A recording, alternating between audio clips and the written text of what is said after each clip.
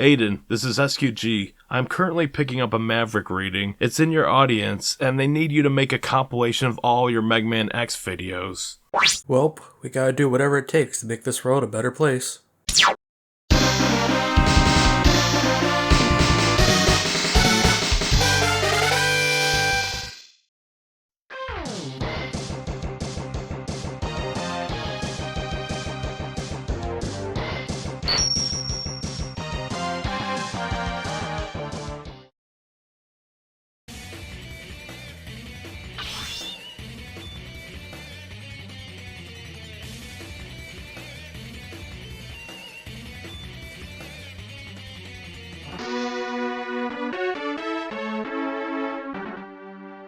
Well, here we are. In 2020, I was watching a certain YouTuber that I've been watching for nearly 6 years, who I still watch to this day, where he recently did his videos on X 1 through 4 as a re-review, where I decided that I wanted to throw my hat into the ring with my own stance on the Mega Man games. I will do Classic at some point, but I don't feel it right now. Now, how I feel about Mega Man should first be displayed by my history with Mega Man. Back in 2014, me and my brother played Mega Man 9 on the Xbox 360, and we could only beat Galaxy Man back then.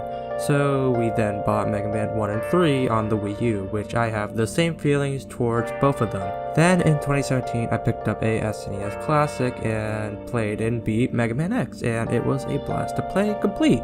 And it wasn't until last year on Black Friday where I picked up the Mega Man 0/ZX Legacy Collection, and I loved 0, 1 through 4, and found charm in ZX and Advent. Then, at the beginning of 2021, I picked up the Mega Man X Legacy Collections and the Mega Man Legacy Collections and played every one to completion. So I am going to do a retrospective on the X games from X1 to X8 with some bonus games thrown in there. Now, X1 through 8 will be done on the Legacy Collections. Xtreme 1, Xtreme 2, Command Mission, and Maverick Hunter X will be on an emulator because yes, and I don't have the necessary equipment. Now for today we will be doing a part 1 of a 2-part review where I take Mega Man X and compare it to its remake Maverick Hunter X on the PSP. Now I want to know in this video if Mega Man X holds up in 2021, and in the next video if Maverick Hunter X compares to the SNES original. Here we go. The story of Mega Man X is like every other Mega Man game. It's the same, but since this was the first X game, I guess I should go in depth. The story follows the titular character Mega Man X, who goes by X, who is discovered by Dr. Kane. But X is actually built by Dr. Light, who built the first Mega Man. Dr. Kane discovers and examines the design notes and specifications for X left by Dr. Light.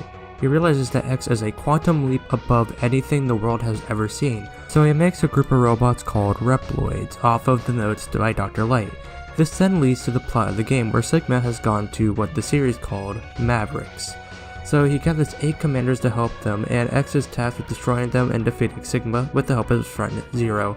Now all that I said is basically the origin of X that you can find if you don't hit start when you start the game, and some info came from Maverick Hunter X, but like I said, I will save that game's story for part 2.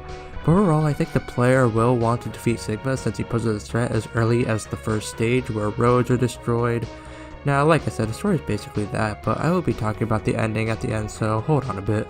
Till then, let's talk about the graphics. Now, I don't own a copy of Mega Man X or own an SNES, so I play the game on the Legacy Collection like I said. Back in the day, the best looking games on the NES were going to be by third parties until the SNES showed up, where I think Nintendo and third parties really did their work to make some beautiful games on the SNES. Now, visually, I think Mega Man X holds up very well with clever art direction and use of sprites. In fact, I might say that Mega Man X is one of the best looking SNES games, right up there with Chrono Trigger and Super Metroid. This game is a prime example of next-gen appeal for the Mega Man series. When you look at Mega Man 6, you can see that they knew how to handle the power of the NES with pretty visuals, make it the best looking NES game of all time. But on the SNES, you can see the details in the sprites. X has more frames and the extra details with enemies destroying the bridge and this section. What can I even say? I am a sucker for attention to detail, like in Launch Octopus stage, there's a splash effect when you jump out of the water and the aforementioned bridge scene that I already showed. Overall, I think X1 has held the test of time visually and is one of the best looking games on the SNES. Moving on, it's time to talk about the soundtrack. Now, I'm not a music expert, I have very few info on instruments. I can only go by what my ears can hear, and that's a bit of a problem with some personal info I'm not going to discuss here today. But overall, I think Mega Man X1 has some of the best music out of SNES games, but like with most games with sequels, I would probably have to hear the other two SNES X games to find out which one is my favorite. Now that's not to degrade the SNES, because it has some damn good games with great songs like Chrono Trigger again and Super Mario World. But X1's soundtrack is a soundtrack I keep coming back to with some damn good to great songs on there. Here are 4 examples.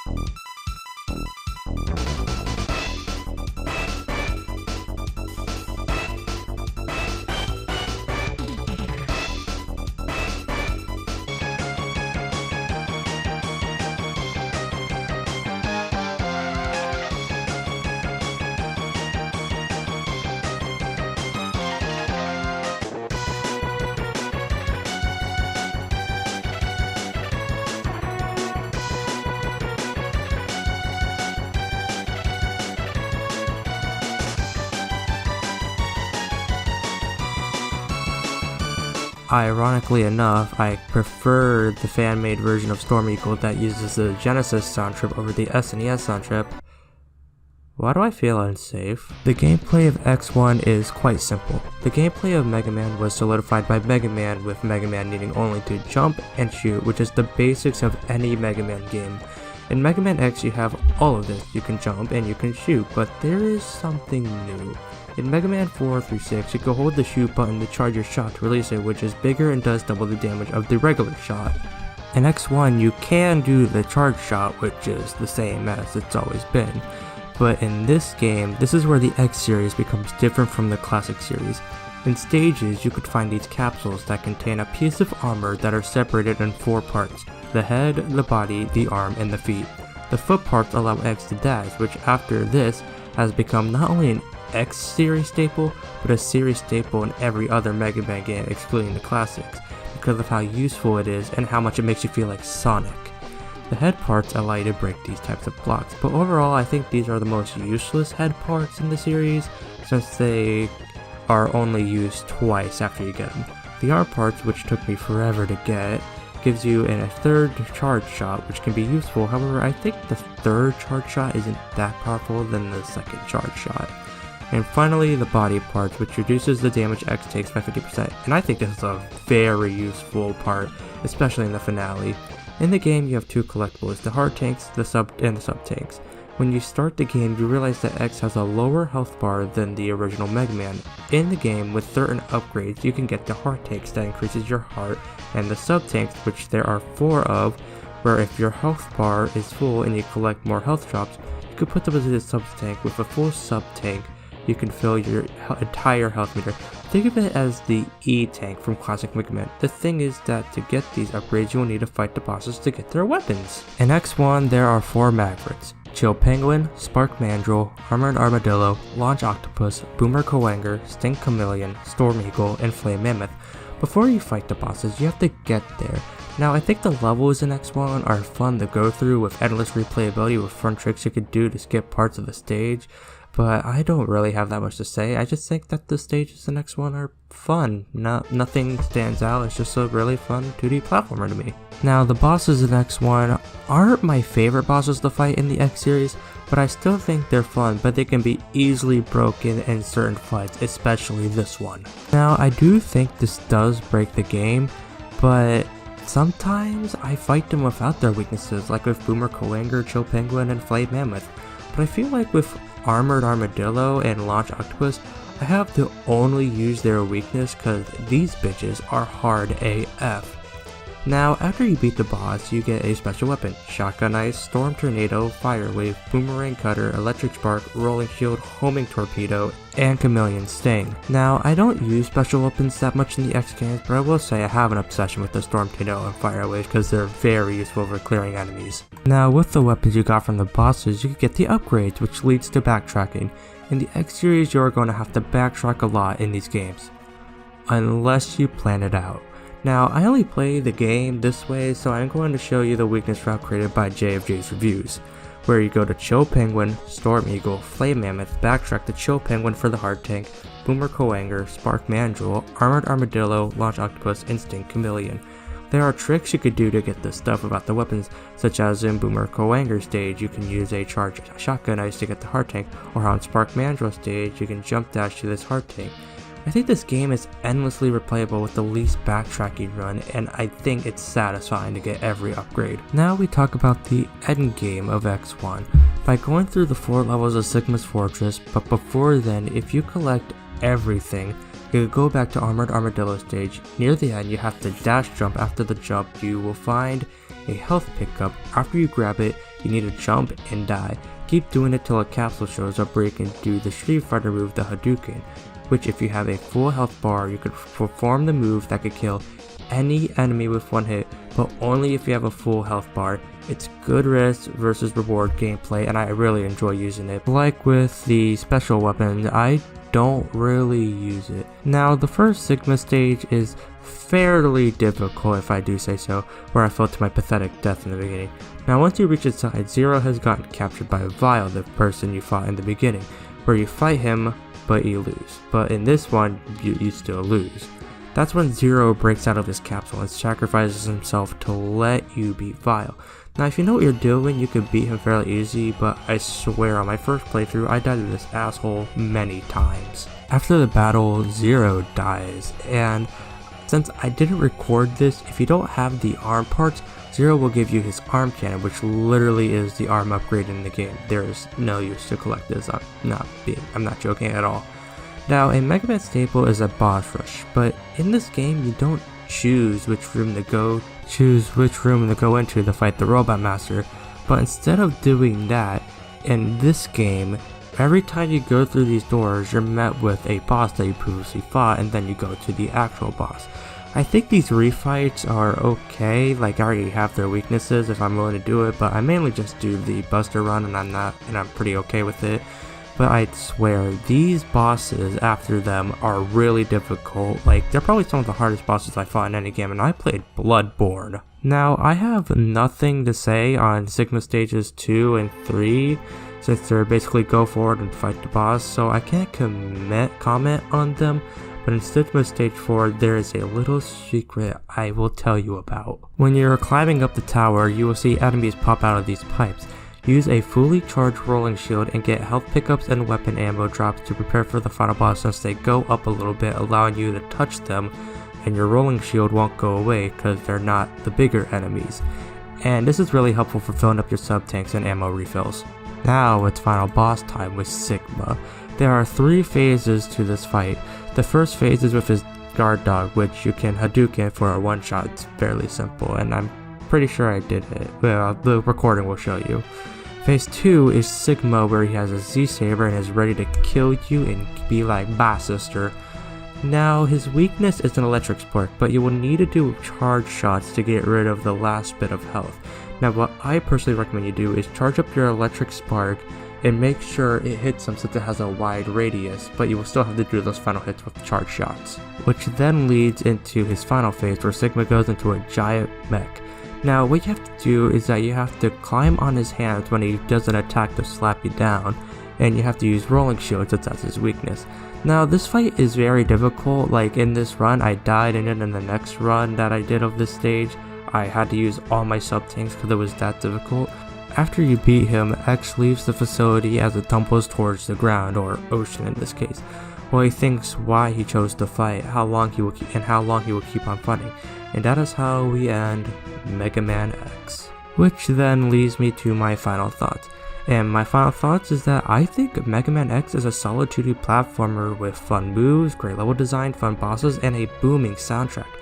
Now the question is that, is this my favorite game in the X series? Well, the consensus is that X1 is the best one of the X series. I don't think that, since for the sake of not spoiling, there is one game in this series that gives me all of that but improves it. Now we are at the end of the video. Man, this was a tough one to record and a really tough one to write. Join me next time in part 2 where I take a look at the remake on PSP, Maverick Hunter X. Thanks for watching, and I will see you next time.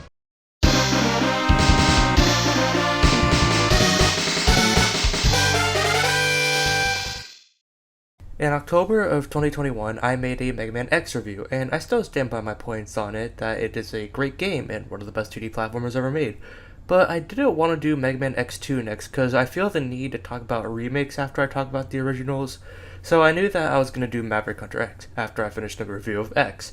So here we are. This is my review on Maverick Hunter X.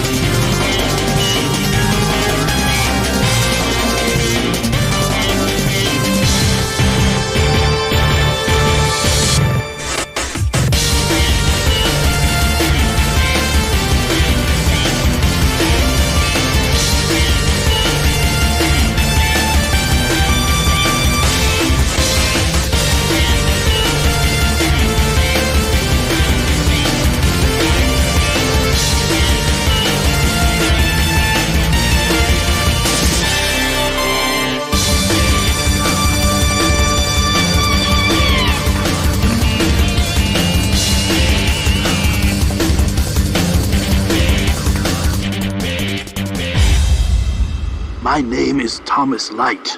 I am the researcher who designed and built Mega Man X. Mega Man Maverick Hunter X.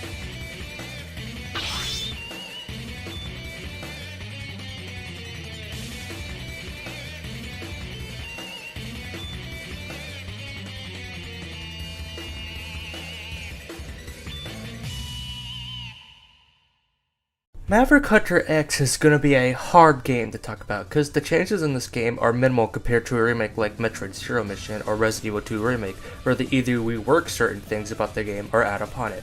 Maverick Hunter X barely does that. I first got my copy of Maverick Hunter X at Too Many Games 2021, which is an amazing time, but that's a story for another day. I played it endlessly, but then when I played both games back to back, I had a hard time wondering if I preferred one over the other. So that's why I make these videos, to answer that question. So let's begin, but first, let's talk about the story.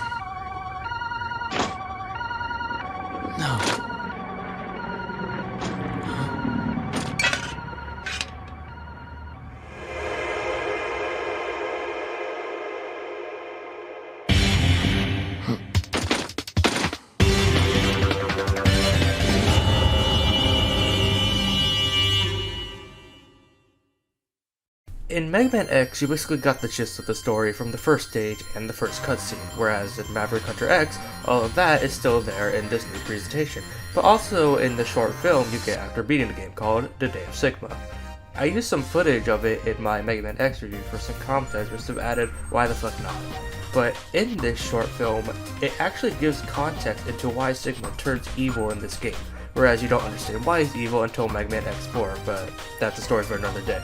Day of Sigma shows us that Sigma was normal in the beginning, then turns evil, and that Dr. Kane, who is important to the lore of Mega Man, dies in this game, where in Mega Man X2, he is still alive. Also like how in this game you see X talk to the Maverick before you fight him, which gives him a bit more personality.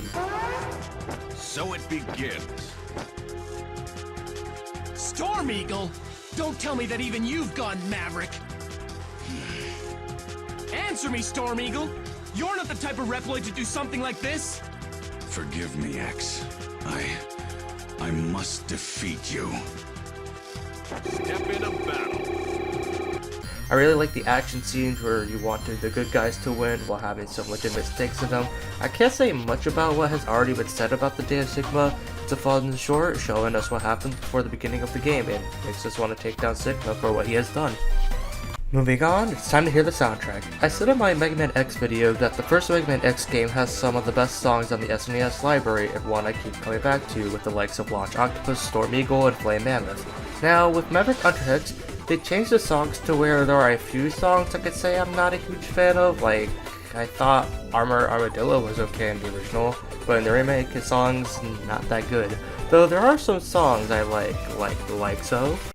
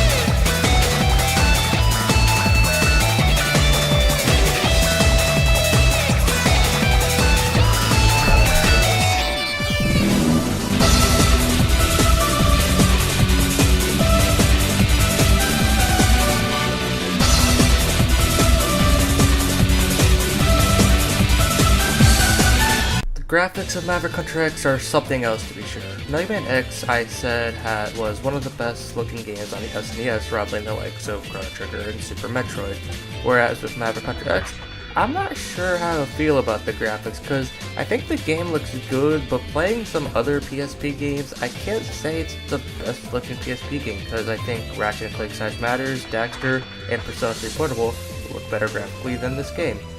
But I can't say that the art direction that was in Mega Man X has been transferred beautifully to this game very well, making the jaggy models look appealing, but I still prefer how the first X game looked.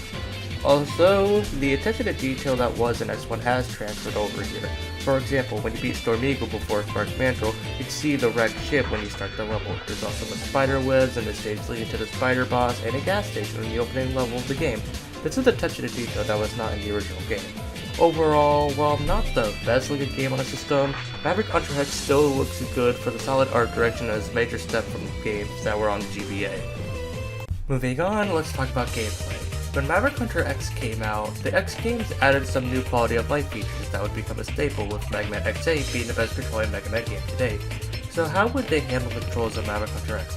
In Maverick Hunter X, you have your usual jump, shot, charge, the usual, but there is something interesting about the charge. In Mega Man X series, the charge became faster to charge up during the series went on, with Mega Man X8 being the fastest to charge with about 2 seconds from my estimates. In Maverick Hunter X, it took about 5 seconds for the charge shot to charge when I was playing this for the video. I would always shoot it before it charges all the way, since I was used to the faster charging in Mega Man X4 and Mega Man X8. But that doesn't really hinder the experience. The level design we don't have to worry about in this game because it is 1-to-1 with the original X. What changed in this game is the 100% experience. I went into this game back in 2021 expecting to do the same item game that was in Mega Man X, but no, they changed it a lot. First, the capsules have been switched, where you now get the foot parts at Flame Mammoth stage and the head parts at Chill Penguin stage. You still have the 4 sub-tanks and AR tanks that are in the same places. It's just the light capsules are not the same ones from the original game. The armor is the same from the first game, the foot parts allow you to dash, the head parts allow you to break blocks, the arm parts allow you to extra charge shot, and the body parts reduce damage.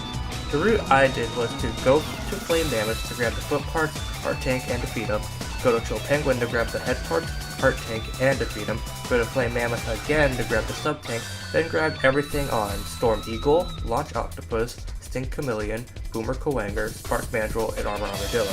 For the final upgrade, the Hadouken from Street Fighter, it's a little different this time. Instead of going to where the capsule is and constantly dying to grab the Hadouken, you instead have to go through the entire stage without getting hit.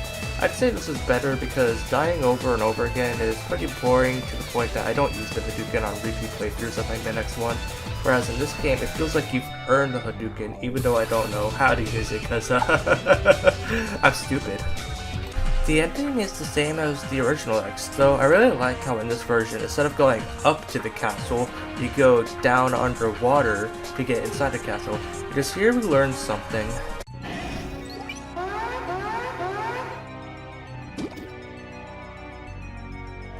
Launch Octopus? I am Launch Octopus. I am under orders to deal with any intruders. Sigma must have brought his body back to life. I have been ordered to fight. I'll show you how an artiste fights. Here it comes! So Sigma brought them back to life, just so that they could keep fighting, which has shown that he has really gone crazy from the beginning of Day Sigma to now at the final levels. And at Sigma's Palace Stage 3, you fight Vile, and where you get the touching death of Zero, with voice acting. Zero! Hang in there, buddy! X, I'm always telling you to be more careful. But now look at me. Don't waste your energy talking, Zero. We gotta fix you up. There's no time for that. Sigma is close. Very close. Zero. Go now. Maverick, Hunter X.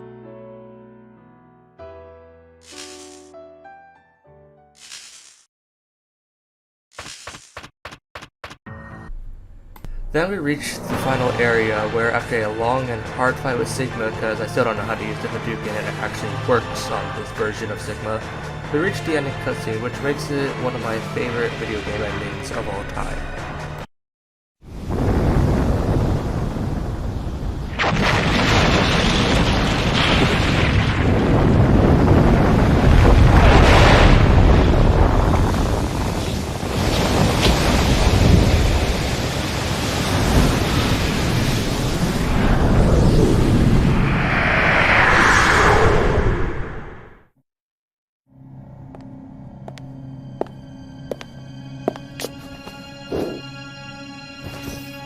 What's this? My name is Thomas Light. I am the researcher who designed and built Mega Man X. I granted X special powers that no other robot possesses. Utilizing his conscience, he is able to think, worry, and act entirely of his own accord. This means that he is also imbued with the materials necessary to facilitate the evolution of robots in the same manner as life.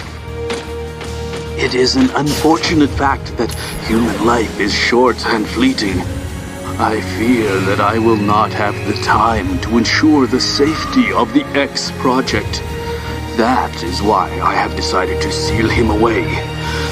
Perhaps he will be discovered in the far-flung future and will fight valiantly to ensure peace for all people. Yes, I firmly believe that this will come to pass.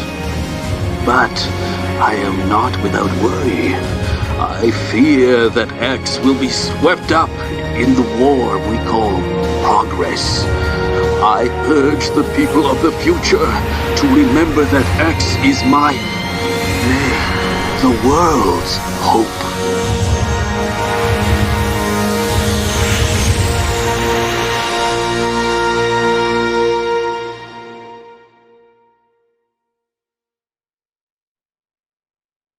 Overall, what more can I say about Maverick Hunter X? I think it's a fantastic Mega Man game with kick-ass levels, recreated from the first game, solid art direction, a good enough soundtrack, just not as good as the original, and killer cutscenes that I can eat up every day. But do I think this is better than the original game? Well, that's a hard one, because I still think that Mega Man X has held up the test of time, and Maverick Hunter X is a faithful yet different remake. I recommend both. Maybe you'll like one over the other. I don't know. All I will say is voice your own opinions on your feelings on these fun games. In the meantime, have fun.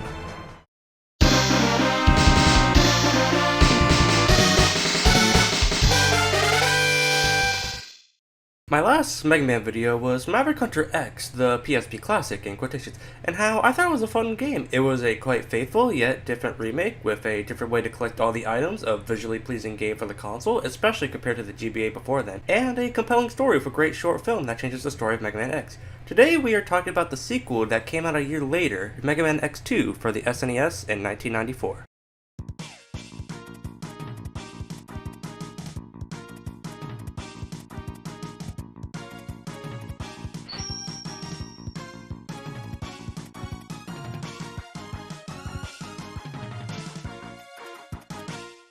Sequels are interesting to talk about because most of the time a sequel can be better than the original game. With Mega Man 1 and 2, it was no denying that it was better than the original, but when we go from 2 to 3 is when you realize that sequels can be either really good or not that good.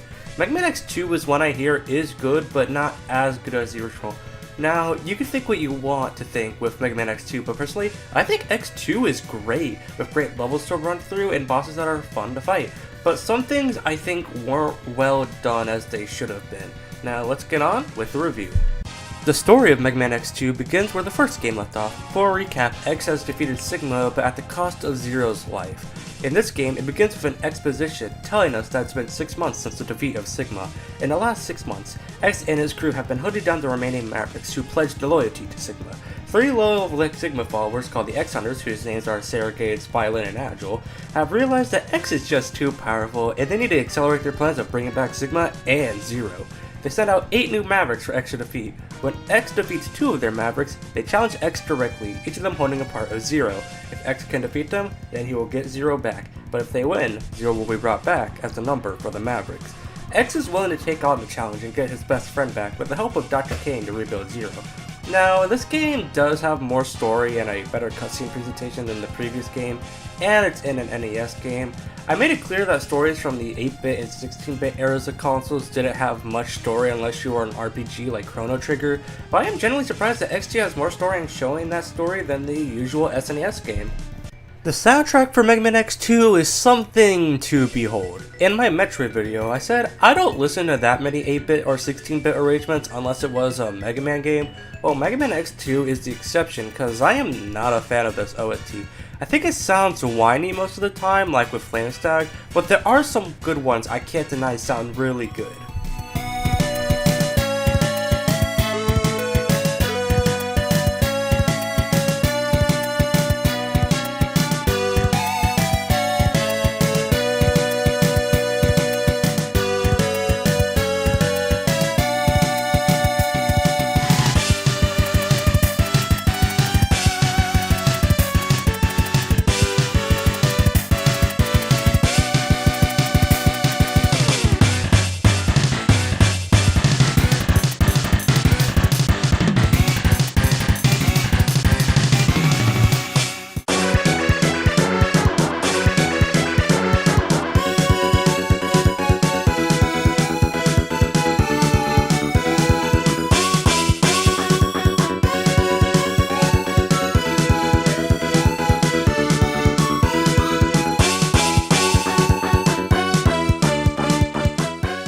The graphical side of Mega Man X2 is no different than Mega Man X1. Back in my Metroid review, I said that Capcom really knew how to take advantage of the SNES hardware to make some of the best looking games on the system.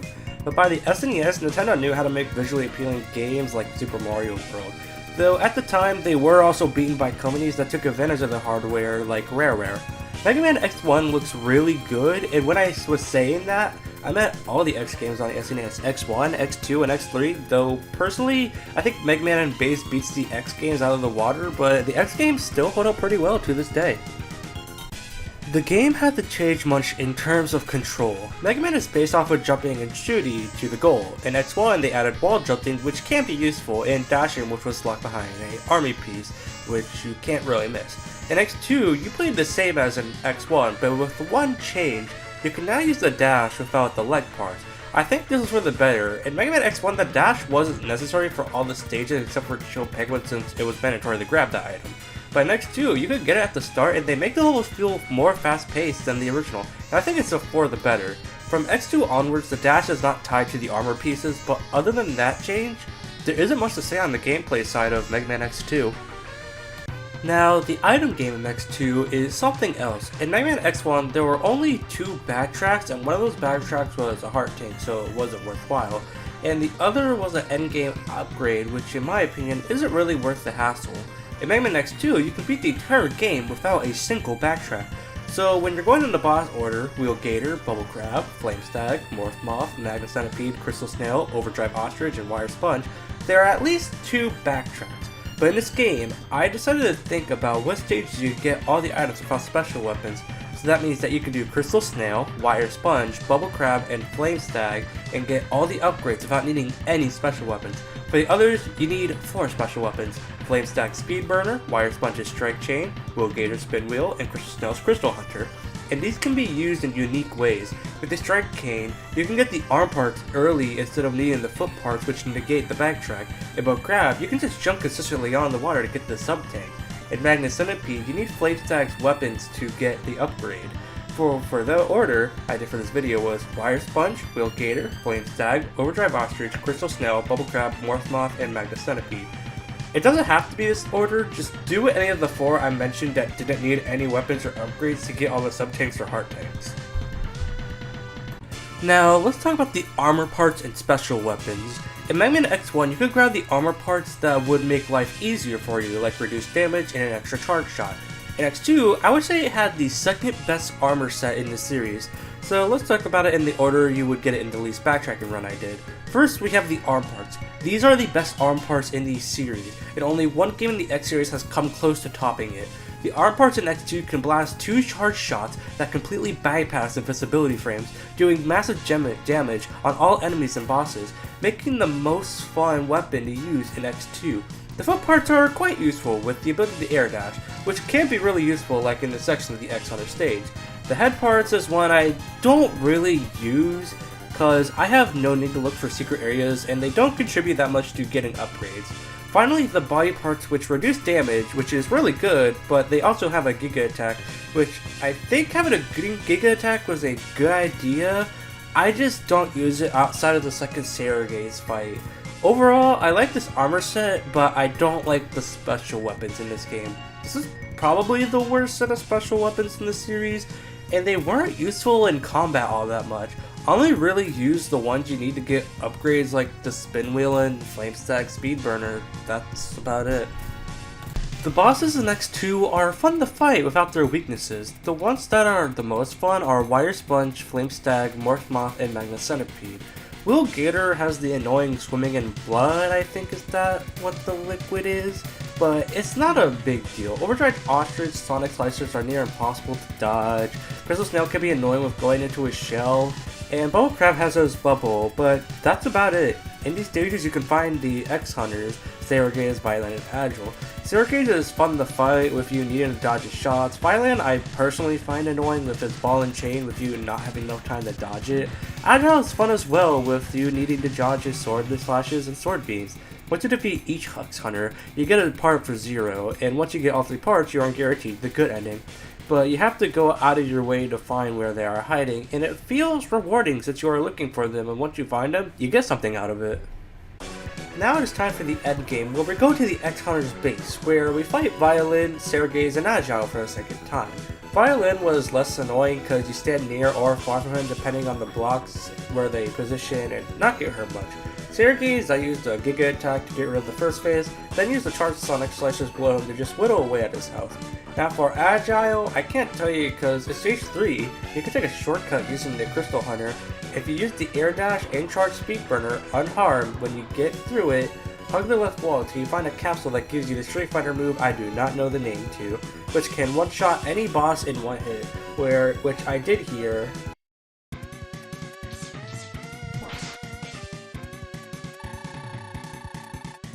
Now we move on to the final stage, where it is literally just Magnet Centipede stage, just reused. Then we reach Sigma, who says he brought back Zero, but...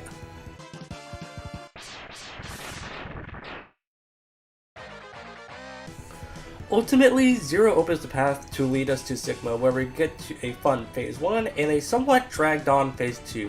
For this phase, I tried to not use the Street Fighter move till the last bit, where I couldn't take it anymore. Now the day was saved, X and Zero live on to fight another day, ending Mega Man X2. Mega Man X2 is a game I think is good, but not the best it could be. Some of the bosses could have been designed better, the music was a little too whiny for my liking, and the head and armor parts weren't really all that useful in the grand scheme of things, even compared to the foot parts and arm parts. Now, do I hate this game? No, I love this game. This is my third most replayed X game behind X1 and X4. I love the arm parts, like I said. Half the bosses, the finale, and I think the game is fun to speed through and do no backtracking runs. Now, I do think that X1 is the better game, but X2 is a game to slouch on, in my opinion. Now that 2 games are covered, the next video is going to be a mystery because, yes.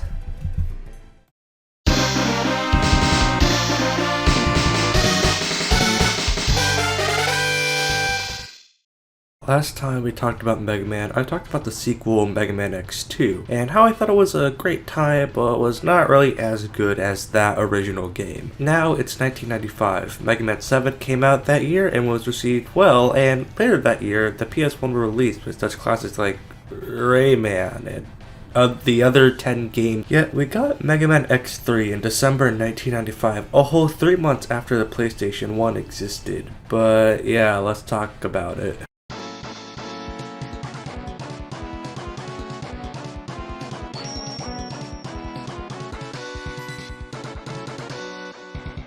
This is gonna be an interesting review. Mega Man X3 is the most divisive game in the X series, right next to Mega Man X5, and it's the X game with the most versions. Now, having said that, I think X3 is just okay. It has some good stuff, it has some terrible design decisions, but overall, it's, as one would say, the game of all time. Now let's get into it. The story of Mega Man X3 begins with a backstory, as does all the SNES Mega Man games. A red-blooded scientist named Dr. Doppler created a cure for the Maverick virus. This achievement of his causes a town to be made in his honor called Doppler Town. Dr. Doppler then turns evil and sends out 8 Mavericks as he launches an attack at Maverick Hunter Base. X and Zero destroy all the Mavericks there, and it is now your duty as X to defeat all 8 Mavericks and Dr. Doppler. After you beat your first 2 stages, Dr. Doppler sends out Bit, Bite, and a resurrected Vile to go after you to try and kill you. The story does work as a platformer and gives you a reason to want to fight Dr. Doppler as he attacked your base of operation, but other than that, it's your basic Mega Man plot. Not really much to go into. Now, normally I like to talk about music, but I'm gonna have to save that for the console comparison section of the video, so let's move on to the graphics. I said this in my Mega Man X2 review, but all the Mega Man X games on the SNES look great and hold up as some of the best looking games on the console, though this game feels more of the same and was really showing with the environment design that nothing new could be done on this hardware. In terms of environment design, I'd say that it's the second best, only behind Mega Man X1. Moving on, it's time to talk about gameplay. In X2, I set that X had the dash by default and not unlocked by getting the armor capsule on Chill Penguin stage. In X3, however, X in this game hasn't really changed from the last game. It's still charge shot, jump, and dash as normal. So there's really no buffs X has that he hasn't had in X2. However, in this game, you can play as Zero. You play as him in the intro after X gets captured. He can dash and charge his shots, where if you charge it up enough where he glows green, he uses his saber. But the problem with Zero in this game is that he's a little too restrictive. He's bigger than X, which means that he is more prone to damage, and when you get to a boss door, you will automatically switch to X even if there isn't a boss at the door. Overall, X is still X at the end of the day, and Zero was a good idea, just not executed as well as I wanted him to be. The level design in X3 is a weird one, cause I wouldn't call it bad, but not that memorable. X3 levels I see tend to go on a bit longer than the typical X1 or X2 stage. For a good example, let's take a look at Wire Sponge from X2 and Tunnel Rhino from X3, since these were the first stages I did for my runs for the review. Wire Sponge's stage, excluding the Maverick boss, took me around 2 minutes to complete. Tunnel Rhino stage, excluding the Maverick box, on the other hand, took me around 4 minutes. If you want to factor in grabbing every collectible in Tunnel Rhino's stage, we would have had to add another 30 seconds to that stage. Stages don't need to go on for that long in an X game. If they need to be, I want them to do what the later X games would do and split them up into 2 separate levels. There is also the problem that the game has this leap of faith design where you won't see what's below you and you will fall on an enemy or spikes like I did right here. It isn't the worst in this game, as it will come back in its worst form later on. X3's level design is also very straightforward, where you just blast through a bunch of enemies while dashing and grabbing the collectible here and there. Overall, a very disappointing set of levels. The item game in X3 is a very interesting one. You still have them 4 sub-tanks, them 4 heart tanks, and them item capsules that you need to collect. But there is a new collectible to get. The ride armors that really aren't that useful. You first need to grab the Chimera armor and Blast Hornet stage to use the other ones, which is really dumb if you think about it. And the other ones like the frog armor are really pointless.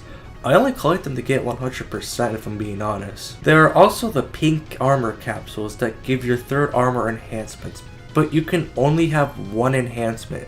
This idea is not that necessary with the pink capsule in Doppler stage 1, where if you have every collectible, don't pick up a pink capsule before then and are at full health, you can get the gold armor where you have all the upgrades. But this requires me to talk about the armor from X3. I said in the X2 video that the second armor is one of the best ones in the series. The third armor from X3 is good, but kind of a downgrade from X2. Now, the best part of the armor is the foot parts that lets you dash in the air, but also lets you dash upward, which is why I consider this the best foot parts in the series. The arm parts let you charge up your special weapon as always, but when you charge it up all the way, you release both shots at the same time, you get a screen wave move. But it's not really that useful. The body parts put a shield around you protecting yourself, which is kind of like the body armor from X1, and the head parts, which are pretty useless. It shows a grid of the stage you are on, but it's not that good of a map since you don't really know what is a grid in this game. An example of a good idea with a lackluster payoff. Kind of like this game, go figure. But if you get the gold armor in Doppler Stage 1, you get all the enhancements. 2 dashes for your foot parts, self-healing while standing still with the head parts, a stringer arm with the body parts, and pre-charge shots with the arm parts. If this was the third armor, I would say it's one of the best, but it is an unlockable upgrade in the end game. So it's not really all that worthwhile in the full game until, like I said, the final few levels. Now, in terms of backtracking with all of these collectibles, if you do the route correctly, you can complete the game with only one backtrack. So the route here is Tunnel Rhino, Blizzard Buffalo, Blast Hornet, Neon Tiger, Toxic Seahorse, Gravity Beetle, Volt Catfish, and Crushed Crawfish. Then a backtrack to Tonal Rhino for the heart tank and head parts. There are certain things you need for the items in this game.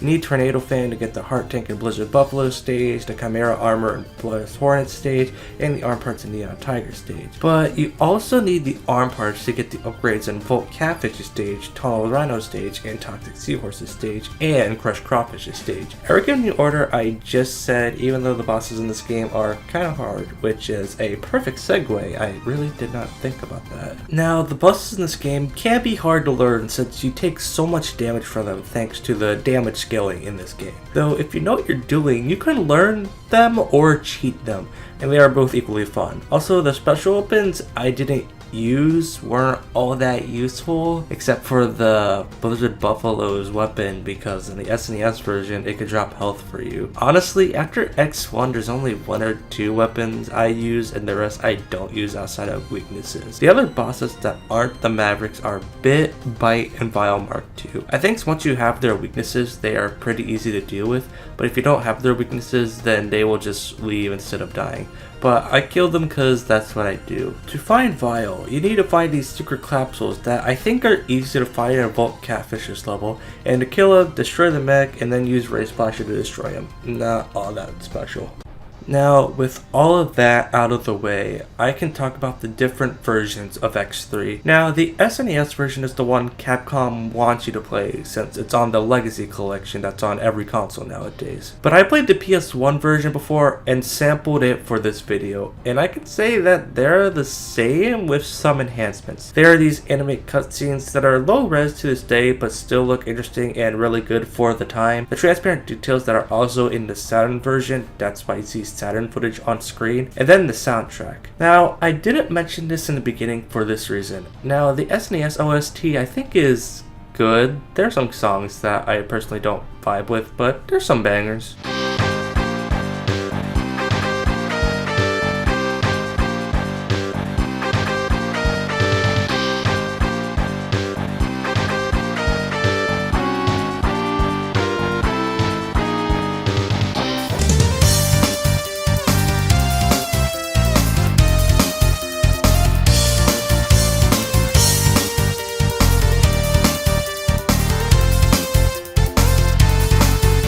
The PS1 OST is my kind of jam material. Since the game was on a CD, it sounds more clean with a new kind of vibe to it that I really like.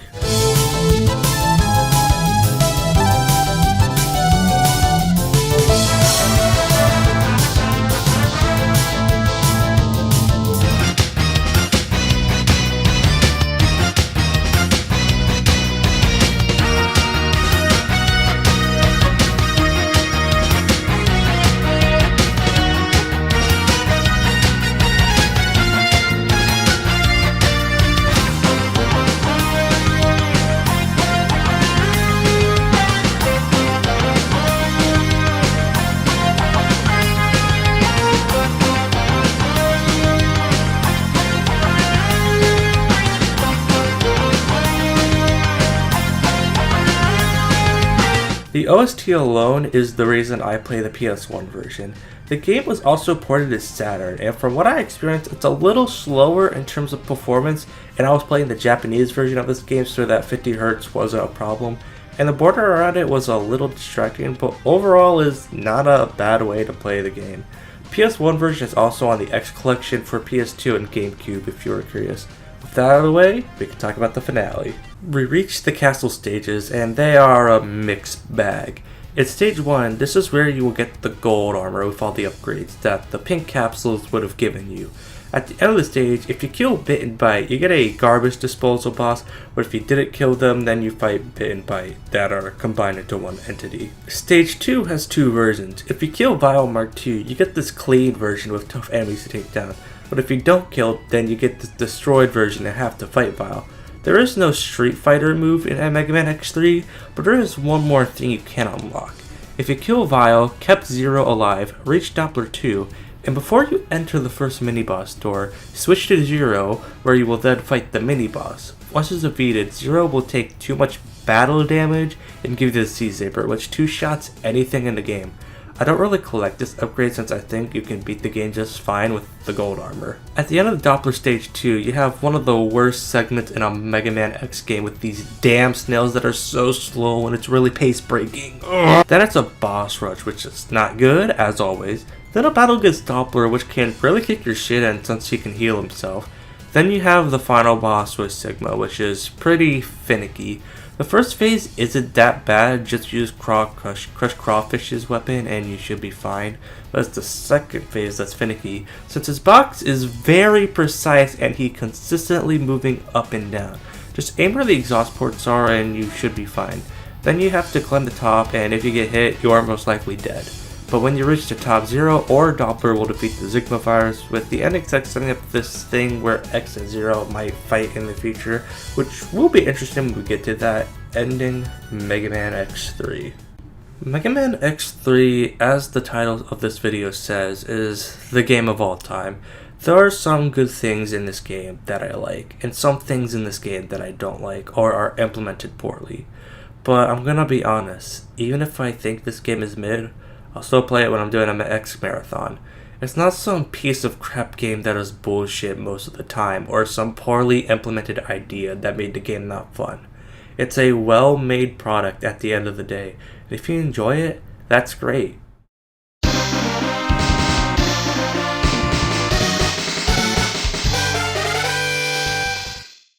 Gaming in the late 90s was going through a drastic change. 2D games were perfected on the Super Nintendo and Sega Genesis, but with the PlayStation, N64, and Sega Saturn, developers had to learn from the ground up again. This era of gaming I have nostalgia for, with Super Mario 64 and Kirby 64 The Crystal Shards being some of my favorite childhood games, while playing Crash Bash with my brother and watching him play Shoutout 2 Ripto's Rage. But let's talk about Mega Man. Mega Man was thriving on the previous generation of consoles, with Mega Man 7 coming out late in the system's life, but was still a great time. The Mega Man X games being well liked, and the spin-offs that were coming out like Mega Man Soccer, the handheld games, and a remake of Mega Man 1-3 called The Wily Wars. When bringing Mega Man to the new system, Capcom decided to put Mega Man on the PlayStation instead of the N64 like most developers that generation like Square Enix and Konami. In 1996, we got Mega Man 8 on the PlayStation and Sega Saturn, which gave us some of the best visuals of any 2D game up to that point, and with the FMV cutscenes and voice acting. In 1997, we got 2 Mega Man games, the first one being Mega Man Legends, which was fully 3D and took Mega Man into a more action-adventure feel like Zelda. And for the topic of this video, we got Mega Man X4, which sought to do what Mega Man 8 did for the classic series. So let's get started.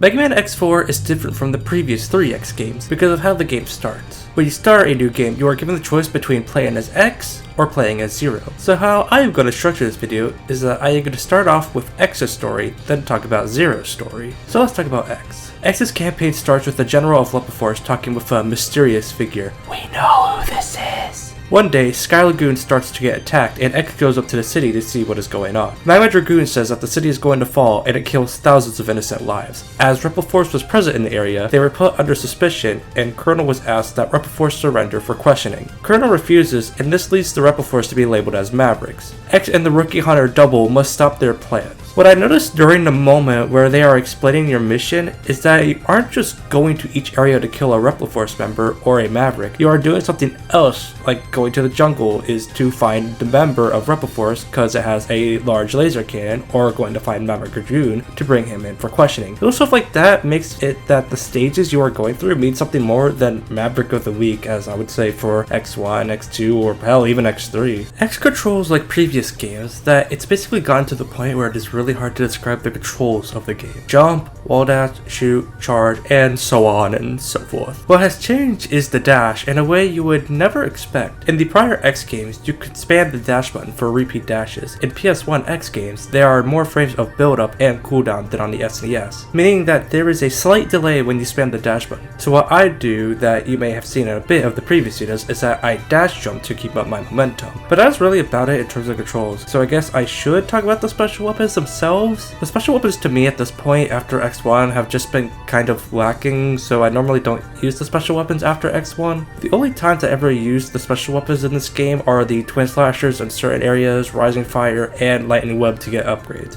and just the typical weaknesses for bosses, mainly in the final level. But the level design in X4 is some pretty fun stuff, I gotta say. I thought X3 stages fumble the ball in terms of level design, cause the stages didn't really have good enemy placements, went on for too long, and did not vary the gimmicks and memorable set pieces that much. But in X4, the levels are so much fun to go through. The first thing that they decided to do was to split the levels into 2 sections. Let's use Maverick Dragoon's level as an example. You go through the first section with fireballs and fire coming out of the ground. Then when you head to the next section, we have the fireballs at the first part of the second half, but then you have a ride armor and you can use it to get to the boss. This kind of unique set piece, while also being fun, is in every stage of X4. The waterfall logs and web spider stage, the falcon mech and storm owl stage, and the speedrunning you need to do at cyber peacock stage, and it's all really fun. I honestly can't think of a better way to end talking about X at the moment, because now we are going to talk about Zero. Zero is the second playable character in the game, and will be a prominent playable character in the rest of the X series going forward. The story for Zero starts with him getting weird dreams where he sees dead robots and a figure that he has never seen before. Just as he wakes, he heads to the Sky Lagoon. After it falls, he finds the Colonel's sister, Iris. After the Sky Lagoon stage, Iris begs Zero for both his brother and Zero to not fight each other. Halfway through the stages with X, you would have to fight Colonel, but with Zero, you get a cutscene with Zero fighting when Iris comes in to intervene.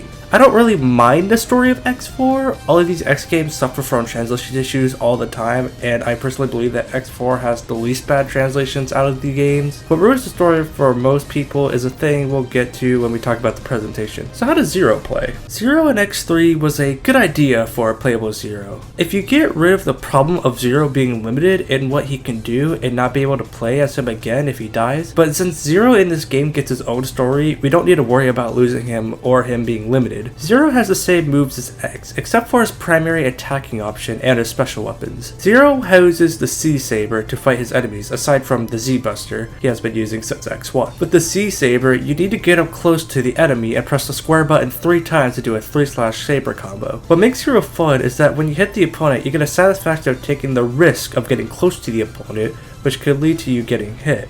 But with the speed of hitting the enemy, it isn't a problem. Now, for the special move Zero gets after defeating a boss is more so focused on giving more mobility and combo potential. Zero's mobility options increase after you beat Split Mushroom and Jet Stingray. The first one I got was the ability to double jump, which can be really helpful with platforming, and once you beat Jet Stingray, you are able to air dash, which can also be helpful with platforming and dodging attacks as well. With the other upgrades, you get new abilities. After defeating Maverick Dragoon, you get the Ryujin, which is where Zero does a fiery upward slash, which has good coverage. You also get more moves like Kyunzin, which changes Zero's air attack to be in a circle, which gives him more coverage and makes him less vulnerable. Hiryutsuzan from False Fall Wisp, which can help you deal with enemies below you. Every move you unlock for Zero makes him more fun to play. I see the differences between X and Zero as thus. Do you want a character that has a bit harder time in the stages but has an easier time with the bosses? Or do you want a character with easier time with the stages but a harder time with the bosses? Because that's basically what the option is in Mega Man X4. The bosses in X4 are such bangers to fight. Without special weapons, these bosses have some interesting ways of dodging their attacks. Like the lightning web from Web Spider, where you need to wall jump over it or you're in for a life of pain. Learning the best way to dodge Storm Owl's green balls. I love the Maverick Dragoon fight because of his interesting moves and the fact that you can bring the ride armor in to fight him, making him the best boss at any Mega Man game for me. Zero's the same, but there are differences with Zero. With Zero's Rajikiken, it does good damage on Slash Beast, but it will leave you vulnerable, so you have to weigh your options on that, or when you are fighting Storm Owl. You only have 4 uses of his weakness, and you need to pay attention once you run out of ammo, making some of the bosses with Zero more skill based than the other bosses. Unless it's the boss rush, then I just want to end, and it takes forever.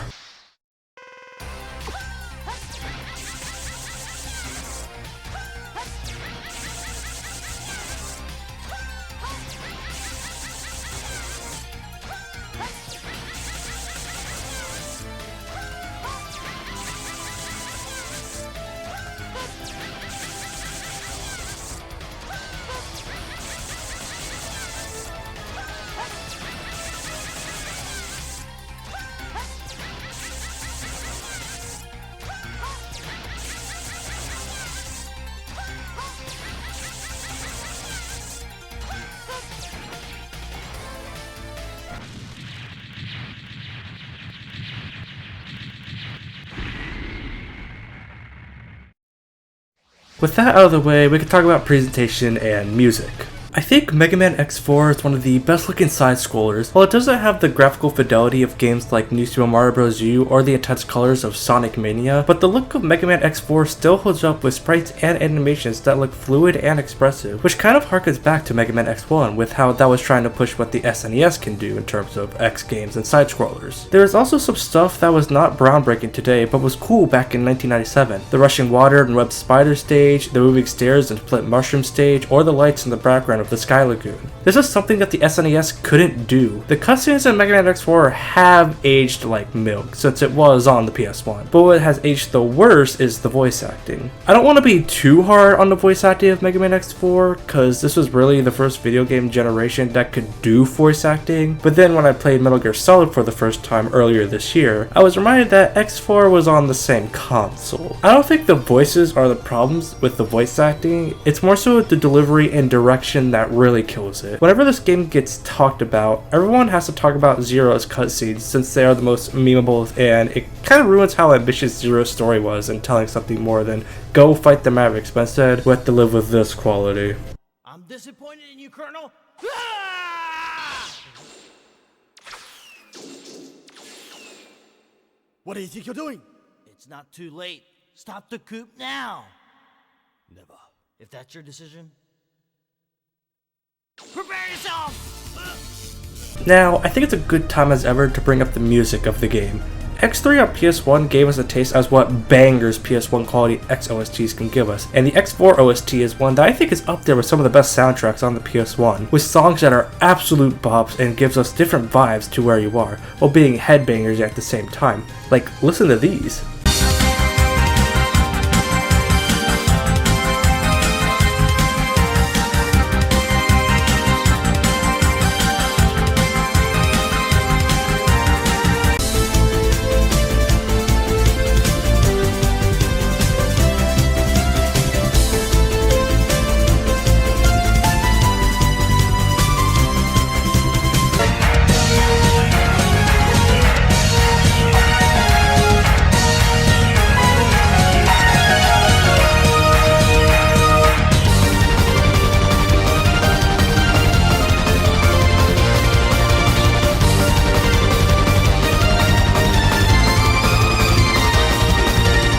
Item game in X4 is where I would say a least batch you can run is possible, unlike the later half of the X games where it doesn't exist and or doesn't get complicated. But the X run for me usually goes like this. I go to Maverick for the heart tank, grab everything at Web Spider stage, grab everything at Frost Walrus stage, grab everything in Storm's Owl stage, grab everything in Slash Beach, go back to Maverick for the body parts, then grab everything in Split Mushroom, Cyber Peacock, and Jet Stingray. You want to go to Maverick and Web Spider stages first for the special weapons, since those are the weapons that you get almost every item in this game, like the arm parts in Storm Owl stage and the heart tank in Frost Walrus stage. The body parts in Maverick stage is the only backtrack you need to do, and it requires Twin Slasher and the arm parts to get it. Just make sure you have those before going back to Maverick level. Zero's item game is much more different than X's. I go to Mama Dragoon, Web Spider, Split Mushroom, Frost Walrus, Silver Peacock, Storm Owl, Slash Beast, then Jet Stingray. The thing with Zero is that you just need the technique learned from Mama Dragoon and the arrow techniques learned from Split Mushroom, making it so that there are no backtracks needed if you go to those two levels. Guess we could talk about the items themselves.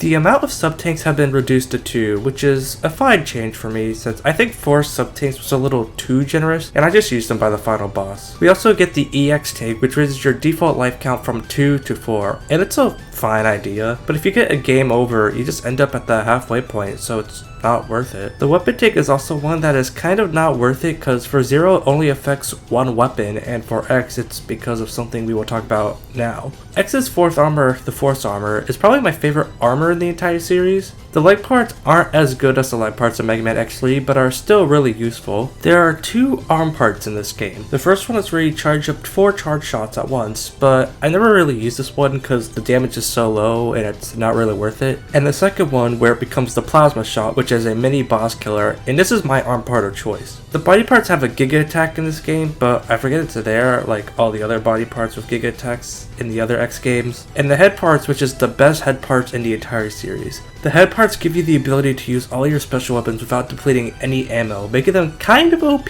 But I don't care because it makes certain sections fun, but do be warned that it doesn't affect charged specials, so be careful. Now, we have to talk about the Saturn port of Mega Man X4. I sampled a little bit of X's playthrough for this video, and I gotta say that's a little bit interesting. The game seemed to load faster than the original and save as soon as you hit the save button. The game seems to have this heat wave effect in the opening stage and in Maverick Dragoon's level, which is pretty cool if I do say so myself. But the dash effect is not transparent as you can see here, and it looks kind of off-putting. These lights at the beginning of Sky Lagoon dither everywhere, as one might say. The cutscenes look lower quality than on the PS1, and the voice clips in the stages are a bit more crunched than on PS1. But the faster loading and quicker save make it so that I would play it over the PS1 version, but neither version is awful in my opinion. Now we get into the final levels of Mega Man X4. After defeating the members of Repliforce and some Mavericks, we head to the spaceport to get into the final weapon, where we go through an admittedly fun stage, though we can get into that later. Where after you defeat Colonel, you learn that Repliforce already took off to space. If you defeat Colonel as Zero, Kearney says to him, "Tell Iris that her brother died happily." In X's playthrough, when you head to the final weapon, you get a cutscene where Double kills some members of the Maverick Hunters in a scene that feels like a Sam Raimi movie. Hey, Double, what's the matter?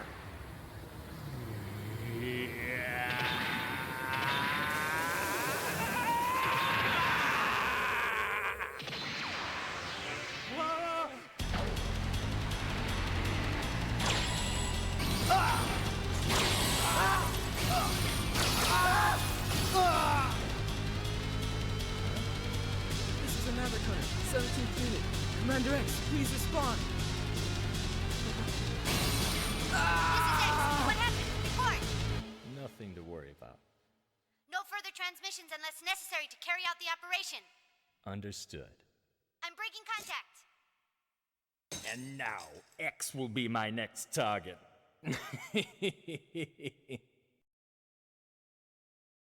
When you reach the end of the second stage of the final weapon, you are greeted with Double in X's run of the game, where Double reveals that he's evil and you battle him to the death. In Zero's playthrough, you fight Iris, who is very sad over her brother being dead, so Zero must fight Iris. After you defeat Double, he tells X that he was sent in as a spy, and tells X that his naiveness is his weakness. After you beat Iris, you get this cutscene with Zero that is actually quite compelling, with Iris saying she wants to live in a world where there is no fighting. But instead, we get this meme.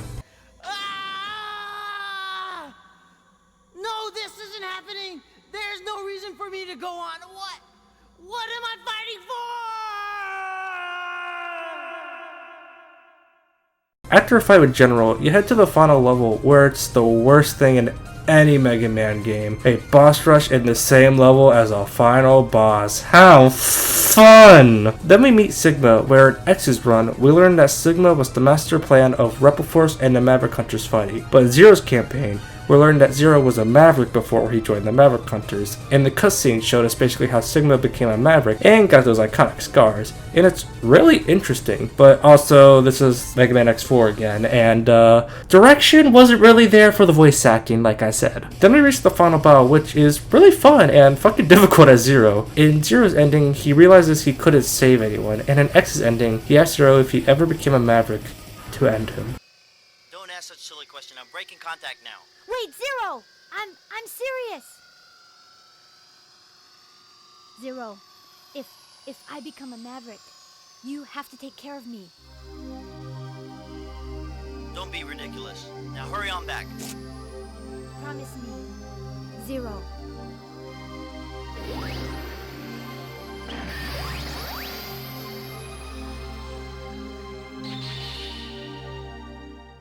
Overall, while there are things I don't like in this game, I can't help but love it. It's one of my favorite games of all time. It is a game I have replayed so many times to the point that it never gets boring and I just speed through the stages. While I do think Mega Man X is the more well-designed game, X4 is simply the one I would drop everything and play. If you are interested in playing this game today, you can play it on the Mega Man X Legacy Collection on basically any console to this day. Join me next time when I defend Mega Man X5.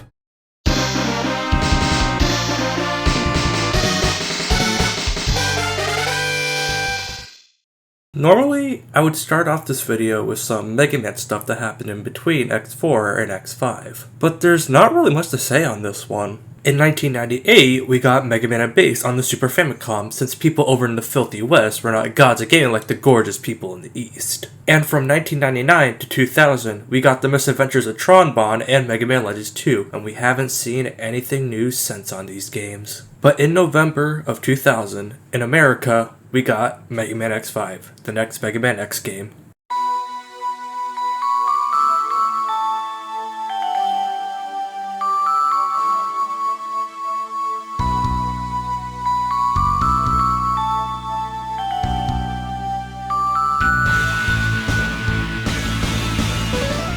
Mega Man X5's background history is one that I think we know very little of. The only background history I know of this game is that KJ Inafune wanted this game to be the last Mega Man X game and wanted to focus on the Zero series after it. But that didn't work out at all, did it? But hey, at least he tried. X5, from where I am sitting, seems to be one of the more divisive games in the Mega Man library alongside the ZX games. Some people seem to really like it, and some people seem to not really like it. Back in 2020, when I was getting into this series, I was in the crowd who thought that Mega Man X5 was one of the best Mega Man X games alongside Mega Man X1 and X2, but never as high as Mega Man X4, and after 3 playthroughs, while it has gone down for me, I still believed it to be a good game with flaws, but I haven't fully played it in a year, so now, what do I think of it? What makes the next few reviews really interesting is that these Mega Man X games I never really play all that much or think for one reason or another. I mostly just replay Mega Man X1, X2, X4, and maybe X3 and Maverick Hunter X. But with X5 to X8, I only replayed them in the single digits, and I haven't played a single second of Command Mission in the time I got into Mega Man to where we are now. That will be an interesting review when we get to it.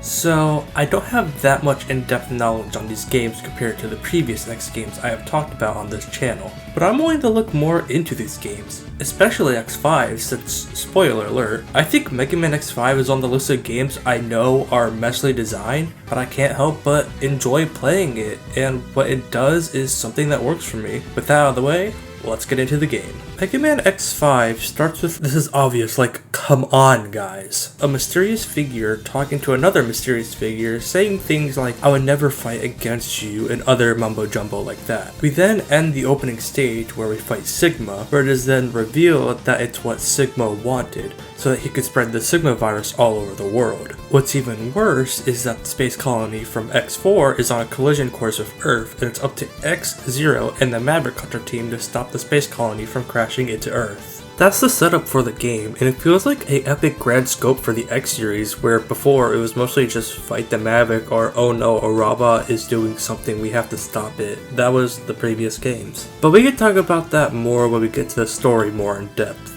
So let's talk about the gameplay. At the beginning of Mega Man X5, there is an option you must choose at the beginning.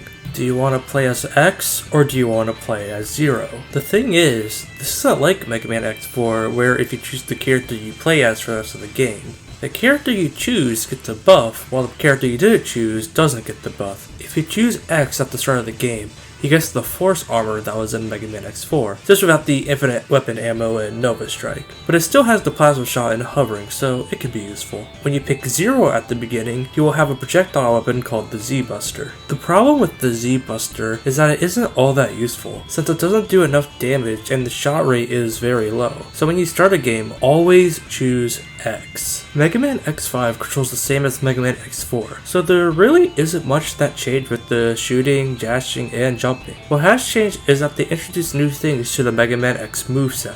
First off is that the developers made the triangle button useful by making it the button where you fire your special weapons. Since the square button is close to the triangle button, I never had a problem with it and thought it was comfortable. Second, there is crouching. Crouching is something that seems like it would already be in a Mega Man game since it's a very simple mechanic, but surprisingly it's only in Mega Man X5 and X7. There's not much to say on crouching since it is very simple. It gets its uses in the game and becomes basically the only way to dodge certain things in the game. Finally, there is the rope hanging thing that I have no idea what it is called. What you do is that you hold up on a bar that lets you attach to it, and then you could either cross a pit or climb with it. Just like with crouching, it gets its uses throughout the stages and never really something I put much thought into. In terms of the graphics of Mega Man X5, I think it's on par with Mega Man X4 in terms of how well it looks. There are some reused themes like a train chase, power plant, and what seems to be the inside of a jungle, but that's not out of the norm with X. Though a castle that isn't the final stage is a really interesting chase choice if I'm being honest. But of course, there's the music. I think it is no shock to my audience that I love the soundtracks to X3 on PS1 and X4. X5 is one that I would put up there with them, since I think it's one of the best soundtracks in Mega Man and one of the best soundtracks in gaming. The OST has some of the most memorable tunes in the entire series that isn't just that one boss theme everyone can dance to when they hear the first second. There are tracks that suit the vibe of the overall stage that are a good listen to, as well as having some headbangers at the same time.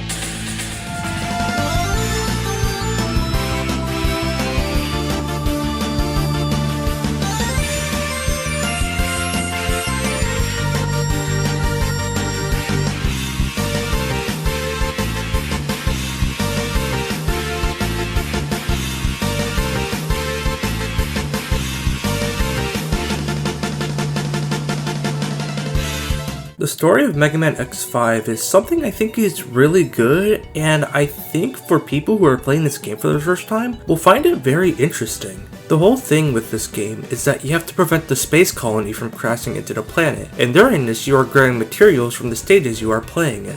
The 4 stages on the left gives you the materials to build a cannon to shoot at the space colony, but if that fails, you then have to play the 4 stages on the right to grab materials for creating a rocket to drive into the space colony. This type of conflict is something you want to see to the end, which I think is a good way to tell a story in a platformer like Mega Man. Instead of the typical the bad guy did something and we need to defeat his henchmen, there is also a sense of mystery during the game surrounding the fan favorite character, Zero. During the game, the Sigma virus can appear in the stages and affect the characters you play as. X, when he takes enough of the virus, gets hurt, but for Zero, he gets stronger with each one. This one design decision is something that makes you want to figure out what's happening. Another thing that I really like about the story is how they handled the Mavericks in this game. You see that they were just everyday robots until this world-ending virus situation changed them, and then in the case of Volt Kraken, you see them turn into Mavericks right in front of your eyes. So this must mean that I think the story is amazing. But the thing is,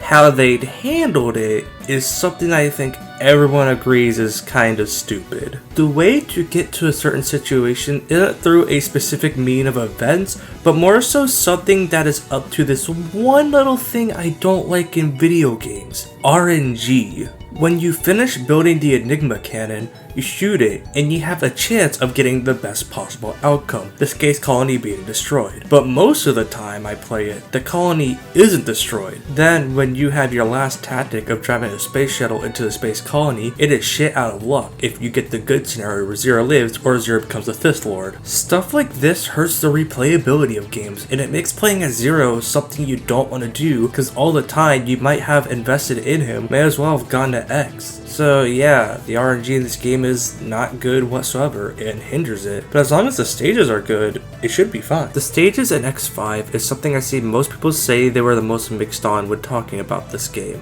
I personally find most of the stages to be really fun in this game. Dark Necrobat is one I have fun with, Spiral Pegasus and Spike Rose Red are a blast to speed through, Crescent Grizzly is probably the most memorable stage in the game, Burn Dinorex is very interesting with it having 2 separate pathways you could take in the second half of the level, and I always had a soft spot for Shining Firefly. There are 2 stages that are just slogs to go through though. Volt Kraken has the first good half of a stage with the reaction timing of the jetbike, but the second half is really slow with you needing the time when to hit these switches. Just a mid-level. And then there is Tidal Whale, one of the worst levels not only in this game, but in the entire Mega Man franchise, if you ask me. It's an auto-scroller that is really slow to go through. There are 3 mini-bosses in this stage, and they are a bigger slog to deal with because their health bars are ginormous. There is one section that feels like a good X stage, but it lasts less than a minute if you are fast enough. The one thing I see everyone agree on in terms of the stages is that no matter how fast or how slow the levels are or can be, the pacing is not good because of the alien text stopping you, wherever the hell you are, to tell you something, and there is no option to turn her off. So have fun with that! Since this is a Mega Man game, at the end of the stages you fight the bosses that are associated with those stages. I see everyone say that to use the weakness order just to get them over with, when I think that that's not a good way to look at how the bosses work in Mega Man games. So for this run of Mega Man X5, I decided that I would go into each boss without using their weakness like I do for the likes of the other games that aren't Mega Man X6 and Mega Man X7. So what did I think of the bosses overall? I thought bosses like Crescent Grizzly, Tidal Whale, Volt Kraken, Spiral Pegasus, and Burn Dinorex to be not the hardest bosses in the X series. I still wager Neon Tiger and Infinity Maginian over any bosses in this game, but for something to fight at the end of the level,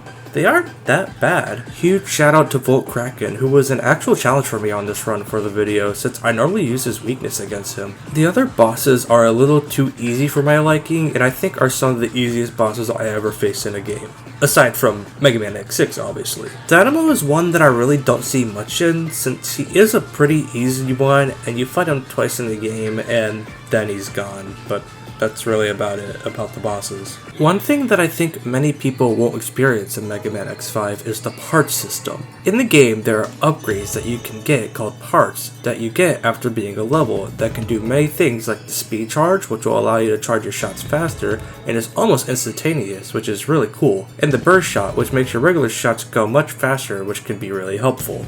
The problem with the parts system is that you are not communicated on what you have to do to get most of these parts. Bosses have a level at the bottom of their health bar, and you can only get parts from them if they are level 8 or above, which means that if you want to grab most of the parts in the game, you have to start a stage and then die over and over again. Make sure that you are going to the stage select after every game over, until the hour is at 10 hours left, which is when the bosses are at a high enough level that you can get the parts you need. But there is also the fact that there are 2 options after beating a level. Weapon and Life, or Weapon and Energy. Whichever one you choose is the part that you get. If I were to recommend the choices for you when you do the stages, Energy for Crescent Grizzly, Energy for Tidal Whale, any of them for Volt Kraken, Life for Shining Firefly, Energy for Dark Necrobat, Life for Spiral Pegasus, Energy for Burn Dinorex, and whatever one you want for Spike Rose Red. Now we have the item game of Mega Man X5 to talk about. I said in the past Mega Man X videos that the items in Mega Man X1 through X4 can all be gotten with a minimum amount of backtracks. Mega Man 1 only has 2 backtracks, one at Show Penguin and one at Armored Armadillo once you collect everything. You can route X2 to have 0 backtracks as long as you do Wire Sponge, Flame Stag, Crystal Snail, and Bubble Crab before any of the other stages. X3 only has 1 backtrack to Tunnel Rhino, and X4 only has 1 backtrack to Mad Dragoon if you are playing as X. If you are playing as Zero, you get 0 backtracks. So how did they handle the item game of Mega Man X5? The item game in X5 is something I think we can all agree is not as good as the previous 4 X games, but I do think that the hate for the backtracking is a little overblown. When I was playing normally for the video, I only had to do one backtrack before the final levels were available, and that was the Armor Capsule and Tidal Whale stage. But there are a few levels where if you ran it right, you could get everything in one perfect run. You were able to collect everything in Dark Necrobat, Burn Dinorex, and Spiral Pegasus stage if you get all the Armor Capsules in the first stage with Tidal Whale needing a backtrack. But stages like Shining Firefly and Spark Rose Red are levels where the backtrack is less or equal to a minute, so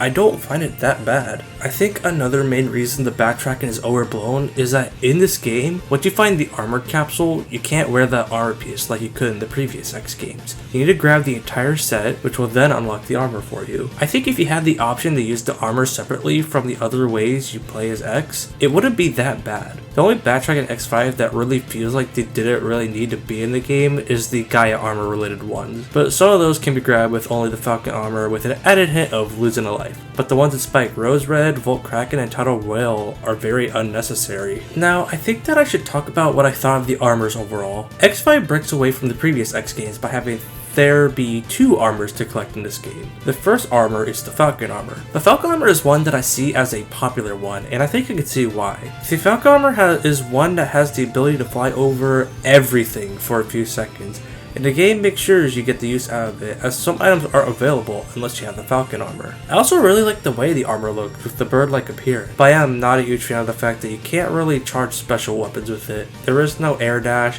and the charge shot is small compared to the Forest armor and the Gaia armor. The Gaia armor is one I think gets too much hate. It's supposed to be the armor that makes you take less damage and have powerful charge shots, so it's basically a tank.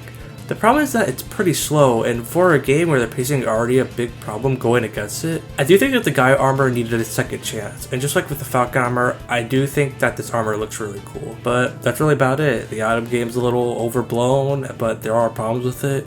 The part system is cool if you know how to use it. We have now reached the endgame of Mega Man X5, or the many endgames of X5, if you want to say it like that in this case. Now, if you destroy the space colony with the cannon that you made, you can go straight into the final stages of the game. But if you don't do that, you have two ways that getting to the final stages can affect you. Zero pilots a ship full of explosives and plans to drive it into the space colony, and there are two outcomes for this scenario. The good scenario is that Zero survives and you head straight to the final stages. The bad scenario is that Zero is overcome by the Sigma virus and X decides to go after him as his best friend. It is then that we go through the final stages of Mega Man X5. You get the vibe that this was meant to be the last Mega Man X game with the amount of callbacks to previous games that are in these levels. The first level has moments that feel like they are from Quickman stage with the laser dodge you have to do, but like in Mega Man 2, you have a time freezing weapon, so that came in handy. Once you reach the boss gate, you fight the Shadow Double. I'll call back to all the Devil bosses in the classic Mega Man games, and one of its attacks is a callback to the final boss of Mega Man 6. People seem to really not like this boss, but I never found it to be that bad. Stage 2 is a callback to the Sigma Palace 1 stage in the first Mega Man X game. Then the boss is Rangada Bangada.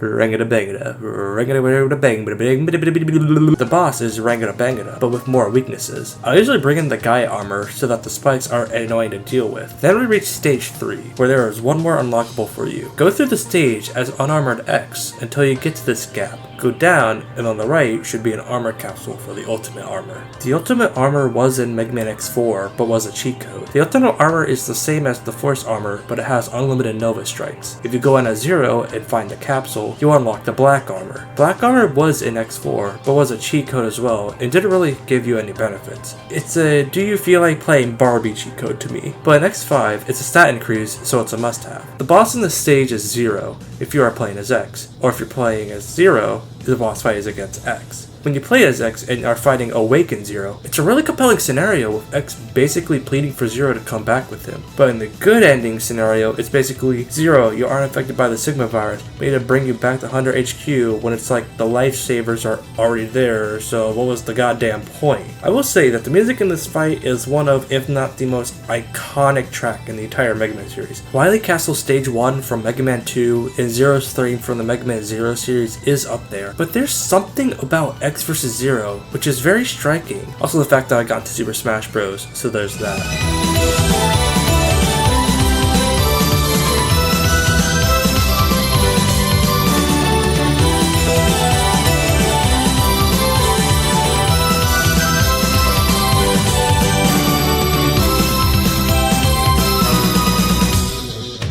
We then reach the final level of the game, where we have the boss rush. So far, this is the worst boss rush in the series, since the health bars on the Mavericks in this one is the equivalent of the health bar in the second phase of the Ganondorf fight in Tears of the Kingdom. Most people bring the ultimate armor with them, but I decided to do the not normal thing and brought the Gaia armor instead. We then reach the final Sigma fight, where the first phase is really interesting, and the second phase has the same vibes as the final Sigma phase from Mega Man X1. We then have 3 different endings for this game. The bad ending, where Dr. Light repairs X and wipes all of his memories regarding Zero, so that he can never know about the horrible memories about him. The good ending, where Dr. Light repairs X but doesn't wipe his memories of Zero, and carries his C-Saber with him as a token. This is the canon ending that will lead straight into Mega Man X6 for those in the back. We also have the Zero ending, where we see Zero looking back on his life in the X series so far. His fight with Sigma, that was shown in Mega Man X4, his feelings on Iris, and who the mysterious doctor is that he has dreams about. I do think that with how the story is structured in this game, that it would have been better if we didn't have the Zero didn't actually turn evil thing, and just replaced it with Awakened Zero being, well, awakened. So it would make the X versus Zero fight in any scenario a better way for them to fight, and for the Zero version of the battle, have Zero almost hit X without knowing that he did it, and that would be the nail in the coffin that X needs to take Zero back to 100 HQ. And that ends everything with Mega Man X5. Mega Man X5 is a weird game for me. There are things I really liked in this game, but there are also things I don't really like in this game. I did say at the beginning of this video that Mega Man X5 was one of the more divisive titles in the series. That's why the title of this video is The Last Good X Game or The First Bad X Game. Well, I do think that this game is a mess. I can't help but love it anyway. Some stages in this game can be pace-breaking or just be boring, but there are also stages that I love to play through and are a blast to speedrun like Crescent Grizzly and Dark Necrobat. The item game is backtrack as all get out, but the bosses are really fun to fight with no weaknesses, and the backtracking is not that bad. The part system is a really good idea, but the problem is that the game doesn't tell you how to get these parts. Something in the ending is a little shaky with certain story beats, but it's a finale that I really enjoy and consider it the 3rd best Mega Man X ending out of the games I talked about. Mega Man X5 is a very messy game, probably the messiest game I played in my life, but like with other games I would give that title to, like Final Fantasy 15 and Sonic Heroes, I can't help but love it anyway. So yeah, call me a Mega Man X5 defender, because I sure hell am one, and I am quite proud of it. I know that there is a ROM hack on X5 called the X5 Improvement Project, but I'm gonna wait till after I cover Mega Man X6 to talk about the well-known ROM hacks of the X series, like the Improvement Project, the Zero Project, and X6 tweaks. I hope that this explains my feelings on Mega Man X5 really well. If you want to try the game out, it's on the 2nd Legacy Collection, and join me next time with the X series when I talk about the Mega Man Xtreme duology, since Xtreme 2 came out before X6. Until then, have a nice day.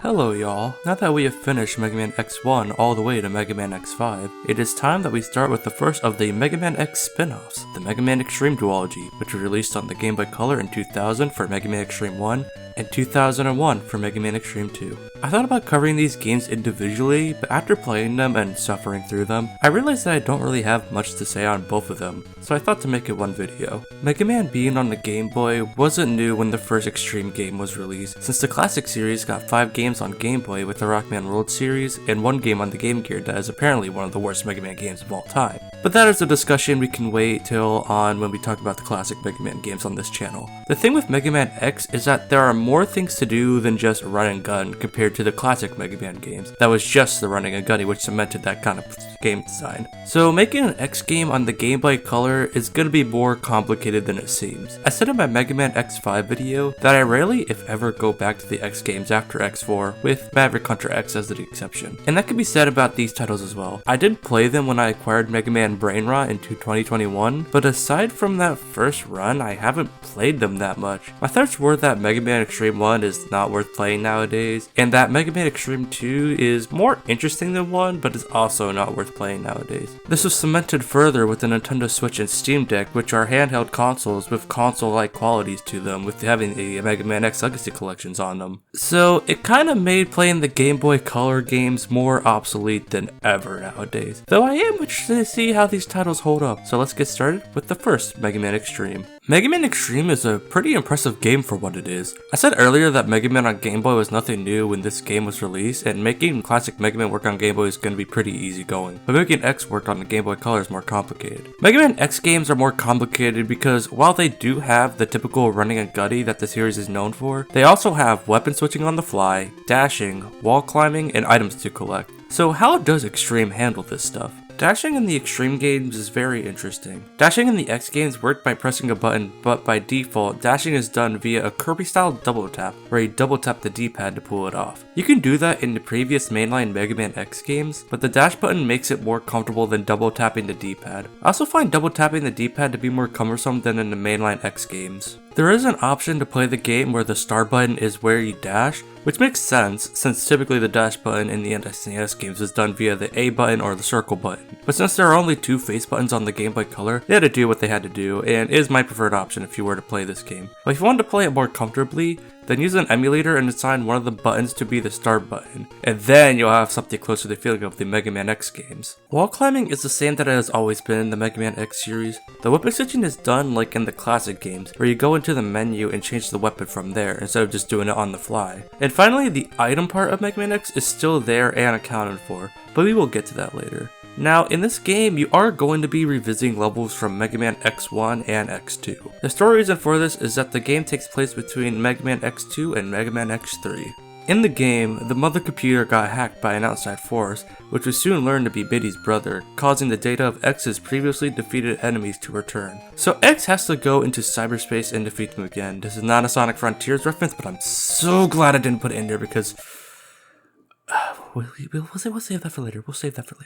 There are 8 levels in Mega Man Xtreme, 4 levels in normal mode and 4 levels in hard mode. In normal mode, you go through Chill Penguin, Spark Mandrill, Storm Eagle, and Flame Stags as stages. In hard mode, you go through Wheel Gator, Morph Moth, Magna Centipede, and Armored Armadillo stages. There's not much I could say about these stages since overall they are really short, so I'm not engaged with them and feel like I'm on autopilot with them. There is also the fact that this is the first portable Mega Man X game, so are bound to be moments of screen crunch, and I felt that the most with Spark Mandrill's level at this section with the cannons and enemies coming all over the place. It's just not that pleasant to go through. I will say this though, the game still has the item collection that this X series is known for. You have the hard tanks, the sub tanks, and in this game, you get the first armor back, which means we get this pretty nice render of it in the X4 style, which is it's so good looking. But there is one different ability. By default in this game, you have the dash ability. So what do the foot parts do in Xtreme if they don't do the dash? The foot parts in this game makes you dash jump off the wall automatically. In the console Mega Man game, this was the ability you could do by pressing the dash button while jumping off the wall. But in this game, I feel like it's not all that great and most likely leads you to taking more damage or getting into trouble than normal. The biggest problem with Mega Man Xtreme is that it's padded out the ass.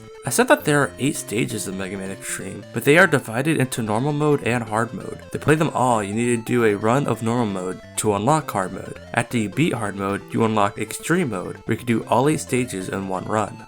It's probably the only way to play Mega Man Xtreme in the current day to just get extreme mode. It also doesn't help that you transfer save data from your normal mode into hard mode, making hard mode easier than normal mode. And the fact that since Rolling Shield is in hard mode, the final boss is such a pushover than in normal mode. Also, the bosses in Xtreme I feel take forever than in any other Mega Man game. But I think I've gone on long enough on this game because overall, Mega Man Xtreme in the current day is just not worth playing nowadays. I wouldn't say it's a bad game, and if this video has piqued your interest whatsoever, I'd say give the game a shot, but for me, this is the last time I am gonna play it, especially now that we have the Legacy collections on the Switch and Steam Deck, and you can mod the Steam Deck to include Maverick Hunter X and Command Mission, so playing the game for this video really cemented it for me. So heading into Mega Man Xtreme 2, I was a little concerned on how I would feel after a playthrough, but I think that Mega Man Xtreme 2 is one of my new least favorite Mega Man games. I still find it weird to this day that Xtreme 2 was released in 2001, the same year that the Game Boy Advance came out, in the same year that Mega Man Zero came out in Japan. I think it would have been better if Xtreme 2 was a tech demo for the Game Boy Advance to show how Mega Man X gameplay can work on it, but this is not the world we live in and we have it on the Game Boy Color. So what is the setup for Mega Man Xtreme 2? After the events of Mega Man X3, Reploids start to malfunction or not work, which was named Erasure. One day, all readings of Reploids on Lagoo's Island in the Southern Ocean unexpectedly vanish. The Maverick Hunters, X and Zero, receive orders to investigate the island in order to determine what is going on and who is behind it. After the intro stage, a Reploid named Gareth tells the Maverick Hunters that they need to defeat the 8 Guardians on the island, so X and Zero decide to split up to deal with them. During the game, you will get help from Iris, with her being the operator of the parts system in this game. What I like about this setup is that there are stakes to what's happening in the world of Mega Man X, with the Reploids going haywire, one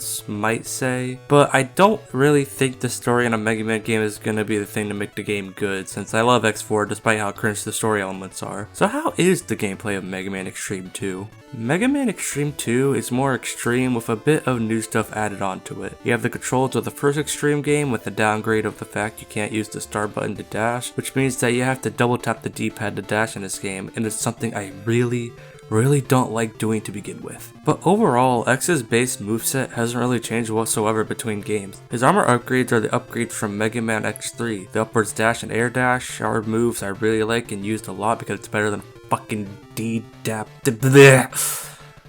But the new Charge Buster is even worse than the Charge Buster in Mega Man X3, which was already not a good Buster upgrade to begin with. Xtreme 2 allows you to play as Zero, and this is where the game flew further down my Mega Man X ranking. Zero is a character who was pretty fun in Mega Man X4 and X5. While X was more of a beginner character, with him having the Buster arm and controlling the same as the other games before then, Zero is a more of a risk-reward character by comparison. He uses his Z-Saber to defeat his enemies, which made him more distinct from X, but Zero in Xtreme 2 is not fun in any capacity. So Zero's playstyle is the same in the mainline X games. The problem with Zero is that the hitbox on his Z-Saber is really small, and that sometimes will get you hit instead of hitting the enemy. So it just makes the interesting difference with Zero the worst part about Zero. It also doesn't help that the way his techniques work in this game is another thing that isn't fun about Zero. Zero's techniques were fun and unique ways to expand his moveset in the previous Mega Man X games. Most of the moves he had didn't cost anything with some exceptions, but in Xtreme 2, all of the moves Zero has in this game takes up energy from the bar below the health bar, which means that if you use them all up at a boss and then die, ding dong, you're fucked. The levels are also something I was not a big fan of. For a sequel, I thought they would improve on the aspect that the game had moments of screen crunch, but instead you get a Blast Hornet where it is screen crunch palooza and it fucking sucks. There are also gimmicks in these stages that I fucking despise, like the electric water in Volt Catfish's level, the bike actions in Overdrive Otrus's level, and the mech section of Tunnel Rhino's level. All of this combined with the controls, I am not really a fan of. Makes me not want to return to the Xtreme games anytime soon. Though there are some positives that come with this game, since it's not all that bad. The main gimmick of Xtreme 2 is that there is a part system that they added. The health pickups in the stages are also currency for the parts you get, and there are some that are useful, like half the energy usage, but the increased damage for X's Buster and Zero's Saber are a game changer. It makes the stages more bearable to go through, and makes the slow bosses die even faster. The game looks better and more visually distinct than the first Xtreme game, and the story was more interesting. But that's really about it with Mega Man Xtreme 2. It does some things I like more than the first Mega Man Xtreme game, but it's still a game I think shouldn't have been made on the Game Boy Color. Playing through this game again, I was shocked by how much I didn't like it, since it did more than the first one, but most of the new stuff is why I don't like Xtreme 2. Like I said in the beginning, these were meant to be ways to play the Mega Man X games on the go back then, but portable games before the Nintendo Switch had two distinctions between them. They were good for the console, or just good games. But even before then, there are games like the portable Mega Man games, which were ways to play the games on the go, but with the Switch and Steam Deck are kind of unnecessary nowadays. It would have been cool if we got a Mega Man X Legacy Collection 3 that came with the Xtreme games, Command Mission, and Maverick Hunter X, but these collections didn't really include spin-off material, but that's really about it with this video. I didn't have much to say on these games, and I think it kind of shows.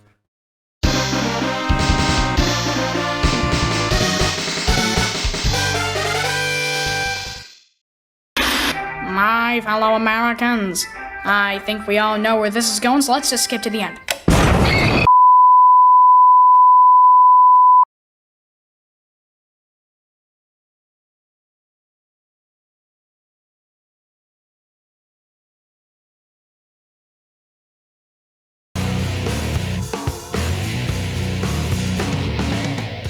Mega Man X6. Oh boy, this has been a long time coming. Friends who are watching this video probably know what they are getting into with this one. No spoilers for the people who aren't watching this. I goddamn hate this game. Last time we talked about X in terms of mainline games. I said that Mega Man X5 was a messy game that I really enjoy, but I also mentioned that KJ Inafune wanted to be the last game in the Mega Man X series, but we are in the timeline where all goes to shit and barely recovered. Now, Mega Man X6 is like Mega Man X5, where we don't know much about the development of it, aside from the fact that it was released 1 year after X5 was released. And from what the X Complete Works book has told us, that Inafune had no idea that X6 was being made, since most likely he was focusing all his time on his favorite child sub-series, the Mega Man Zero series. So he had to rewrite the story of the Zero series to reflect Mega Man X6. But we could get into that when we talk about the Zero series on this channel later down the line. Another thing we know from the Complete Works book is that the people working on the game had a super tight schedule, which goes to show that this was the start of Capcom rushing Mega Man games out to market, leading to meddling to low returns unless your name is the Battle Network series that got its start before Mega Man X6. This is one of the best-selling Mega Man games, and that bothers me. But the game came out 1 year later, on November of 2001. I played X6 almost immediately after playing Mega Man X5 in 2020, and it was one of the most frustrating games I have ever played at the time, with moments that made me stop playing games for days on end. Now, I have played games that infuriate me more, or have gained a better perspective on them that I didn't, but I can still say that X6 is one of the most frustrating games I have played in my life. After I played X6, I took a break from playing Mega Man games and moved on to other stuff like Marvel's Spider-Man, one of my personal favorite games I wish to talk about in this channel. Even after playing Mega Man X7, what is deemed the worst Mega Man game ever made alongside the Mega Man DOS games, I still thought X6 was worse than it. But now, I am an adult, or at least I say I am an adult, but still, I am an adult. And I have played more games since 2020. And my taste in games have evolved, and some people have tested me on Mega Man X6 being one of my least favorite games ever made. I wonder if X6 is going to be better than I remember back when I replayed it in 2022 for my first ever Zero run. So without further ado, let's get started. I won't fight you. I'll never go down. I just know.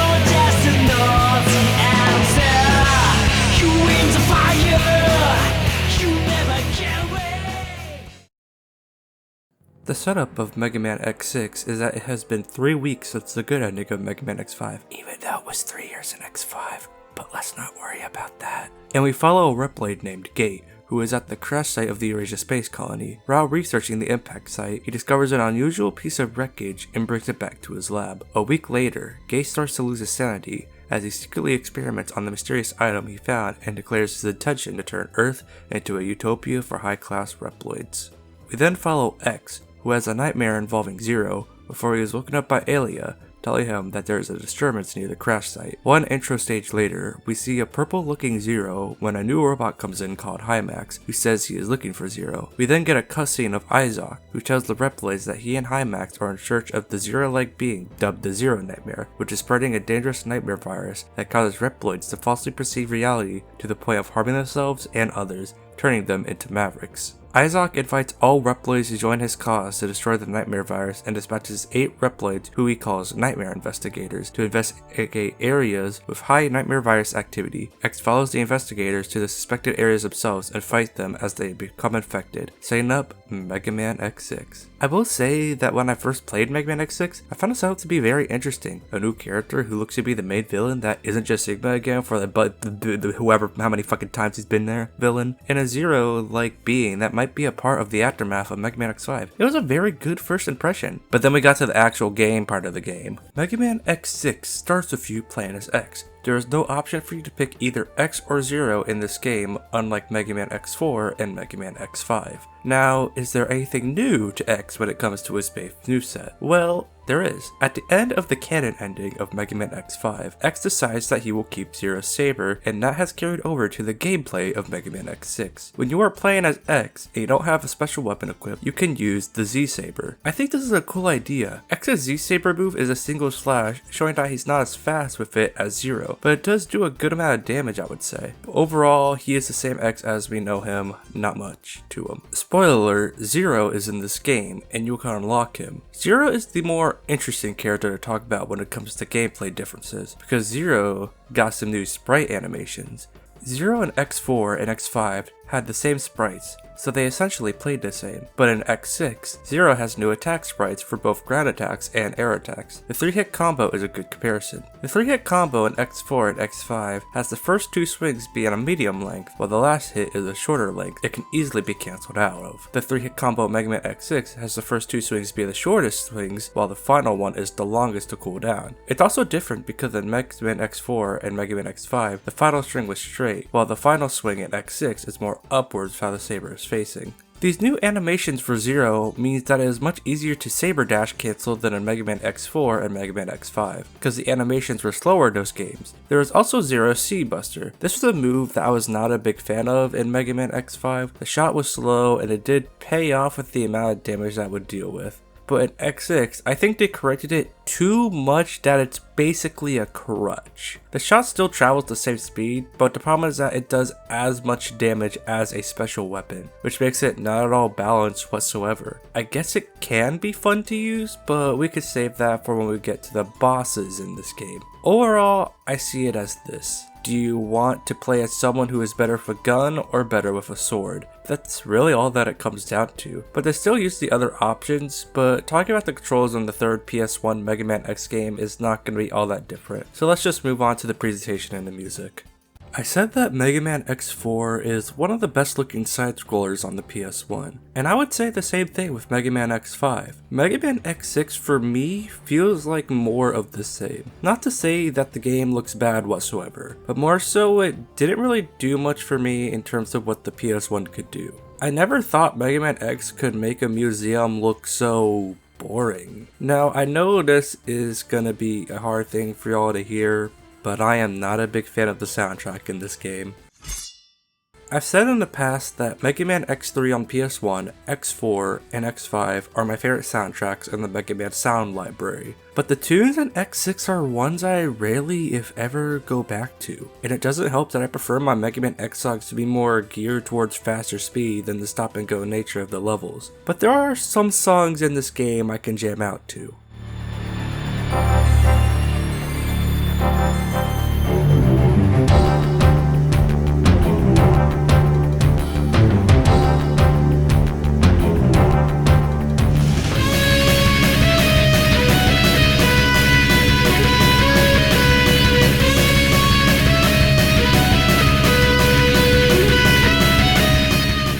One thing I also want to mention is that there is a new intro theme in the second Legacy Collection version of this game, and I very much prefer it over the original version.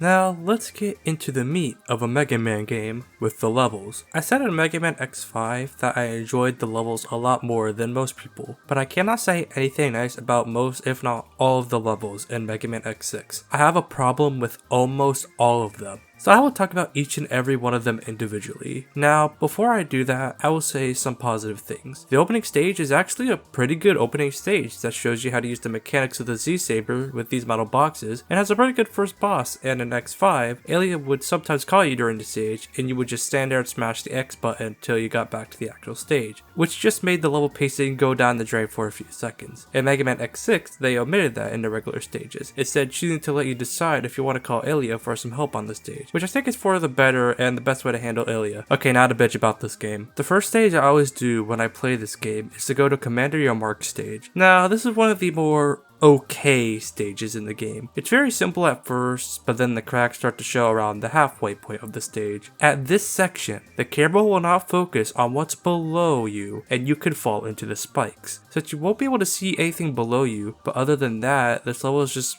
very dull to go through. Nothing exciting or interesting happens in it, so it's just an okay level. Next is Ground Scaravage. Ground Scaravage has a pretty interesting level set piece. It's in Museum, which has been done in the classic series of Mega Man 7, but not in the X series before from what I can recall, but it couldn't save the stage. Now, the idea behind this stage is that you go into these cyberspace areas and then destroy these poles. The problem is that these are RNG based. You may get one run that has these levels, but then you will have another run with another set of levels. Let's put it this way. You want to grab everything in this level, the heart tank and the armor capsule. You get a run where you only got the armor capsule, but no heart tank. You would then have to go back and do the level again to find the heart tank, but the problem is that you might not get the heart tank on the next run of the level. If you want to get past a certain section of the end game without the Shoutout armor, then you will need to find a certain rescuable Reploid that has that particular part. And guess what? There might be a chance you won't get that Reploid because this thing's RNG based. I've always hated RNG in platformers, and this was probably the root to all of that hate. The next stage I want to talk about is Sheldon. Bazinga! Now, this is a very short stage if you aren't going for the alternate path, but the problem with this stage, aside from the length, is the laser puzzle. This is one of the most annoying puzzles I have ever dealt with. What you have to do is align the panels so that the laser can hit the sensor on the door. The problem is that the laser will sometimes not point towards you. This just leads to frustration and boredom at the same fucking time. How the fuck is that possible? You want to talk straightforward? We talk about Infinity Maginian. This is barely a fucking level. At least with Sheldon there was a puzzle aspect to it. There's almost nothing with Infinity Maginian. All you have to do is run forward, destroy these cores, and not get hit by this transformer looking ass robot. That is the stage. Enjoy or don't enjoy it. That's how this fucking works. Is it time to complain about Blaze Hitnix? Yeah?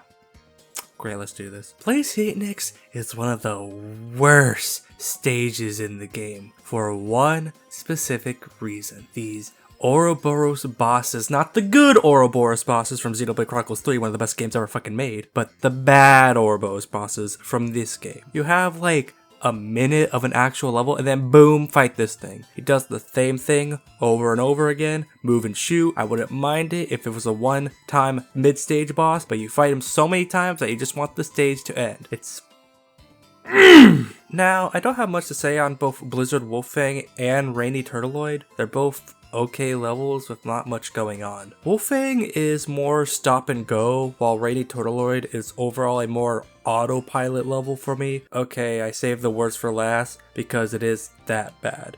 Metal Shark Player. The entire stage has one gimmick, which is that there is a crusher on the top of the screen, and you need to make sure that you don't get crushed. Okay, seems simple enough, until you learn that there are so many fucking enemies on the screen, rescuable Reploids in areas that can kill you, ice physics, and more spikes than the clothing aisle from your local Hot Topic. This will all lead to death, death, death, saying the F-bomb 50 times, and of course, death. This is one of the worst stages in the game, and easily one of my least favorite levels in any Mega Man game. If people say Mega Man 9 is unfair, make them play this stage. They will literally get an aneurysm just by playing it. Now, these levels are still the same levels unless you have the nightmare system on. After the second level is completed, the nightmare system will be activated. After beating a certain levels will have a red logo on them, which means that they are under the nightmare system. When you play a level with this on, there will be negative effects. The most well-known one is the lights out effect,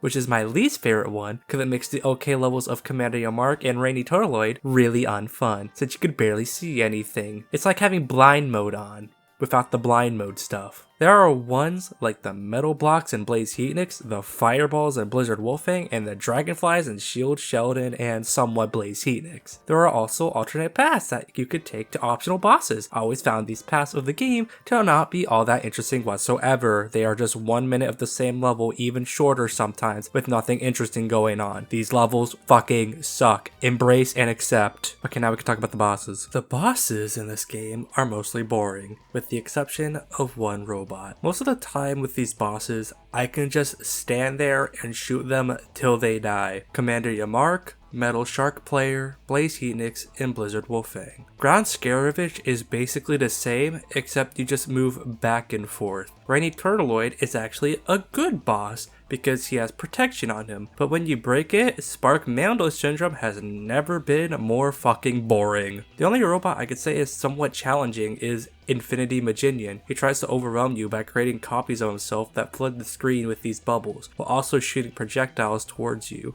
I find this fight mainly annoying to deal with, and try to fight him last if I can. But yeah, I prefer the bosses in Mega Man X5 by a large margin. The special weapons in this game are another story. The only special weapon I used, unironically, is the Yamar option. It's a shield type weapon where you can shoot projectiles from the dragonflies, and the charged version isn't bad whatsoever. A top tier Mega Man X special weapon if I do say so myself. But I could care less about the other weapons. I used Guard Shell once to have X for an endgame boss, and the other weapons if the boss was weak to them, but that's really about it. Now, some of Zero's techniques are just the special weapons like the Yamar option and Guard Shell. To be honest, I never really used Zero's guard techniques. They have very weird button mappings, so I can never get used to them. The exceptions are Izui-san and Guard Shell.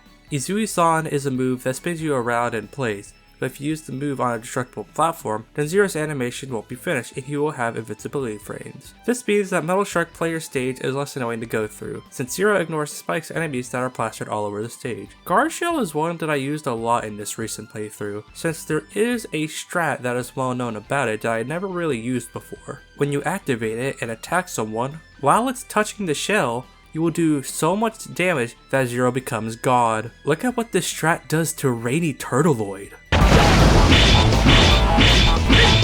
This is disgusting, and I love it. While it is cool that this is a thing, I do these strats because I want to avoid the frustration that comes with these levels and the boredom of the bosses. It's not fixing the game, it's to avoid the game, I'd argue. Now that we have done that, we could talk about the item game in Mega Man X6. Mega Man X5 introduced some trends that would carry on over to Mega Man X6, one of them being the parts system. The parts system in Mega Man X5 was a good idea. It just came with the problem of needing to know when you will get the part at the end of the stage and being hindered by the type of part that we would get by the choice when you beat the level. X6 does make an improvement on principle. That's the key word, principle. X6 brings back rescuable Reploids from a few stages in Mega Man X5, but they are in all of the stages. Now, this isn't a problem inherently, but there are two problems with this. The first problem is that you don't know which Reploid has a part or not. There are no special indicators telling you that they have a part or not, and it just makes trying to get all the parts very tiring. It also doesn't help that some parts can only be gotten if you take the Zelda neutral B paths for the speedster parts,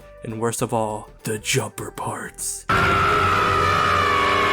That can only be gotten if you get the right path on Ground Scavenger stage that, may I remind you, is RNG based, so you can get a run of the stage where it doesn't show up. But even if you could find a Reploid with the part you want, you can still not get it because of the second problem being the Nightmare Virus. The Nightmare Virus can attach itself to a rescuable Reploid and turn it into a lifeless robot that only tries to do what the Nightmare wants it to do. You can't save it because it's kill or be killed.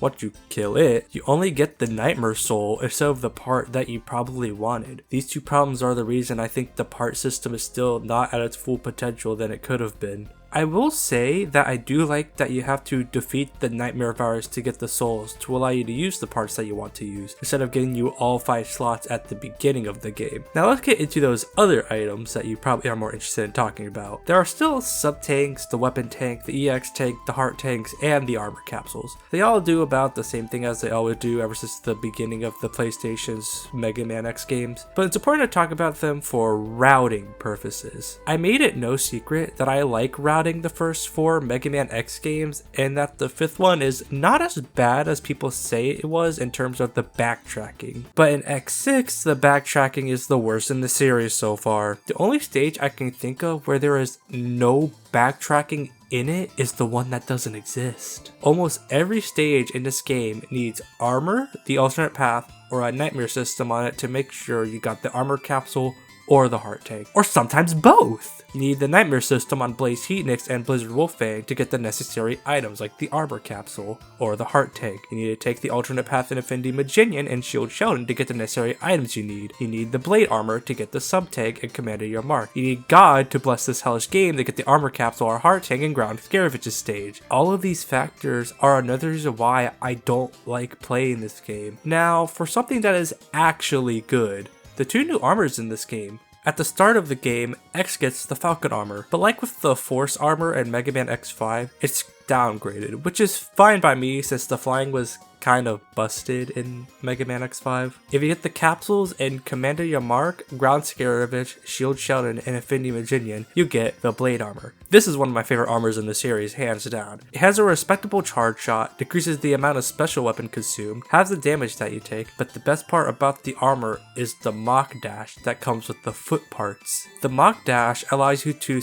be suspended in the air and pick a direction you want to dash in. It's like the foot parts in Mega Man X3, but they got injected with steroids. Love me the Blade Armor, easily a top 3 armor for me. The next one is the Shadow Armor, which you get after getting the capsules at Blaze Heatnix, Blizzard Wolfang, Randy Turtleoid, and Metal Shark Players stages. First, I think this is one of the coolest armor designs in this series. It's straight up just a ninja Mega Man X. It's pretty fucking based if I do say so myself. But I do like this armor by itself. The head parts make X more proficient with the Z-Saber, the body parts are the same as the blade armor, the arm parts give you shuriken-like shots that are very cool, but not my preferred way of shooting enemies, and the foot parts allow X to stick to the walls without sliding down and walk on spikes. This armor is a better Gaia armor from Mega Man X5. While I do like these armors, I will say I still don't like the system of needing to collect all the capsules for them before you can use them. But easily these are superior armors from the previous game, except for the Force armor. I still love you. But man, talking about how bad the game part of Mega Man X6 is had made me forgot that this game has a story. I don't really have much to say on the story of Mega Man X6, since the main problem that keeps me from being engaged with it is that the translation for it is really bad. I think most Mega Man fans can agree on that, since even as someone who played it for the first time back in 2020, knew that there were typos, missing words, and just straight up weird sentences that just kept me from taking it all seriously. But I do think removing the translation from all of that,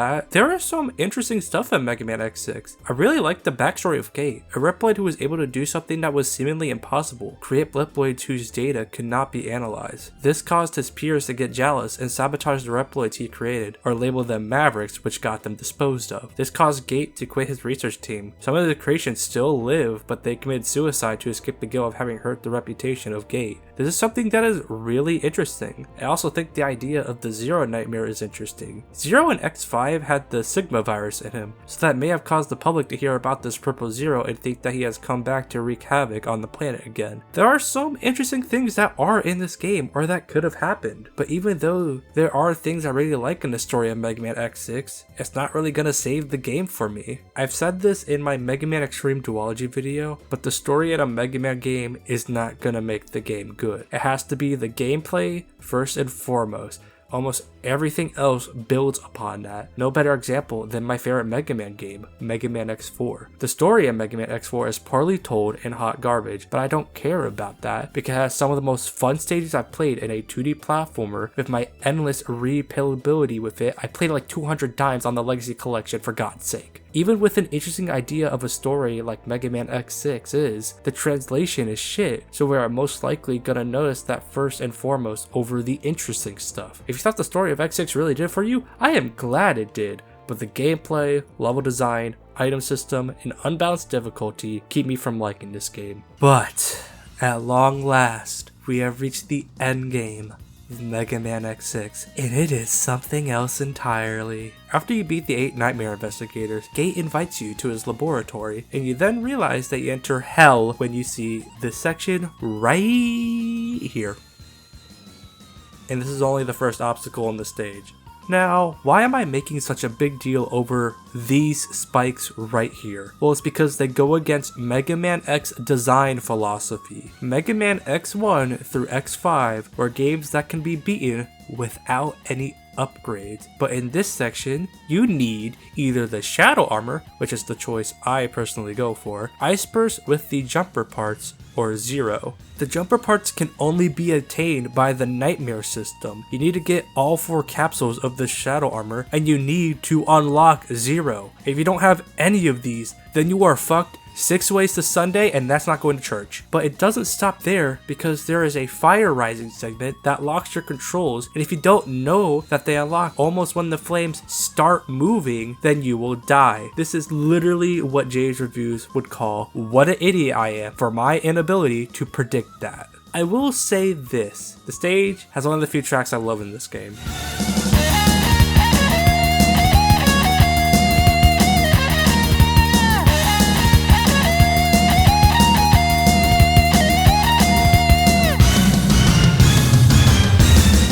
Now, we hit the boss of the stage, Nightmare Mother. She is an unpredictable boss with her choosing to go clockwise or counterclockwise. She also has a huge ass health bar, and when it reaches the halfway point, she becomes faster than a Monster Energy Drink filled person on crack cocaine. It just makes this boss forever to beat and annoying to deal with. We then reach Gates Lab 2. This one is just kind of annoying to deal with. You have to take care of the totems that were in Ground Scarage's stage, those plus the nightmare viruses that are all over the place, and spikes. It makes it an overwhelming level to go through. Once you reach the boss gate, you fight one of the most frustrating bosses in any Mega Man game, Hymax. I feel like everyone and their great grandmother knows about this boss. He does 3 things in this fight. The first thing he does is put up a shield so that it is near impossible to hit him. Then he will do 2 things. He will either charge at you or he will send his ball lightning towards you. God forbid if you destroy his shield.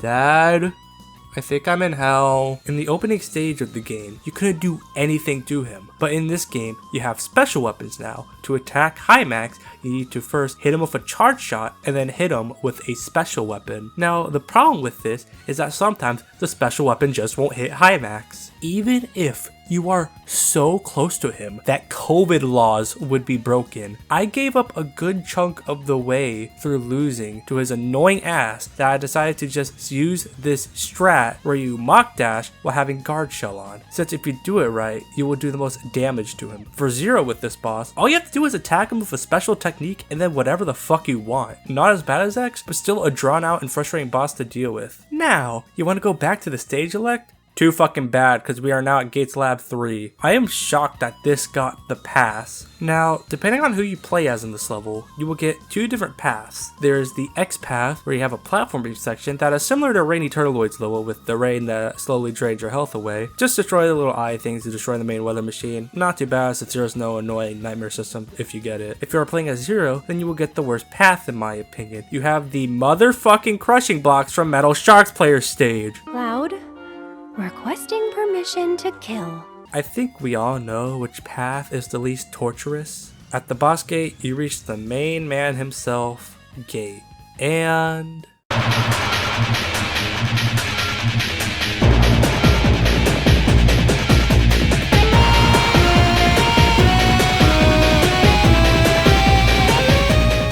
oh, good fucking lord. Every Mega Man fan knows about this boss, and for all of the wrong reasons. Gate only does 2 things in this fight. He either floats towards the location you are at, or just decides to actually fight you and shoots these ball lightning of many colors at you. Each color does a different thing. One drags you closer towards it, one summons nightmare souls, and one makes this fight utter hell. The problem with this boss is that there is no consistency with it whatsoever. I swear to Christ, I have had this motherfucker just float towards me for a full-on minute, and it was just the most brain dead fight I have ever done in a Mega Man game. To do damage to Gate, you need to destroy his ball lightnings.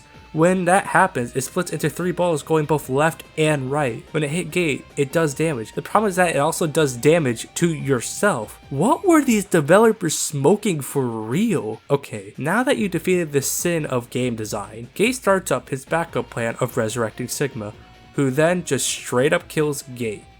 That is being for real. This leads us to the final level in the game, Gates Lab 4. You go down where you will most likely die because the camera is too high for you to see anything below you, and you are then greeted with the boss rush.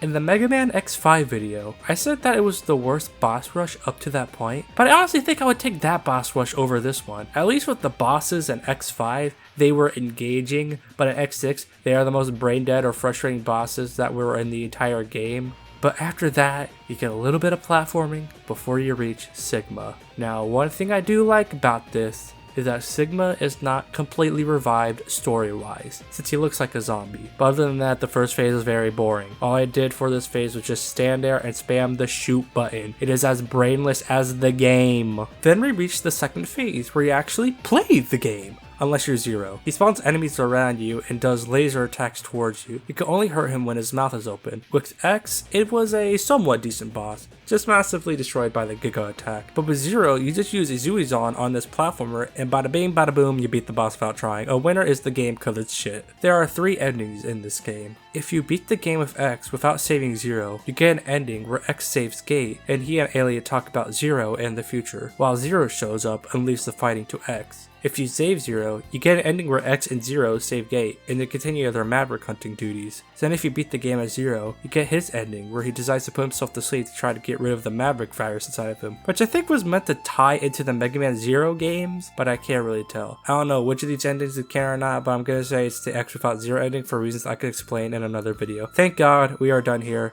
Ending monologue time.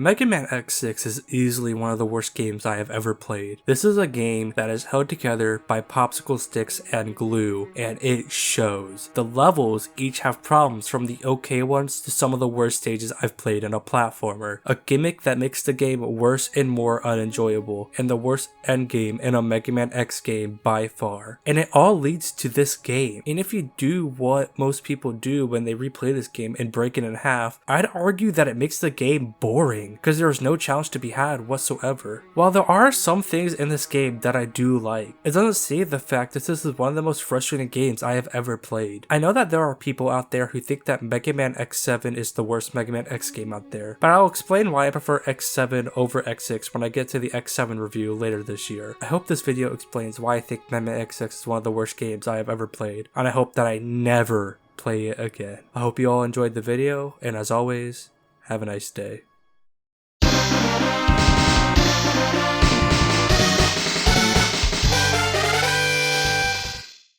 We have covered many Mega Man X games on this channel. We tackled some all-time classics like Mega Man X1 and the all-time classic 2D platformer Mega Man X4. And we tackled some outliers, you can say, like Mega Man X3, the Extreme Duology, and oh god, this is gonna be hard. Mega Man X6. But there is one Mega Man game that is pretty infamous among not only Mega Man fans, but people who play video games, and that game is Mega Man X7.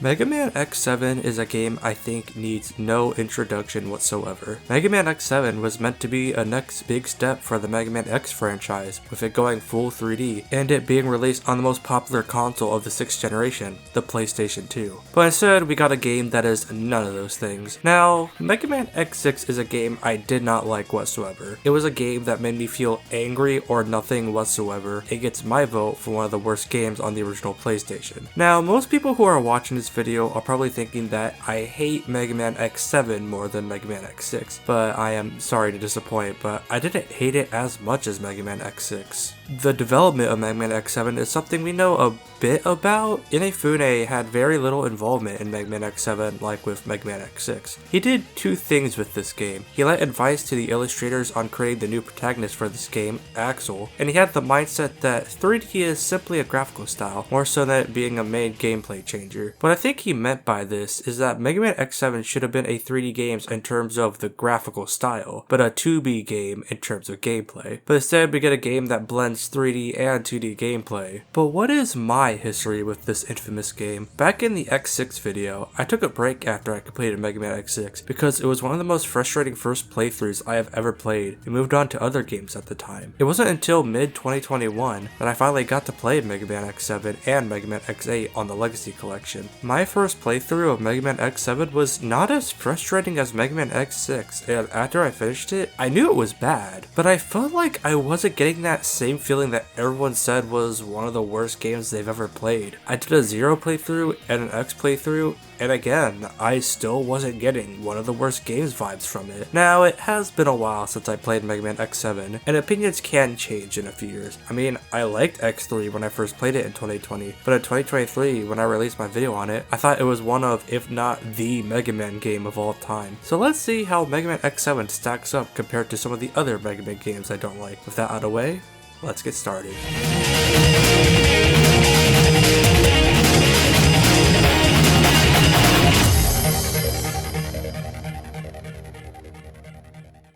The setup of Mega Man X7 is that after the events of Mega Man X5 and Mega Man X6, the Earth became quite inhabitable, so Ripblades have worked diligently to clean up the world and make it habitable for humans once again, and are slowly recovering. However, Maverick crime is on the rise. The Maverick hunters have become weaker ever since X retired from the front lines to assume a support role and achieve more peaceful solutions for the war. To take care of the rising crime, a group of vigilantes called Red Alert was created under the command of Red. Initially, they only fought against Mavericks, but one day the group changed and began acting strange. One of their key members, Axel, noticed he was being used and went AWOL. The game begins with Axel clearly on the run, but Red sends a giant mechanoid to take him back, but it is stopped with the help of Zero at the end of the opening stage. Axel is taken to the Maverick Hunters headquarters and is told off by X and the Maverick Hunters. Red contacts them and issues a challenge for them. He releases some of the Mavericks Red Alert had in custody to various locations around the globe.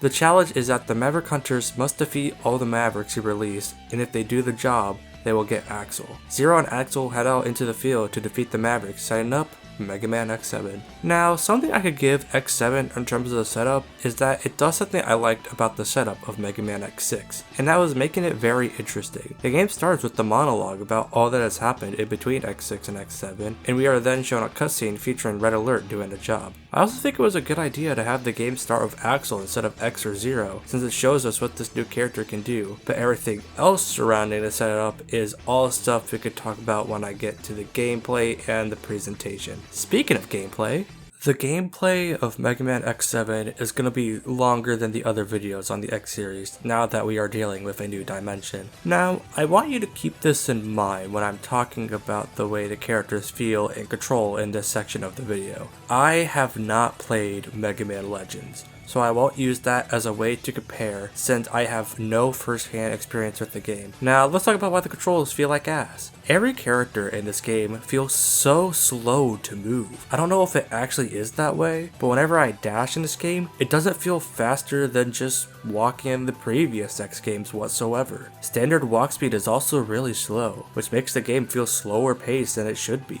Another thing that all the characters have besides Zero is the lock-on feature. The lock-on feature is pretty simple to talk about. You lock on to an enemy and the character will point and shoot at the enemy that is being locked on. Now, this is a cool idea, but there is a major problem with this feature. The game basically plays itself with this. You just need to walk near an enemy and then you shoot at them. There is no thought into shooting an enemy in this game. The lock-on is also in the 2D sections, when in reality, there didn't need to be a lock-on section in 2D to begin with. The biggest problem is that there is no option to turn off the lock-on feature in 2D, so you have to live with it every time you play this game. Now, the first character you control in this game is the new character, Axel. Axel's whole thing in this game is that he can turn into other Reploids, which is basically how the rest of the X series would focus on him with in terms of stories. This does go into the gameplay side of him with his charge shots. If you hold the triangle button, you will charge a shot that allows you to become the Reploid you defeat.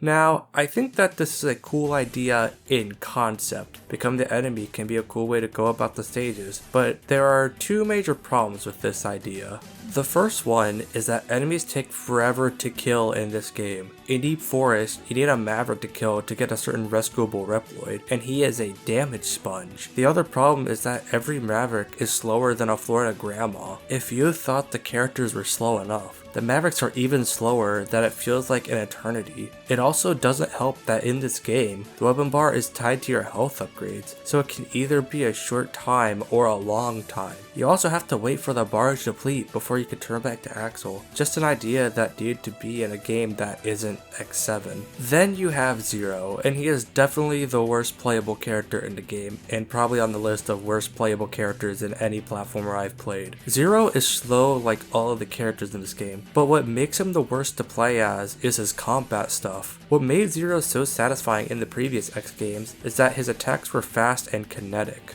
They can be done so effortlessly and could cross into his special techniques, making him feel like a hack and slash character in a 2D dimension. Zero in X7 has attacks that move and feel like Bayonetta using the hammer in Bayonetta 2. They came out so slowly and never feel like they connect at all. With that alone, they removed the fun of controlling Zero in the previous X games. But another thing I need to mention that might be looking too deep into this is that I don't like his air attack. It feels like it was made with 3D in mind and not 2D. And whenever I use it in 2D, it feels like pulling teeth in video game form. The final character you could play as is X. To unlock X, you must either have saved half of the rescuable Reploids in the game, or beat all the levels before doing the end game. I think they did this because they wanted the player to be used to Axel as a playable character. Actually, while writing the script, I thought about this. I might be wrong about what I'm about to say here, but I feel like this game is inspired a bit by Metal Gear Solid 2. What I mean by this is that the advertising showed you playing the character you expect to play as in the game, but you play as a different character and you are stuck with them for the rest of the game. I think Metal Gear Solid 2 did it better though, since in the first section of the game, you play as Solid Snake, and after the section, you then play as Raiden. But Snake isn't sidelined for the rest of the game and is still active in the plot.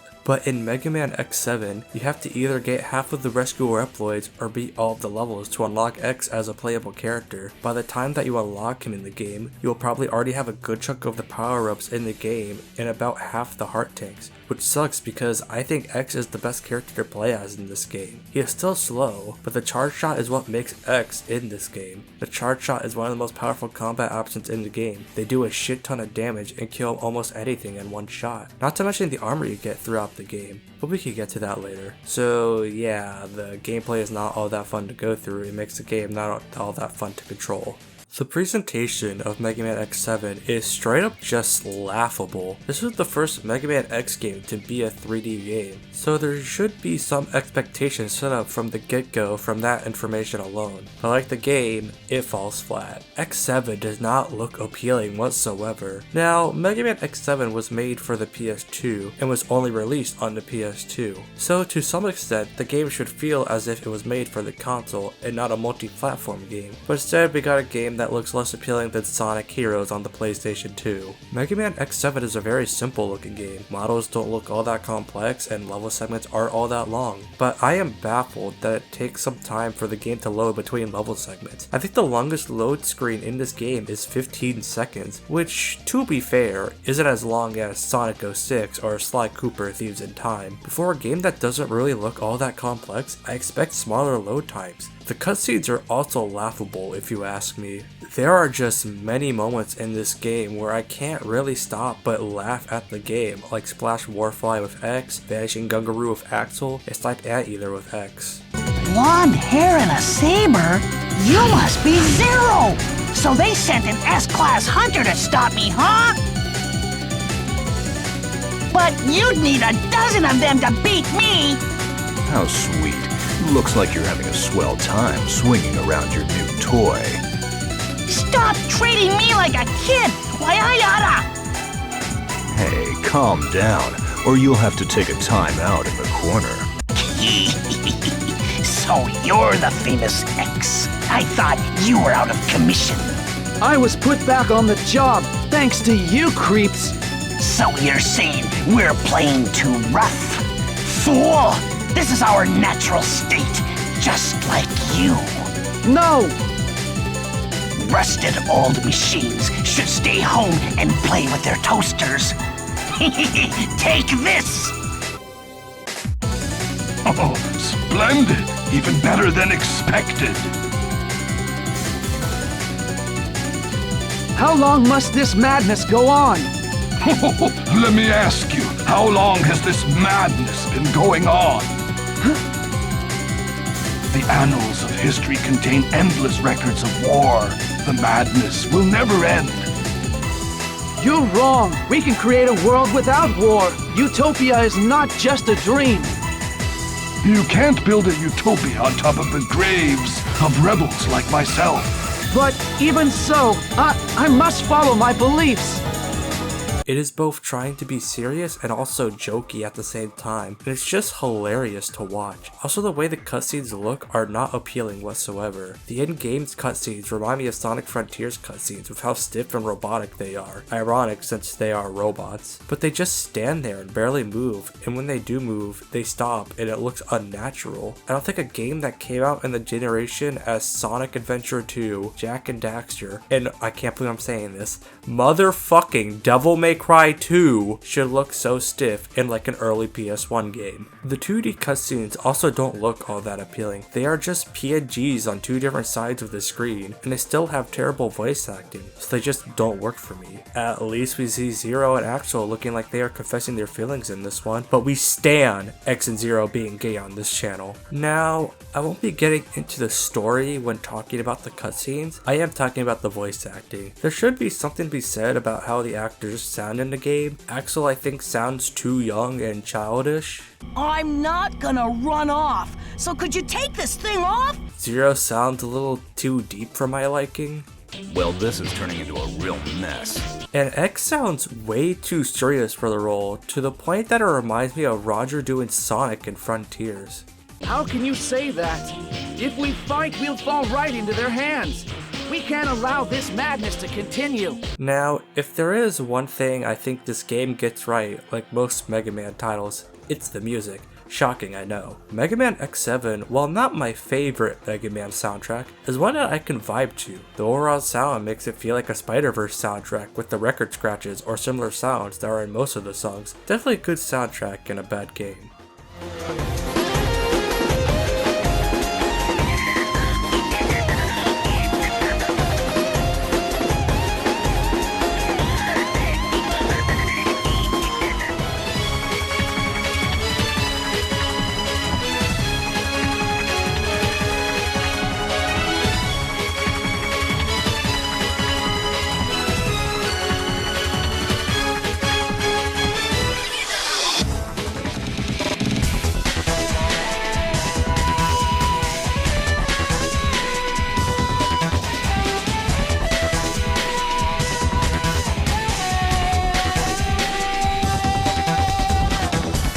The level design of Mega Man X7 is something alright. I will say that the opening stage is probably the most okay stage in the game. It does a good job telling you how the mechanics of the game work, and you get a feel on how Axel and Zero play. But other than that, I think the other stages are pretty bad. Let's go the route I normally play in this game. Vanishing Gungaroo is not really a stage. It's more of an enemy gauntlet where you go room to room and fight enemies, and I don't think the characters in this game have interesting combat options or game feel to make it fun whatsoever. Then we go to Ride Borsky's level, which is a ride chaser level, like Jet Stingray and Volt Kraken stages. The controls of the ride chaser are not good. You can only go forward and shoot. Why this doesn't work is that you can't stop, it can only slow down. So when you go past something important like a bomb or an upgrade, you will need to go all the way back to where the upgrade or bomb is. It doesn't help that you are on a timer for this stage, so you need to do all of this before you die.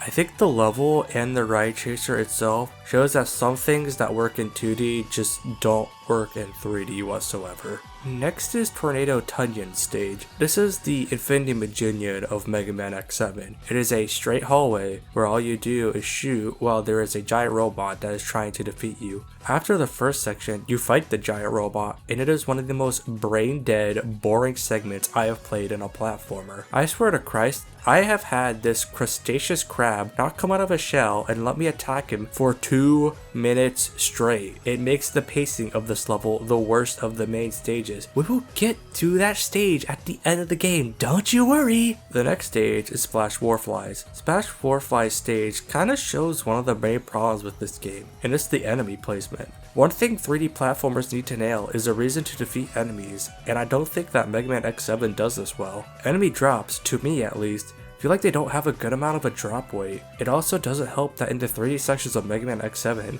you could easily go around them. I can't believe I am saying this. The Spark the Electric Jester 2 did a better job at this, but it has almost all the problems I said. But other than that, I think this stage is okay.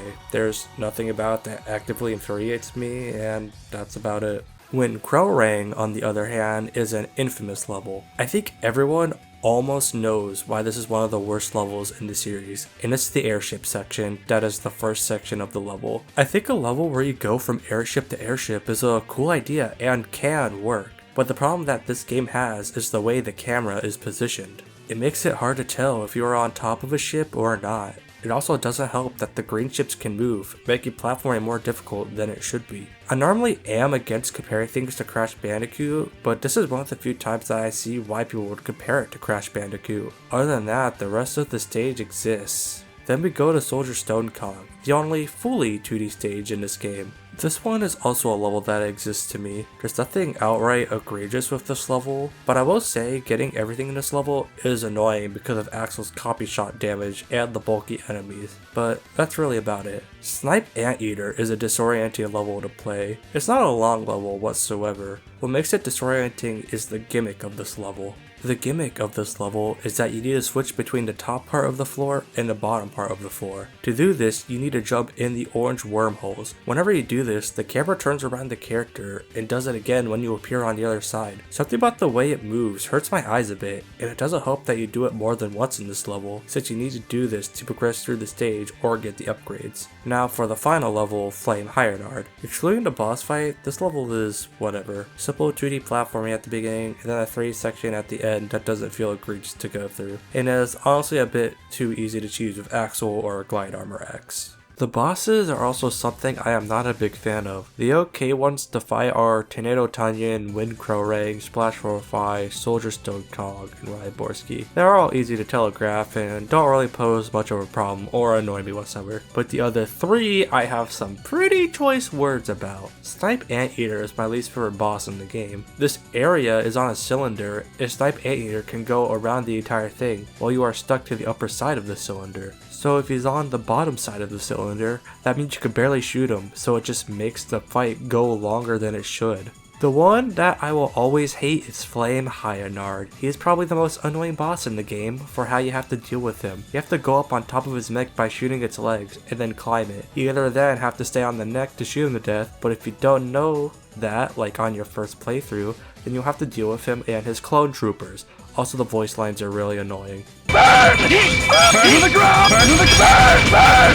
Burn to the ground! Burn to the ground! Burn to the ground! And the final boss that is annoying to deal with is Vanishing Gungaroo. In his mech, he is fine. Once the mech is gone, he moves around faster than a college student on Starbucks coffees. It makes it hard to damage him, unless you are Axel and roll and shoot at the same time. The weapons are also ones I am not a big fan of. They just don't compare to the charge shot for X. I will say I do use Volt Tornado with X and Axel for some mini bosses. Zero's Rajanshu is a boss killer if you max out his special power up parts, and the best weapon you can get from the game is the G launcher for Axel. The main function of the weapon is not all that good, but remember that Axel gets a new gun every time a boss is dead, and the G launcher shots has the best DPS in the game, and it's part of the reason I say that X is not all that worth it when Axel with the G launcher can rival God. One thing I will say about X7 is that I like the more streamlined item game. I always like to try in 100% Mega Man X games since it's the best way to get everything out of the game. Mega Man X6 faltered on this front with revisits that were almost mandatory and alternate pathways that were not fun and had upgrades you needed to beat the game with certain armors.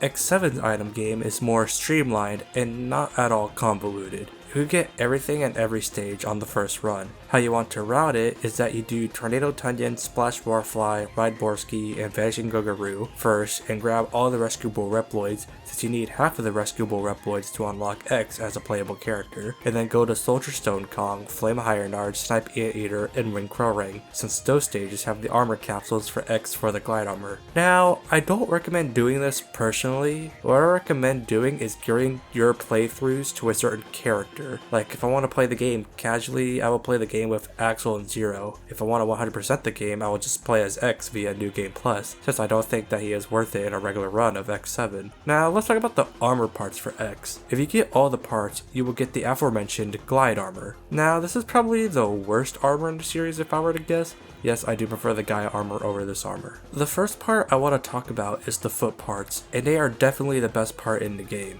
They allow X to glide through the air, which can break certain levels like Flame Hierarch in half. But compared to other foot parts like the blade armor in X6 or the max armor in X3, these foot parts don't really have any real use for them to get anything like the previous foot parts. The head parts have a whatever part function, which is that they double the range from which X can absorb life energy and weapon energy pickups. I don't think that weapon energy is all that useful to begin with, and if you want life energy, just use the charge Volt Tornado and you'll be fine. But it's not a bad part whatsoever. The body parts alone make Glide Armor X the best character to play as in this game. There are the typical body part abilities like halves the amount of damage you take and you could get the Giga attack. But what makes this armor part is that it eliminates knockback. Knockback is the most pace-breaking and annoying part of Mega Man X7, so just getting the bullshit out makes the pace of the game so much better, which is why I say that the body parts make this armor for me. Then the arm parts aren't all that special. All it really does is add homing bullets to the charge shot, which don't really mean much when the charge shot basically destroys everything. Also, before we move on, I gotta talk about the way the glide armor looks. It gives me the same vibe as Miles' new Spider-Man suit in Spider-Man 2. Now you can't get that out of your head.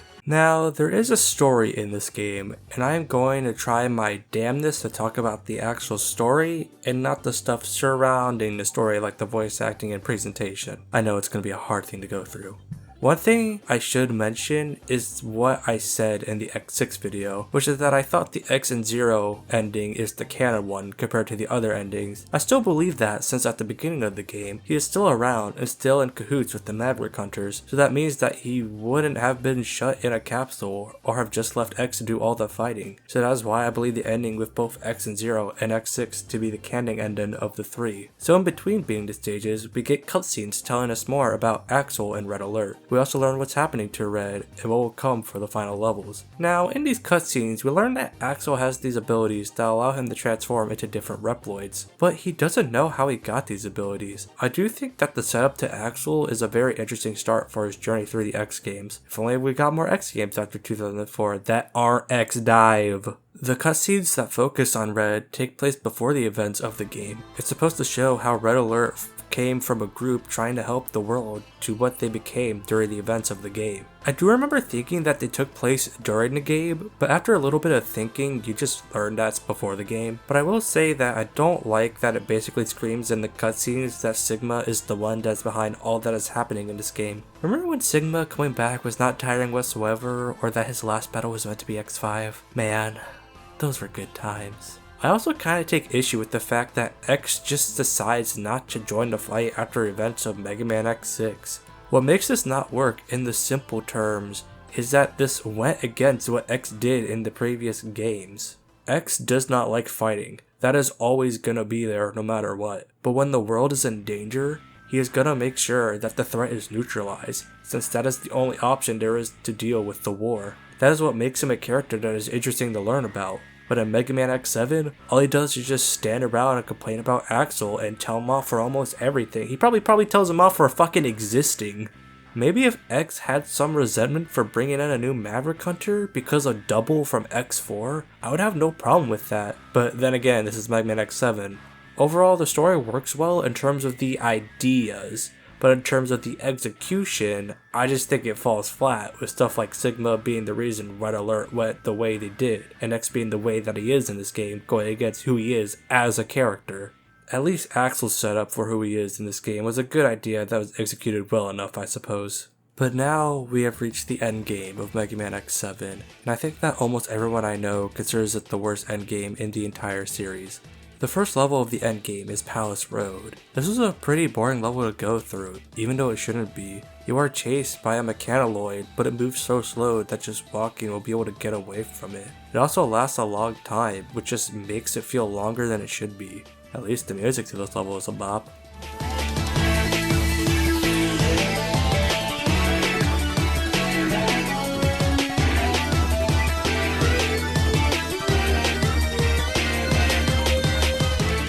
Then we get to the final level of the game, which is Crimson Palace, and this is gonna be an interesting one. The first segment of Crimson Palace is not all that long. In fact, it's shorter than the shortest level in Mega Man X6. All that you do in this segment is go through 3 boulder segments, which either crouch under or invincibility frame your way through the boulders. After this, you then reach the boss fighter Fred. Red is a beginner's trap boss more than anything. He is hard to telegraph and hits hard for beginners since he teleports to different platforms in the arena, and most of his attacks tend to try and keep you away from him more than anything. But I'll say this, as long as you have X or Axel G launcher on your team, then you will be a-okay. He's honestly not that bad. We then reach the next segment of the level, where you need to decide which path you want to go down. You got the left path, which gives you some 2D platforming, followed by some 3D platforming, and the right path, which is an enemy gauntlet. If you want to get through this level as fast as you can, I'd say go through the enemy gauntlet, since they give you the right armor to deal with them. Then we reach the low point of the game,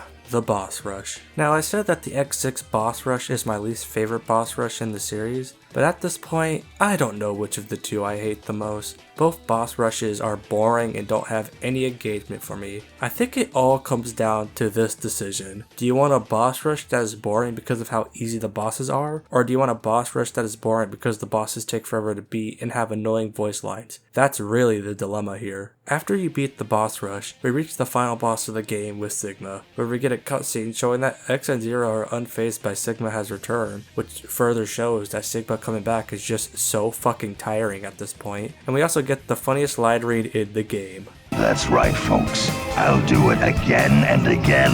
I will make X and Zero mine. Now come and get me. Give me a good fight, like you always do.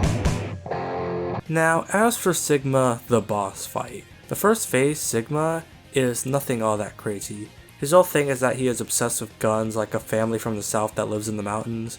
But then we get to the second phase of the fight, and I gotta say the same thing I said with Red. This boss is a beginner's trap. First time players will find him hard because the attacks do so much damage and deal quite a bit of knockback like the punch attack.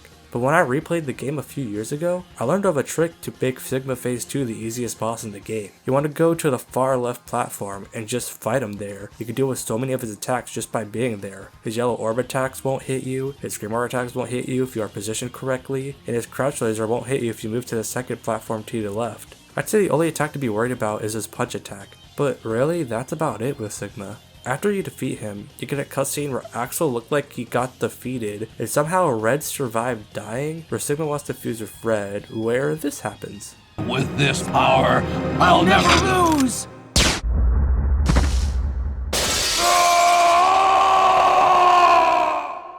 That was just too funny not to play. Red was actually Axel who used his copy data to look like Red to deal with Sigma. We then reach the endings of the game, and they are all not good. The first ending is Axel's. In Axel's ending, he asks X why he can't join the Maverick Hunters, because X basically says he doesn't trust him. X's ending is basically the same thing as Axel's ending, where Alia tells X that he is doing great, but X7X is being X7X. It's weird that the endings are like this when it's set up that Axel wants to join the Maverick Hunters, and defeating all of Red's Mavericks was a test to see if he can join or not. So to see this basically be the anticlimactic ending that it is just feels weird to me. They totally kept this ending as a lasting effect on the mainline X games. Oh totally, I wouldn't lie to you, what are you talking about? The final ending is the Zero ending, where Zero has a dream of X being evil and aiming his buster at him. This is basically just a way to try and connect the Mega Man X games to the Mega Man Zero games. So there really isn't any reason to talk about this one. Thank God we are done with this.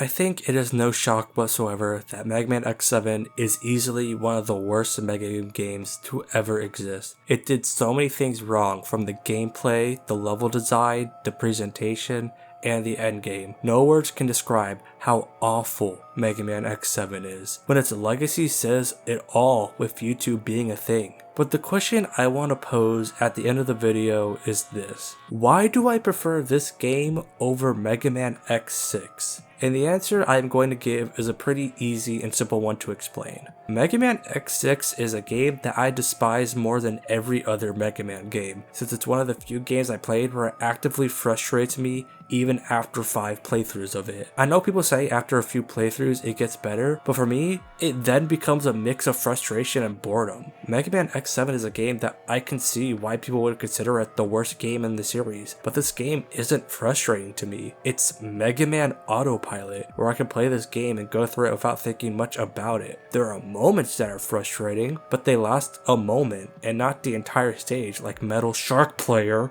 That is why I prefer X7 over X6. I hope it's an answer that satisfies you. Next time when we visit the Mega Man X series, we will go into the RPG title, Mega Man X Command Mission. This one will be interesting since I never played this game before, so don't expect it to be super in-depth or anything. I hope you all enjoyed the video, and as always, have a nice day.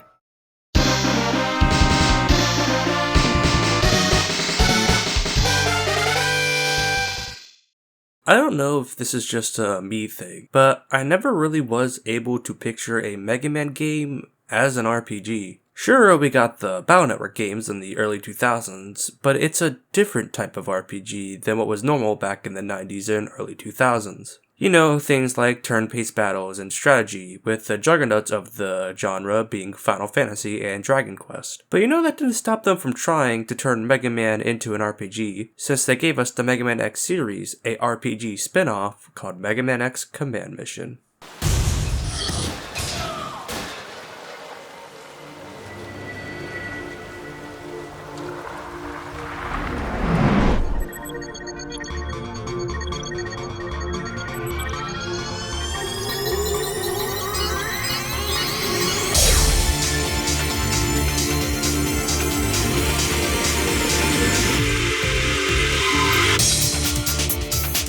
Mega Man X Command Mission is a weird game to talk about when it comes to the Mega Man X sub-series. Most if not all Mega Man games are all 2D platformers. Even the other spin-offs I talked about on the channel like the Xtreme duology and the remake Mega Man Maverick Hunter X. But this game is a turn-based RPG, which is something that makes some logical sense for the series, given it was trying to be more story-focused than the classic series. But it's also something that is out of left field given that X to this point was always a 2D platformer, when the classic series had spin-offs that sometimes differed to other genres like arcade brawlers, racers, and sports games. Now, I need to make this clear. I am a fan of RPGs, with the likes of Xenoblade Chronicles, Sea of Stars, and Final Fantasy VII, and other games of the genre being some of my favorite games ever. Intriguing characters to follow while also having gameplay that keeps me engaged is something I never get tired of. This will be an interesting review to say the least, because of one little thing I mentioned here and there in previous videos on my Mega Mans. I have never played Mega Man X Command Mission. It is the only Mega Man X game I haven't played up to this point. I bought a PS2 copy at Too Many Games 2024, but never really had the chance to play it or even emulate it on Dolphin for the hell of it. But today, we changed that. For this video, I played the entire game from beginning to end. Just to let you all know, I will probably miss a few things about this game, so be aware of that. I know that there's some extra forms and there's a secret boss, but honestly, I wasn't all that interested to get through that, so just be warned. We will be looking into Mega Man's first jump into the RPG genre and see how the team handle it, and if it nails being a fun game. With all of that out of the way, let's get started.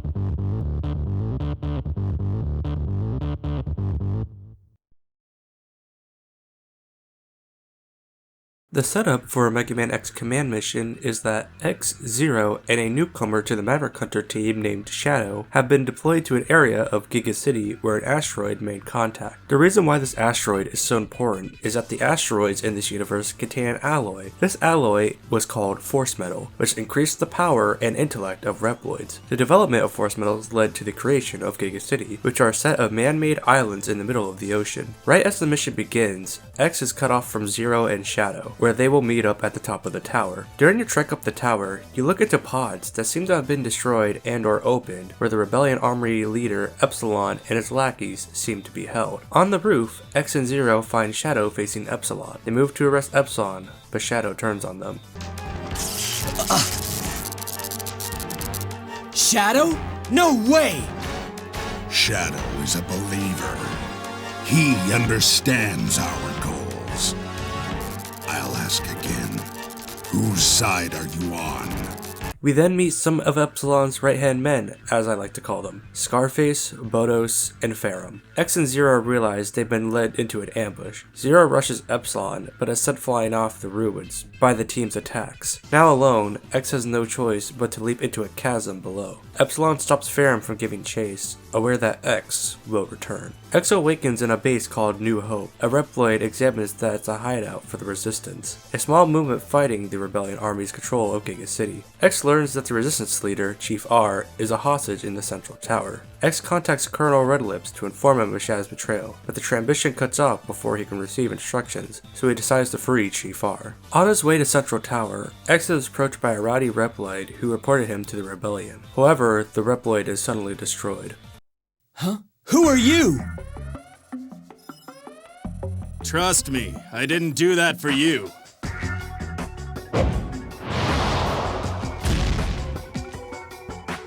This is Spider. He is a bounty hunter who plans to turn X over to the Rebellion. After a scuffle, alarms go off, so X and Spider flee in different directions. X enters Central Tower and meets Ale, a member of the Resistance. Ale gives X his ID to allow entry to Chief R and the Governor's precinct. Rebellion guards arrive, and Ale self-destructs to let X escape. Meanwhile, the Rebellion boss in Central Tower, Wild Django, discusses payment with Spider for X's defeat. Spider then ambushes X, knocking Ale's ID loose. After listening to X explain Ale's sacrifice, Spider is touched and decides to help instead, moving to keep guards busy. X uses this chance to free Chief R. However, Wild Django contacts Chief R and X, showing he has beaten Spider and set a time bomb in Central Tower. X rushes to the command center to defuse the bomb, then heads for the helipad to stop Django's escape. X is overpowered by Django, but the wounded Spider arrives as backup. Together, X and Spider destroy Django, freeing Central Tower from the Rebellion. Spider explains that he is an old friend of Ale's, and that he couldn't help but aid the Resistance upon learning his friend gave his life for it. So now it's you and Spider's job to get back Zero and build an army to stop the Rebellion Army from ruling the world or something. One of the things I really like about this setup is that there is no implication that Sigma is the villain in this game, which was a smart decision. Sigma by around X3 or X4 started to really lose his luster as an antagonist, leading to Mega Man X6 and X7 where they were his worst appearance in the series by this point, since it was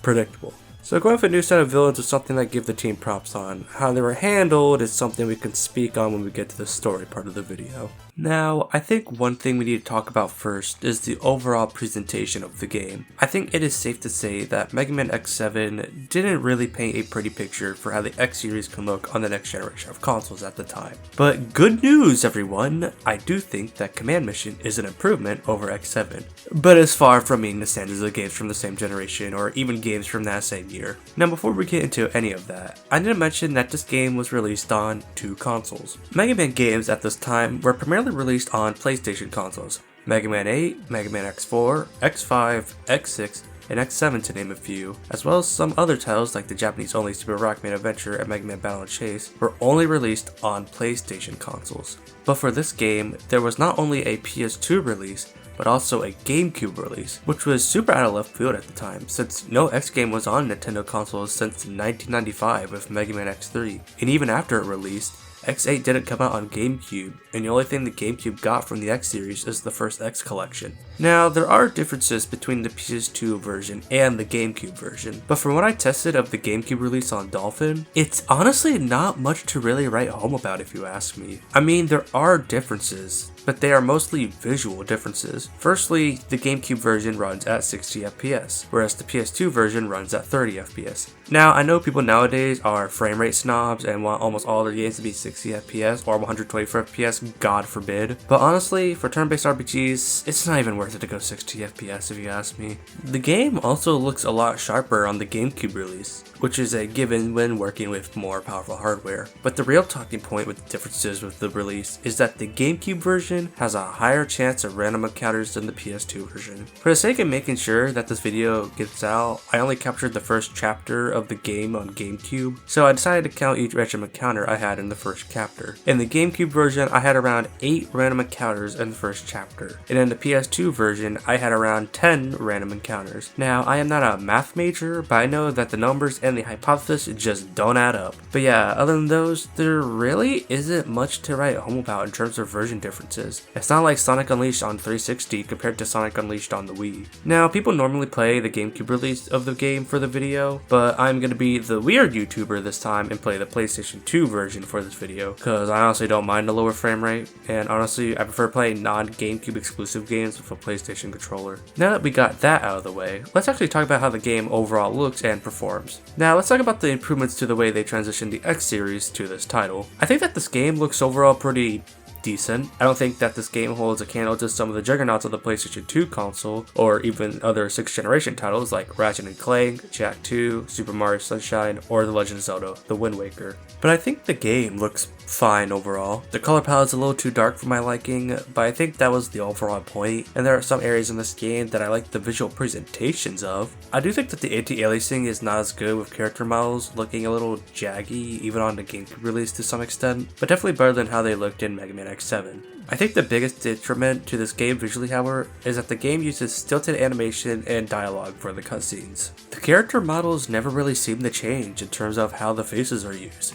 It's all just one stare they have, like they are rehearsing for the Breaking Bad poster face. The animation when they are moving or doing something as simple as walking or moving an arm is all very unnatural. I guess you could make the argument that they are robots, but other Mega Man media like Mega Man 8 and the spin-off Maverick Hunter X tells me otherwise. It makes me sad since there are moments in this game that try to do more with the story and the story development, but it's all held back by stilted execution. And honestly, the piece of media that the cutscenes remind me of the most with Command Mission is Thomas and Friends Season 13. I wish I was not joking. That's not to say that Command Mission is as bad as Season 13 of Thomas, but I get the same vibes from it. They both have actors that I know are really good at their jobs, but they are held back by circumstances either put on them like the voice direction or out of their control like the animation or script. I think what carries this game visually for me is the art direction that they are going for. They seem to have gone with the shell-shaded look for the game, which is something that I'm always down for games having. Games that use this look tend to be games that age better than most other games on their consoles, Wind Waker being the best example. I also like the design of X in this game. He has gold highlights and accents through his body, a bit more black here and there, plus a red hologram scarf that looks really cool. He could get his ass ready for the runway. Now, the last thing that needs to be mentioned about the presentation is the soundtrack of this game, one of my favorite aspects of the X series. Now, in terms of the overall music, it's stuff I never really paid much attention to, and that might be because of the fact I found that part of the game the least engaging part of the whole package. But on some listens though, going through footage, research, and listening to them on their own, there are some really good songs in here. Just nothing that would rival my favorite songs in the overall series.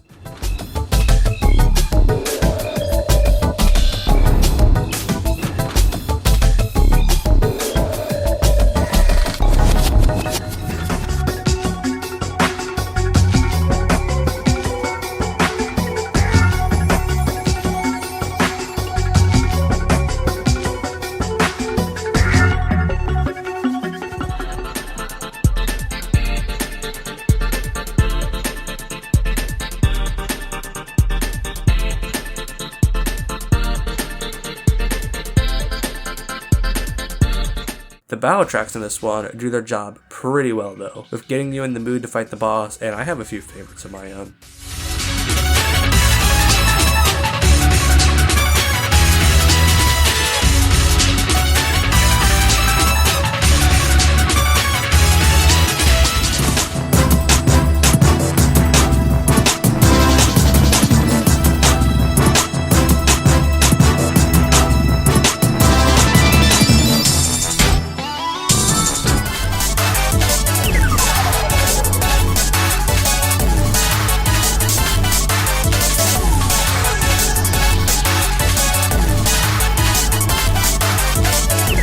Now, let's get into the gameplay. There are two things to talk about in terms of gameplay, which are the dungeon exploration and the combat. These two things are typical of what you would expect from an RPG. Just missing traveling via the overworld, but I think I could give it a pass in this game since teleporting to the area feels very in place in the world of the X series. The gameplay is very simple in terms of how you traverse these areas. You just walk and interact with things. There is no run button for X, but instead they bring in the Mega Man X staple of dashing. By pressing the triangle button, now I like the dashing is in this game, but if I were to name the one problem I have with it, it's that there are more end frames when you finish the dash than I personally like. It makes the dash feel like it takes as much time to walk there where you ended up. But I still dashed everywhere I went since I am ADHD brain and I like to see the robot go vroom. Now there are a variety of locations in this game, like a jungle, an underwater prison, and a mine to name a few. But I think the biggest problem I have with them is that most of these locations all look the same through the way they are presented in this game and how they are designed.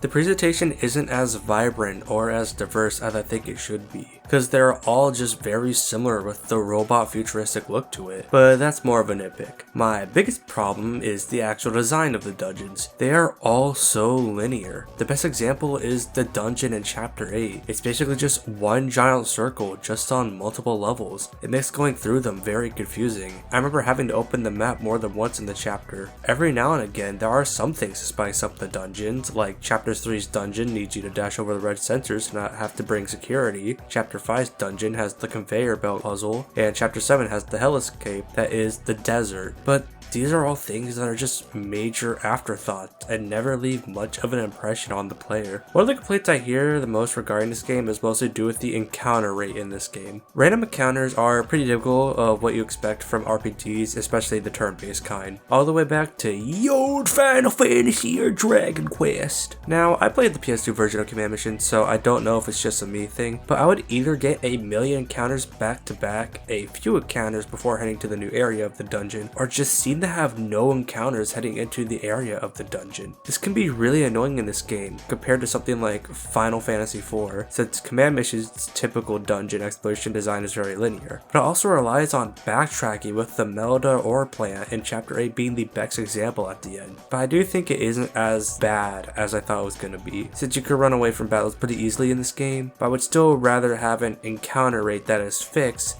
and not as bell curved as it is now. But I overall don't find the design of this game all that engaging to really leave an impact on a player, which is something that is sad to me, because you could do so much of a futuristic time period like the X series, and yet here we are. Now for the battle system. The battle system in Command Mission is so similar to Final Fantasy X. So if you played Final Fantasy X, then you basically know how to play Command Mission. You have up to 3 party members in a battle. What dictates when they go is the board that is at the bottom of the screen. This board also shows you when the enemy is going to go. Whenever you choose to do can either keep you where you are on the board, make you move further down the board, or make you further into the board. Sometimes doing an action trigger isn't worth it if you know a dangerous attack is going to happen, so spend that turn healing or defending to get an extra turn later down the line. It's a system that I've grown to love a lot in games like Final Fantasy X and Octopath Traveler. There are not a lot of action in this game. You have your basic attack, but you can do sub-actions alongside your attack. Swell weapons are an X series staple. There are many types of sub-weapons in this game, like missiles, buffs, actions, etc. They may not pack a punch, but they can definitely help you turn the tides in battle. Each weapon has a cost a certain amount of WE, which is weapon energy. When a character starts a turn, they are given a certain amount of WE. You get a max of 100% of WE when the bar is full. When the bar hits 15% or above, you can use the character's action ability. Action abilities are basically the big mega action that the character can do. Each character's action is different from the others. I will go over each character action when I talk about the characters. Each party member in this game also has their own hyper mode. Hyper modes are transformations for the characters that give them perks that the other characters won't have. Another thing that can affect how your character can function in combat is the mechanic of force medals. Force medals are basically the only way to really give yourself buffs via means of equipment, since there is no armor in this game. There are so many types of force medals that you can equip to your party, like buffs, guards, and there are even force medals that can be only equipped by a certain party member, like X's X Heart. Though you have to be careful with what force medals you equip, because of the erosion meter they have. If you exceed the erosion meter, the character will start having errors that can be things like like losing weapon energy every turn. Each character has a certain level of erosion, so some characters can have more powerful ones or won't be able to handle it. Also, there is a limit to how many medals can be equipped to characters. Characters like X and Zero have 3 to 4, while Massimo has 2 medals. And it's highly likely that you're going to use the unique medal, so he will likely only have 1 available slot. After Chapter 4, you are given the Force Metal Generator, or FMG for short. The Force Metal Generator is a crafting system where you have to have certain items or force metals to make new and better force metals for your team. This is a really cool way to get new force metals, but what keeps me from using it for most of the game is that the types of force metals that you make are all tied to Cinnamon's level. That means that when you first get this system, you can't even make most of the force metals that you probably want to get. Also, some of the really powerful force metals require you to give up stat increase items. This leads to it being a double-edged sword where you can craft a really good force metal, but you'll be losing out on a stat upgrade and vice versa.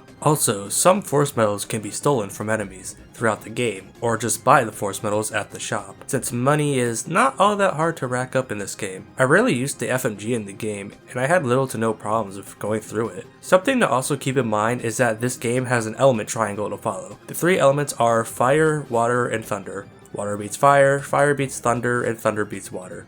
I think it's pretty self-explanatory if I say so myself. And finally, there are no healing items in this game. Your healing is going to come from the sub-tanks you have. Some tanks are also an X-Series staple, and I like the balancing act of juggling when you should use a sub-tank in battle or on the field. Now that's about it in terms of mechanics in the game, so let's get into each character's combat type. Just like in Final Fantasy X, every party member has their own designated role in battles, and I will go over them one by one in order of when you first play them.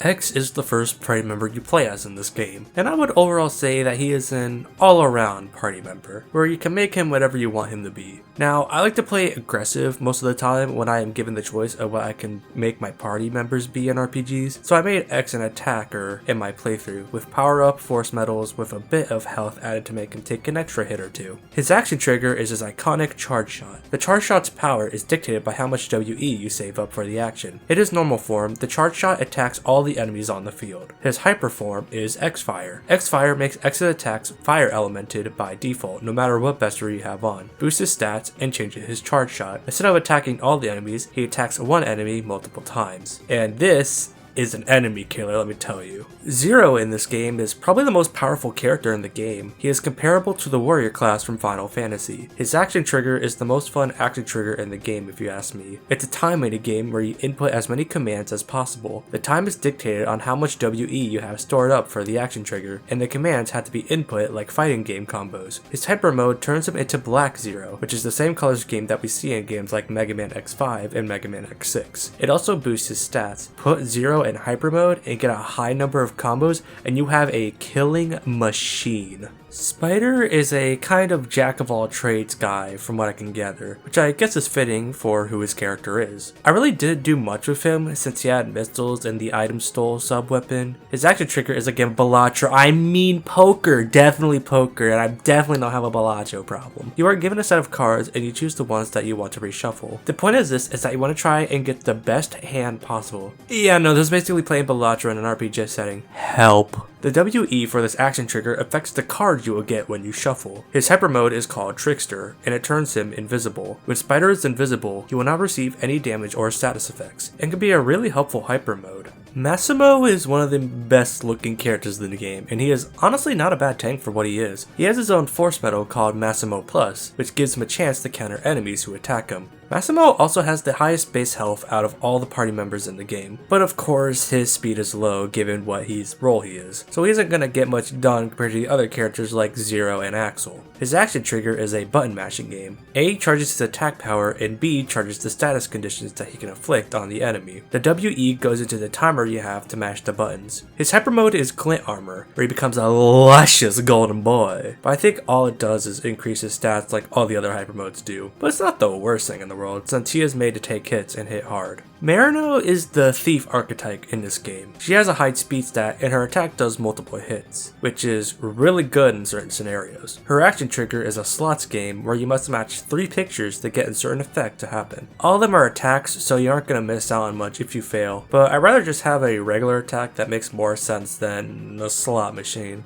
It also gives me PTSD to Pokemon Diamond and Pearl. The WE affects how slow the wheel will spin, so it might be for the best to use it at high WE costs. Her hyper mode is called Quicksilver, and it is the best aspect about her. She becomes the fastest party member, being able to do multiple turns back to back. She has her uses, but I think she gets outdone by Zero. Cinnamon is the designated healer and is the reason why she is one of the best party members in the game. She is not the best attacker in the game, but I think it is still worth it to do attacks with her since almost all of her weapons deal debuffs to the enemy. Also, I don't know if this was me, but she was incredibly bulky and took a hit like nothing happened. Her action trigger is what makes her though. It's a spin the stick minigame where you spin the stick to increase the size of the hearts. I find this minigame to be a bit off since I sometimes get the hearts I want, it's sometimes a rotation wouldn't register. But even at low numbers, this action trigger restores a ton of health. Her hyper mode is Iron Maiden, which raises her stats and causes her to automatically block. If you build her right, she can be a tank, which is what I did.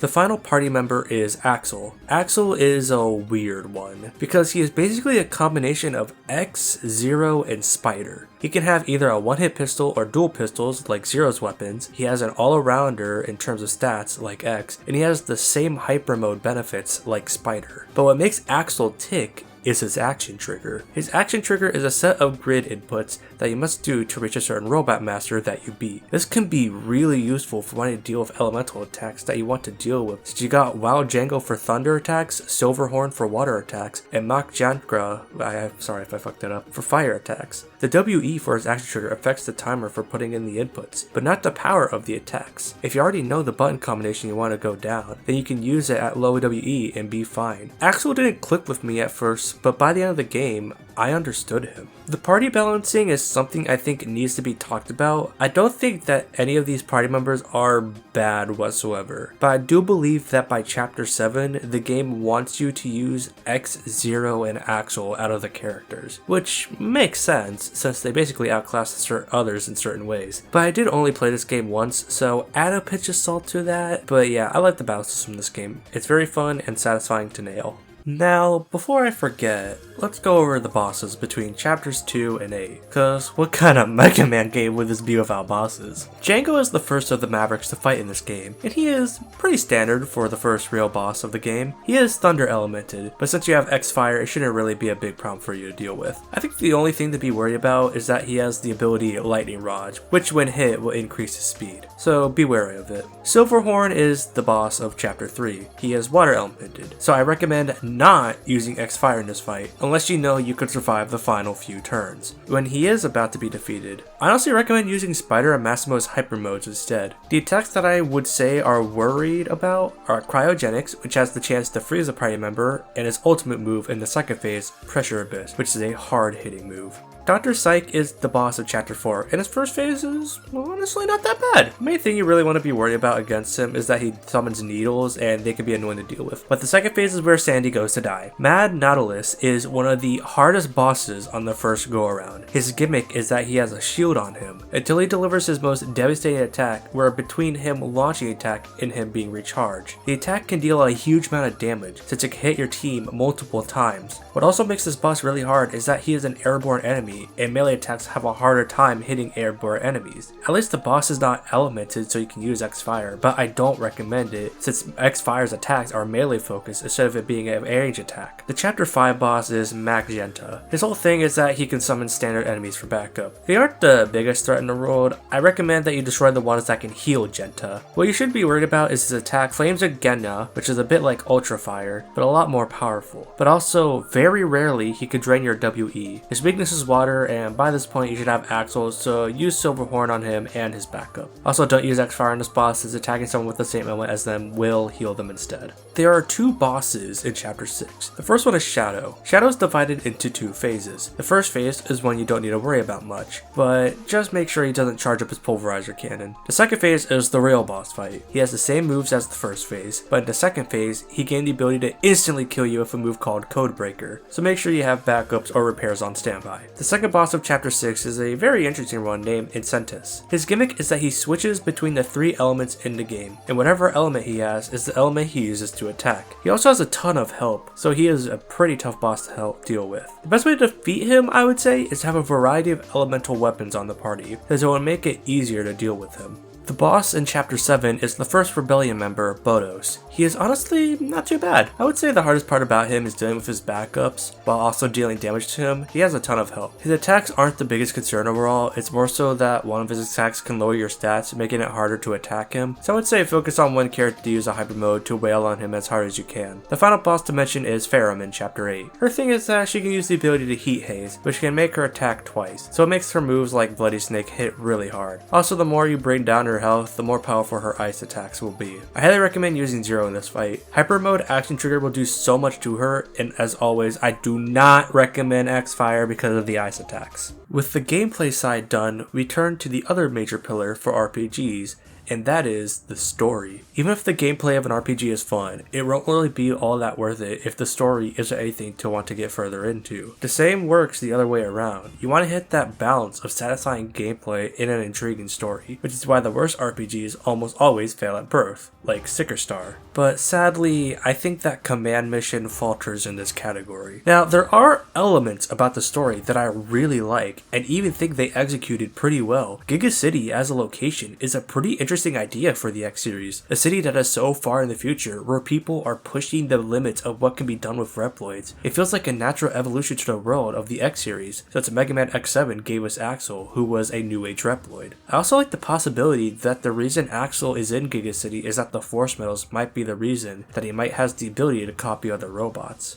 Something they don't really do much in Mega Man X8. Massimo and Spider feel like the ones that we learn the most about after their designated chapters from the party members. Spider is a rogue thief. You can tell that he is up to something, but don't really think much about it like X. But it's not until Chapter 6 where it comes back. But you also don't really think about it much since, he fucking dies. It gives the vibe that he is someone that is always doing something, but being vague enough to not really think too much about it. Massimo is a Reploid who followed in the footsteps of the original Steel Massimo. We first see him and we hear that Spider heard about Steel Massimo, but it's obvious that Massimo is a coward. But later in the chapter, there's a scene of Massimo talking to the original Massimo, who looks like he is on the brink of death. Massimo admits that he gained the armor to hide. The original Massimo encourages the current Massimo that he can be strong too, and tells him to keep the armor before succumbing to his injuries. After the fight against Silverhorn, Massimo confesses his past to X, but X and Spider boost Massimo's spirits and convince him to continue to help the resistance. And I think that is pretty neat. The biggest pro I have for the story in this game is that Sigma does not show up whatsoever throughout the story, and that is a major plus. I mentioned this in the setup section of the video, but it is nice to have new villains and not a character that was overused to hell and back. But this is where we get into why I think the story doesn't work overall. The new characters in this game really don't get much to do in the story overall. I like Massimo. He is probably the only new character of the 4 that actually had me intrigued the most. But after that, it feels like a typical Mega Man X adventure with X, Zero, and Axel, which is honestly the biggest disappointment for me in terms of the story. The only character that really leaves an impression on the player is Spider. He's mysterious, like I said, and he has one of the best moments in the game in Chapter 6, where he gives his life to save the party. It's also disappointing since the characters show up in cutscenes with X and Zero and interact with them, but we do not do much with them outside of that. But I also think that Zero's character journey is a little half-baked in this game. The journey with Zero is that he doesn't want to be with X's team since it contains people from Giga City, which to some degree I understand, since Shadow was a member of Giga City and betrayed him in X. But the problem is that we do not spend enough time on the journey since it basically ends after the first Shadow boss, leaving me feeling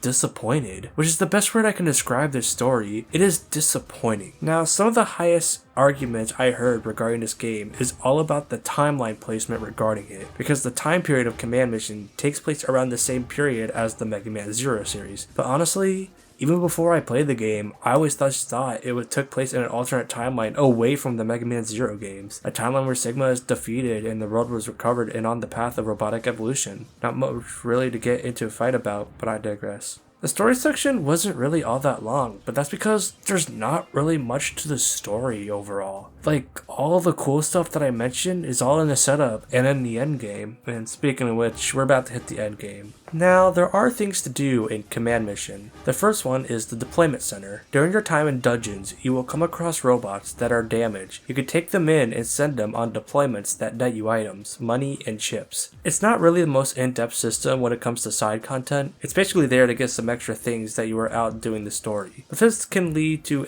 getting extra stuff that can help you in the long run. The problem I had with that is I did it later than what you normally do. So I may have remembered it by chapter 7, which is basically where you're reaching the end game of the story. When you are traveling to the shops in the hub world, you will come across a gacha machine. Throughout dungeons, you will come across the items called figure tokens. You use them on the gacha machines to get figures of the characters and enemies in the game. That's really the only thing that this thing does, which is something, I guess. The last thing to mention in terms of extras is the Sky Room. It's a room that contains all the other extras in the game. The best comparison I can think of for this area is Professor Pickle's room from Sonic Unleashed. Man, if I had a nickel for every time I mentioned Sonic Unleashed in this video, I'd have 2 nickels, which isn't a lot, but it's weird that happened twice, right? Here you can see all the figures you got, cutscenes and music you unlock from the Deployment Center, and a little bit of customization regarding X's overworld look. You can change the color of his scarf. You can unlock more colors by reaching requirements that are met within the game, like finding a certain number of enemies, getting it from the Deployment Center, and getting all the sketches in the game. But it's honestly something I don't really care much about.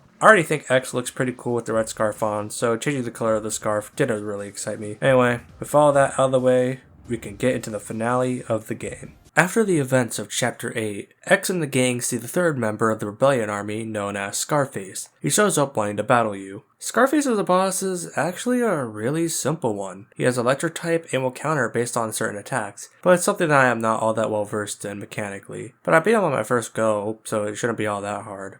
Scarface then talks about being a Maverick and what he believes in. It's moments like these that make you really think about what Mavericks have always been in the X series, one of my favorite moments in the game. Nana then says that she was able to track Scarface's transmission and found the location of the Rebellion Army at the Grave Ruins base. For the last dungeon in the game, this was honestly a little lackluster and underwhelming. The most this dungeon does is that there are sensors in the hallways on each floor, and to go to another room, you have to trip the sensors and battle the enemies or run away from them. But other than that, it's pretty standard for what to expect from the dungeons in this game. You reach the top of the base, and you find a leader of the Rebellion Army there, Epsilon. But before you fight Epsilon, Scarface takes X's shot for Epsilon and says that he wants to fight X one last time. Just like with his fight at the in-between point of chapters 8 and 9, he is an overall very simple fight. Scarface as a character feels very lacking and probably the one aspect of the story that I am the most disappointed about, since that Maverick talk was well done and could have been more. He has some interesting ideas for him, being a rival to X throughout the game and then realizing X's strength after battling him many times. But 'twas not to be. Glory to the rebellion!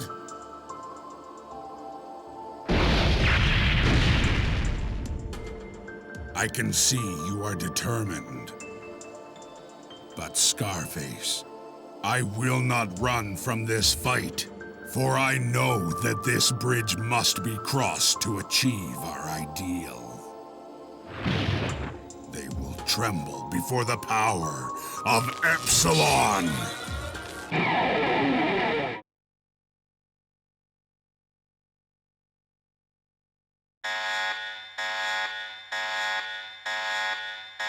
Kneel before the mighty Epsilon. Now it is the time for the battle against Epsilon. Epsilon's fight to me feels like the first phase of a final boss. With the sky backdrop and the way he looks with his cloak on. It reminds me of Sigma from Mega Man X6, where he was zombie-like with how he looked and the way he moved. I also like that this isn't out of nowhere and is implied at the beginning of the game in the first chapter. Epsilon was a boss that also felt like a final boss in terms of his battle. The main thing that he does is that he will grab you and do an attack that will always take you down to 1 health point. But this is also a double-edged sword since you can do the attack to someone with 1 health and it won't kill him. But I would still recommend healing your team if they are 1 health bar, since his attacks are pretty rough. He's also a 2-phase fight, so be aware of that going in. After the boss, X blows Epsilon away and the mission is complete. Red shows up out of nowhere and secures the Supra Force medal from X and tells the Maverick Hunters that a ship has been scheduled to pick them all up. X and the gang are on the helipad where the ship comes, but once you think that it was over...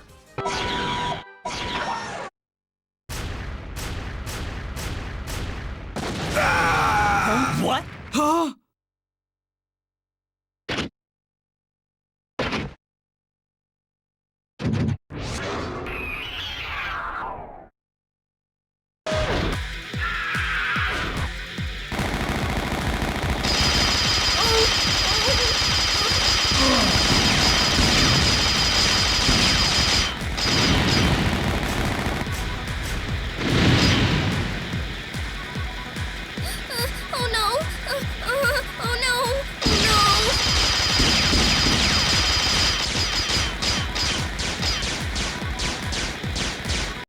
Redops was in on the Rebellion Army's motives the entire time and wanted to take the Super Force medal from himself. He declares X and his team traitors and he destroys their base of operations. X and the gang escape and make their way through the HQ where Redops is. The HQ as a final area is basically in this game not only to hide the true final boss of the game, but to also hold the one thing in every Mega Man game that I just wish they would get rid of at this point, the boss rush. But I will say that the boss rush in this game is not the worst one in the series apparently. The bosses are beefed up to meet your level and they don't explode as long as the 2D platformers in the series. There are only 4 bosses to fight instead of 8, and there is a new boss waiting for you at the end of the section that gives you a new copy ability for Axel. You can also refill your sub tanks and health after every boss you face, but I am still not the biggest fan of boss rushes overall, sorry not sorry. After all of that, you reach the top of HQ and catch up with Redops. Redops as a boss is honestly quite a difficult one. The main thing he does is that he summons 2 Mavericks that can deal damage. When he doesn't summon them, he blocks or attacks you, and his attacks can inflict crash on a party member, which is an instant kill move. The way you go about this boss is to attack his support, then attack him when he summons more. It was a hard fight,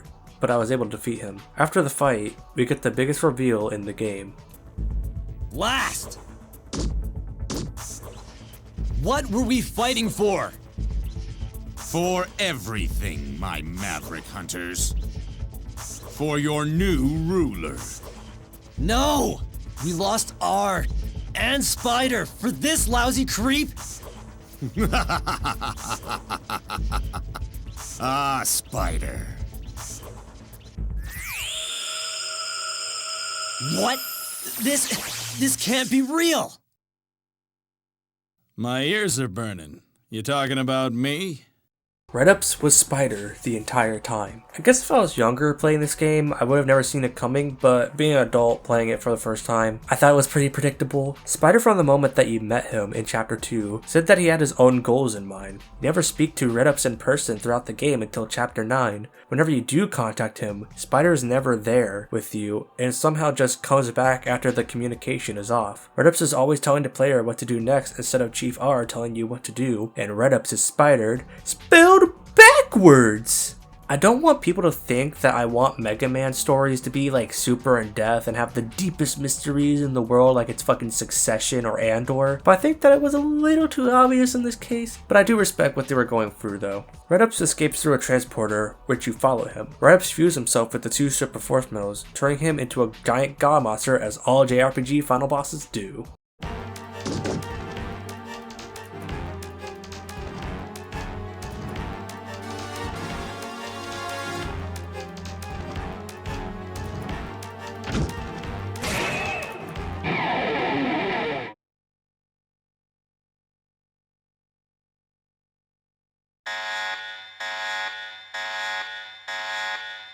I shall rule over all, for I am invincible. The first phase of this fight, you can't really do much to him. He has 2 force medals strapped to his shoulders that can deal damage to him, recover him, and put a shield on him. But after a bit, Ferrum shows up out of nowhere and pulls one of the force medals off, and the true final battle begins. Now's our chance! Redops!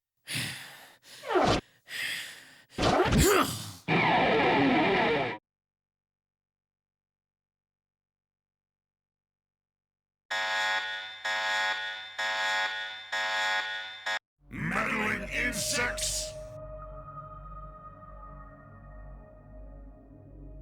Mortals!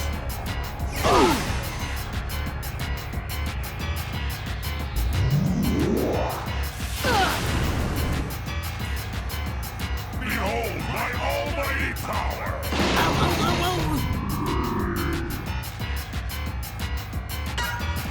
Redops is a pretty straightforward boss if I'm being honest. He has the force medal on his left shoulder that could give him the shield and could deal elemental damage. Redops gets a new move in this place where he sends you in a black hole which bombards you with almost every status helmet in the game. But other than that, he's not the hardest boss in the game. I honestly think Redops in the HQ was harder.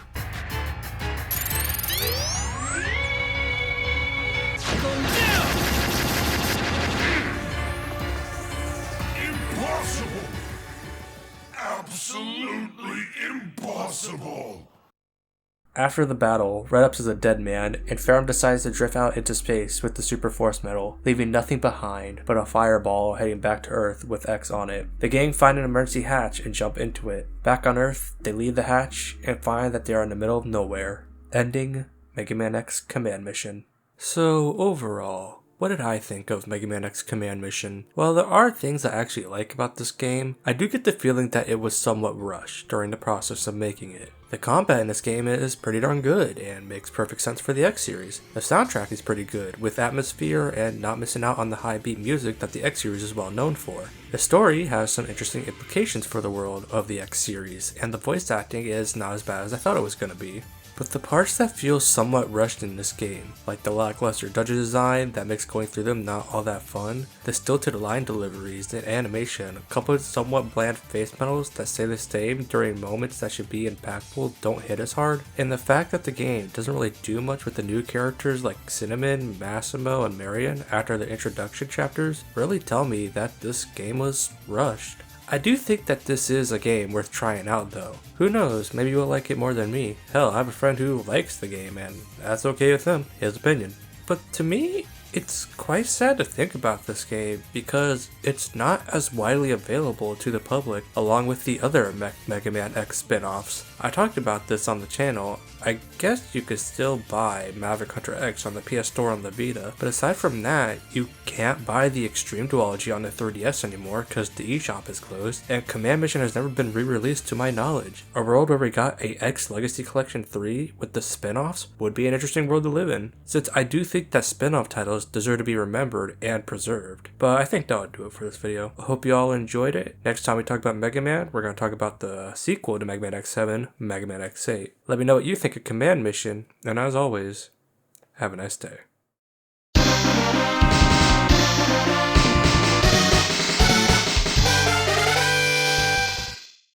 I think it is safe to say that after the release of Mega Man X7, fans had little to no faith in the sub-series anymore. Though, let's be honest, Capcom in 2003 was kind of garbage with releases like No One May Cry 2, Mega Man Battle Network 4, and Dino Crisis 3 to name a few. Well, in 2004, we were given two Mega Man X games. The first one was Command Mission, which was released in July, and the other game was the new mainline Mega Man X title, Mega Man X8. Mega Man X8. Mega Man X8 is a weird game. Some would think that they would go back to making a 3D gameplay style for the X series, but instead they went back to the 2D formula that the Mega Man franchise is well known for. Though it was probably for the better, even if I think a 3D Mega Man X game could work. The development of X8 I feel is about the same as Mega Man X7, where we don't know a whole lot about it. All we really know about is that the development team of X8 didn't want to make a 3D game, but rather a 2D game with a 3D graphical style, like what Inafune told the team who was working on Mega Man X7. X8 is also a game that didn't sell well. It's not a particularly weird game, but you do have to somewhat go out of your way to find it at a retro game store, which is the main contributor for it being a hidden gem, you can say, of the Mega Man franchise before the release of the second Legacy Collection. Mega Man X8 is one of those X games I rarely, if ever, replay. I played it around the same time I finished Mega Man X7 in 2021. I would look back on the game with good things to say, but would never really go past that. But today is going to be different. I'm going to go through every inch of this game, looking to see if I still think it's a good game or the game that ended the X franchise. With all that out of the way, let's jump into the last mainline X game. The setup for Mega Man X8 is that after all the Maverick activity and damage to the Earth, mankind built a space elevator to be able to colonize the moon, which was called the Jacob Project. There are also a new generation of Reploids created with the ability to use DNA change, the same ability Axel has. When the game starts, we see that Vile is back from being dead with a new green paintwork added to him. He has kidnapped the head of the Jacob Project, Lumine. He has also sent 8 Mavericks after us, so it is now the job of X, Zero, and Axel to defeat the Mavericks and save Lumine. This game's setup feels a lot more similar to what we expect from the Mega Man X games, which is not inherently a bad thing whatsoever, but it's just one of those reasons where this game just feels weird after X6, X7. But it's so weird when given all the problems that X7 has. I think its setup was a lot more intriguing than X8. One thing I wish they explained in this game was how Axel was allowed to be a Maverick hunter. In X and Axel's ending in Mega Man X7, Axel was trying his best to become a Maverick hunter, but X, being the asshole he is in X7, didn't allow it. So having an explanation for how Axel became a Maverick hunter would have at least made him being part of the team in this game make more sense. But that's really about it with the setup. The gameplay is something we should all be used to when talking about a Mega Man game. You got the running, you got the gunning, you got the jumping, you got the dashing, etc. They removed crouching in the game, which is something that I am actually not that hung up over being in a Mega Man X game, since it really didn't offer much in terms of the gameplay experience, and it was in pace-breaking moments of the game when I typically want a at-your-own-pace or fast-paced experience when I play a Mega Man X game. Just like in X7, you have 3 playable characters in this game: X, Zero, and Axel. X is the same he has always been, but with the added benefit that he can air dash, which is something I'm pretty sure I forgot to mention in the X7 video. Zero is the same that he has always been. The only differences I can think of with him are that he has different saber swing animations, and he has a shorter dash than either X or Axel. But other than that, he is Zero. Axel is the most interesting character of the 3. In Mega Man X7, Axel didn't really have much of a difference between him and X. All he had going for him over X was that he can hover for a bit and could transform into an enemy he shot out. But other than that, Axel was weaker than X because of the lack of charge shot, unless you had his explosion gun, the G launcher, as well as the fact that X had the glide armor. But in X8, I think they changed Axel enough to make him stand out from X. Axel has kept the hover and copy system from X7, but is made better in X8.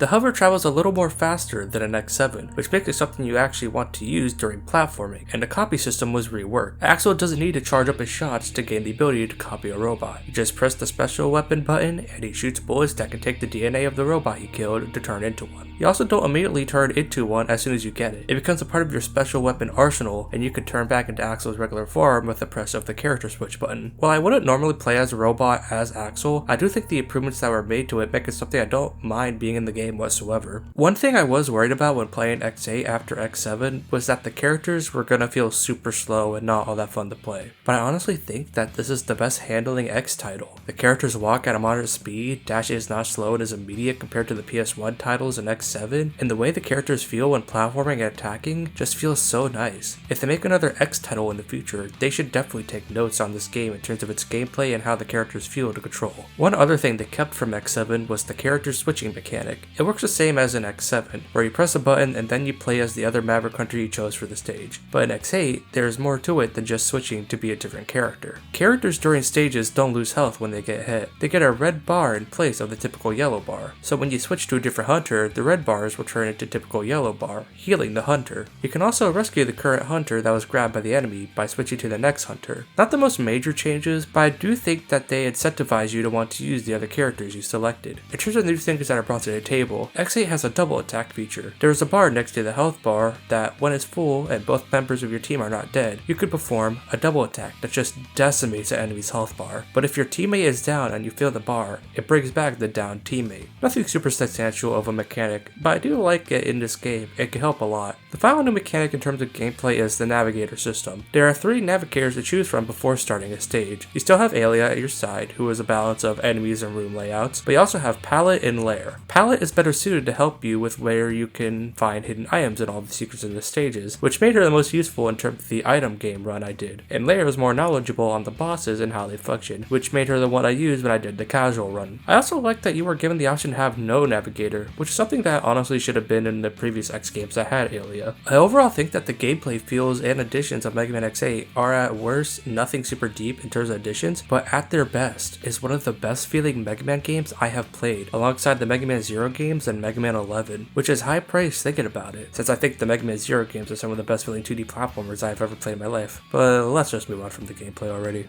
The presentation of Mega Man X8 I am overall very mixed on. Let's start with the way the game looks. Now, I think it is no surprise that X8 looks better than X7, but I think that is a given when it is Mega Man X7. But part of me still thinks that just like with Command Mission, X8 still isn't up to snuff with the other PS2 games of that same year or even other games of the 6th generation of consoles. There are two things I need to mention that are in the game's favor in terms of its presentation. The first thing is that I really like the new revamped art style the game went for. The characters look like a little more human than before and it looks really nice. Though I have to say that I find it really funny that the reason they look like that is because the artist Tatsuya Yoshizawa considered what they would look like as toys, when people just say it looks like a good transition to the Zero series style. But hey, nonetheless, still looks good. The second thing is that Mega Man X8 is one of the very few PS2 games that supports 480p, which has the game clean up better than it was just in 480i. But unlike other PS2 games that support 480p, you have to hold the cross and triangle button when booting up the game to access it. I don't know how anyone found out about this other than looking it up online. Despite the game cleaning up better in 480p, I think that the game is not a huge improvement compared to X7. Sure, it looks better than X7 with better model quality, but everything surrounding the characters doesn't look as appealing with them being very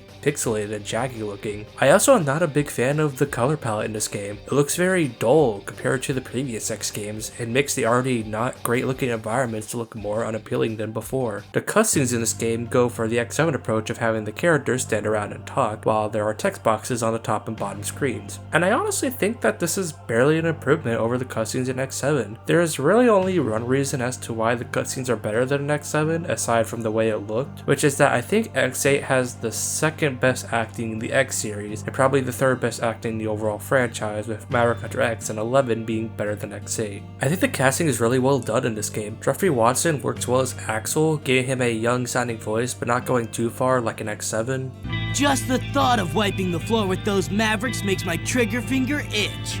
Lucas Gilbertson as Zero is just so perfect. Lucas Gilbertson is perfect for Zero with his more tough sounding voice, which makes sense given all that he has gone through in the series. So, he's causing these new generation Reploids to go Maverick, huh?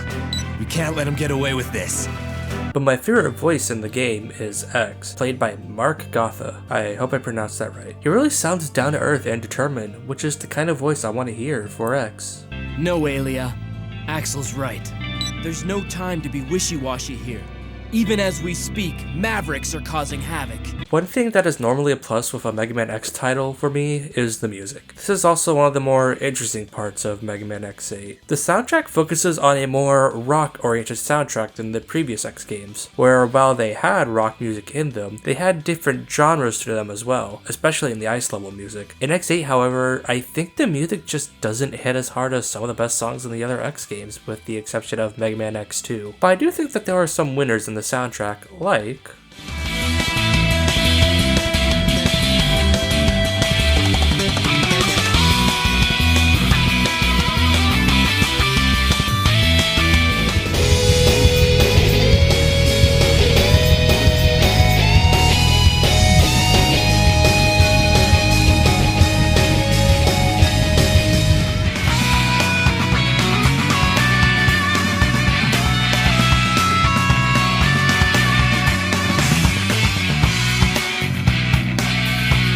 the level design of X8 is honestly gonna be the hit or miss part of the game if I had to guess for most people playing it. X8 I would say has not the worst selection of stages in the franchise, the honor goes to X6 and X7, but I think that this one suffers from gimmicks the most and that is honestly not a good thing. I don't mind a level having a gimmick in it. In fact, one of my favorite levels in all of Mega Man is Cyberspace from Mega Man X4, where the defining gimmick is to speedrun the stage to get the collectibles. It is really fun, but I don't think they work for the best in Mega Man X8. I'll go through each stage from the one I like the most to the one I hate the most. The best stage in X8 is Dark Mantis' stage. The gimmick of the level is that the lights are out and there are searchlights looking for you. If you touch the searchlights, the enemies will come after you. I don't mind this gimmick whatsoever since it doesn't really hamper much with the experience of the level. You get caught, defeat some enemies, and then just continue. It's not a mind-blowing level whatsoever, but not a bad one. The next level is Bamboo Pandemonium, where the gimmick of the level is keeping the ride armor for as long as possible. possible and using it to get to the alternate pathways and upgrades for the Maverick Hunters. Ride numbers have always been in the X series since the first game, so I don't mind the gimmick whatsoever and can be fun, except for getting the items, but we will get to that later. I would say we hit the okay levels, but there are really only 2 levels that are just okay or not worth making a fuss about, which are Gravity Antonian and Optic Sunflower. Gravity Antonian's stage is centered around a gravity shifting gimmick similar to the second half of both Cyberspace in X4 and the Planetarium in X5. But unlike in those games, you have to watch as every time you switch gravity, the stage shifts instead of it being almost immediate like in X4 or X5. There's also a section in the stage where you have to dodge blocks, and I hated this section a lot, as you can get stuck between blocks and can't get out. But other than that, it's a pretty whatever stage in the game. Optic Sunflower is entirely focused on its gimmick, but I think the idea behind the gimmick is a good idea. The gimmick is that there are challenges you need to do, and depending on how well you do in the challenge, decides which challenge you do next. Now, I like the idea of doing a challenge and the outcome is different given your performance, but it doesn't work because it's centered around combat. Combat in Mega Man X is not really a main contributor for why I like the games, since I think the mix of platforming and killing enemies is what makes it fun. But when it's just combat, I am not really all that invested in it. I would prefer something like Cyberspace in X4 if they wanted to do a level around doing your best. I will say that the cut Man Xtreme egg in the stage is really cool, but that's about it. The rest of the levels are just ones I don't like, with them having one thing in common, which are auto-scrollers. One of, if not the worst gimmick in any platformer. The least bad auto-scroller, which I know is going to be a hot take, is Burn Rooster. The auto-scrolling in this level is really bad, worse than the level that I ranked below this one. But what makes this one the best level between the 4 main levels is that there's actual platforming between the auto-scrolling that breaks up the boredom with some of that hard as fuck X8 platforming goodness. Earthrock Trilobite is a dull one to play through. The auto-scrolling is the least bad in this one, but it's also not really all that engaging to go through in my opinion, because of its minuscule enemies and the fact that the platforming is not really all that hard compared to the rest of the game, which just makes this level more so boring than anything. Gigavolt Manowar is one where I can see why people call it the absolute worst level in the game, but I don't think that anymore. It's an auto-scroller on a bike, where you can't control the speed, unless you boost constantly with the items you pick up. But what makes this one better than the last level I have on this list is that if you do it right, this level can go by quickly, which is why I don't really call this level the worst one in X8. But the worst level in this game, in my opinion, is Avalanche Yeti. He is nothing but the ride chaser for the entire stage, just like Gigavolt Manowar. But unlike that level, where if you know what you're doing, it can be done very quickly, you have to spend 5 minutes in this auto-scroller that wants you to make jumps that you can't see where to land and deal with mid-bosses that are more so annoying than anything. You know what, no, maybe this level is some of the worse than some of the X6 and X7 levels. The levels in this game kill the replay value for me, since they are centralized by their gimmicks more so than anything, which wouldn't be bad, but if the gimmicks aren't fun to go through, then why play the levels again? The bosses in Mega Man X8 are honestly a highlight for me. They aren't the most in-depth bosses in the series, but what makes them work for me is that they were given a new mechanic that makes them differ from the previous Mega Man X games, which are desperation attacks. When they have 1/3 of their health bar left, they will pull a strong move or alter the arena to give you a challenge. In terms of strong moves, there is Bamboo Pandemonium's Punch Attack and Dark Mantis' Slashes. For stage altering moves, there is Burn Rooster's Fire Pillars and Avalanche Yeti's Snowstorm, which alter how you fight them by needing to avoid the hazards. I think this is something that should stick around in the next X game, as they made boss encounters more interesting. The one thing about the bosses that I'm not really a big fan of is the long invincibility frames they have. I understand why they did it, since if it wasn't there, the bosses would die quickly, but what makes it confusing is that the health bars look bigger than the previous ones, so just take the Mega Man Zero approach of making them bigger to compensate for the power you have. But other than that, I think the bosses in this game are pretty darn fun to fight. Now let's talk about the item game of Mega Man X8, which is probably the most interesting item game in any X game to date. What makes the item game in X8 unique is that you don't get the items in this stage immediately. Instead, you have to buy them once you've found them in the stage, which is a natural segue into the shop system in Mega Man X8. In X8, you'd collect chips in the stages by defeating enemies, fighting items, or by beating the bosses in the levels. The reason you want to get chips is that upgrades in this game cost chips. Heart tanks, sub tanks, and the weapon tank are not something you find in the stages anymore. You instead buy them in the shop. which is interesting to think about. They also removed the EX stick in this game, which is much appreciated since I never really liked that upgrade, and of course there are two armors in this game, similar to X5 and X6, those being the Icarus armor and the Hermes armor. The two armors are pretty similar in terms of looks, but they function differently. The Icarus armor is more focused on giving you offensive and defensive capabilities, like having the body parts have the damage you take, and the buzzer parts allow you to shoot a gigantic laser when it's fully charged, while the Hermes armor is more focused on mobility with functions like making you invincible when dashing with the foot parts or having a faster charge shot with the head parts. I was more of a fan of the Icarus armor than the Hermes armor, but the Hermes armor isn't bad whatsoever. But how was the process of getting all the upgrades in this game? If this video was made a few years earlier when I was first making reviews in 2021, I would have never figured out how to get all of the items in this game since they're almost all over the place. But thankfully one of my friends, Protector of Memes, sent me his most optimized route for the game, which I used for this video. There are two things you find in the stages of X8. You find either the light capsule or a rare metal, which unlocks more upgrades in the shop. There are typically 4 things to collect in a stage, with the exception of Gigavolt Mana War, so you typically start with that stage. Now, while this run is optimized, I think the process of getting everything is still very tedious. Almost every stage in the game requires certain characters, certain abilities, or a need to run through the stage again. Burn Rooster requires both X and Axel for 2 rare medals and a light capsule, but you also need 0 for the 4th rare medal that is in that stage. The next stage that is more complicated than it should be is Bamboo Pandemonium. You need Axel to copy a certain Reploid to grab a rare medal. You also need X for both a light capsule and a rare medal, but then you also need to keep the ride armor till the end of level, as well as have the spike barrier to be able to get the last rare medal in the stage. The stage that is ruined by need to grab everything in my opinion is Optic Sunflower. Like I said in the level design section, this stage is going from challenge to challenge with minimal platforming in between levels. But with getting 100% in the game, you will need to replay the stage for a second time because you need to get a rare medal for being almost perfect in all the challenges. But there's another rare medal that you can get by getting a perfect ranking in every challenge. This type of item collection is in almost every stage in the game, and it just feels tedious more than anything. Something I didn't really feel in the first 5 Mega Man X games, or even a Mega Man X7 for that matter. The process of getting everything in this game took about the same time as my casual run, and I was skipping the cutscenes in the 100% run. Needless to say, I do not recommend getting everything in X8. It is a soul-draining experience alongside getting everything in Mega Man X6. But if you really want to do it, here's the guide my friend sent me. It tells you everything you must do.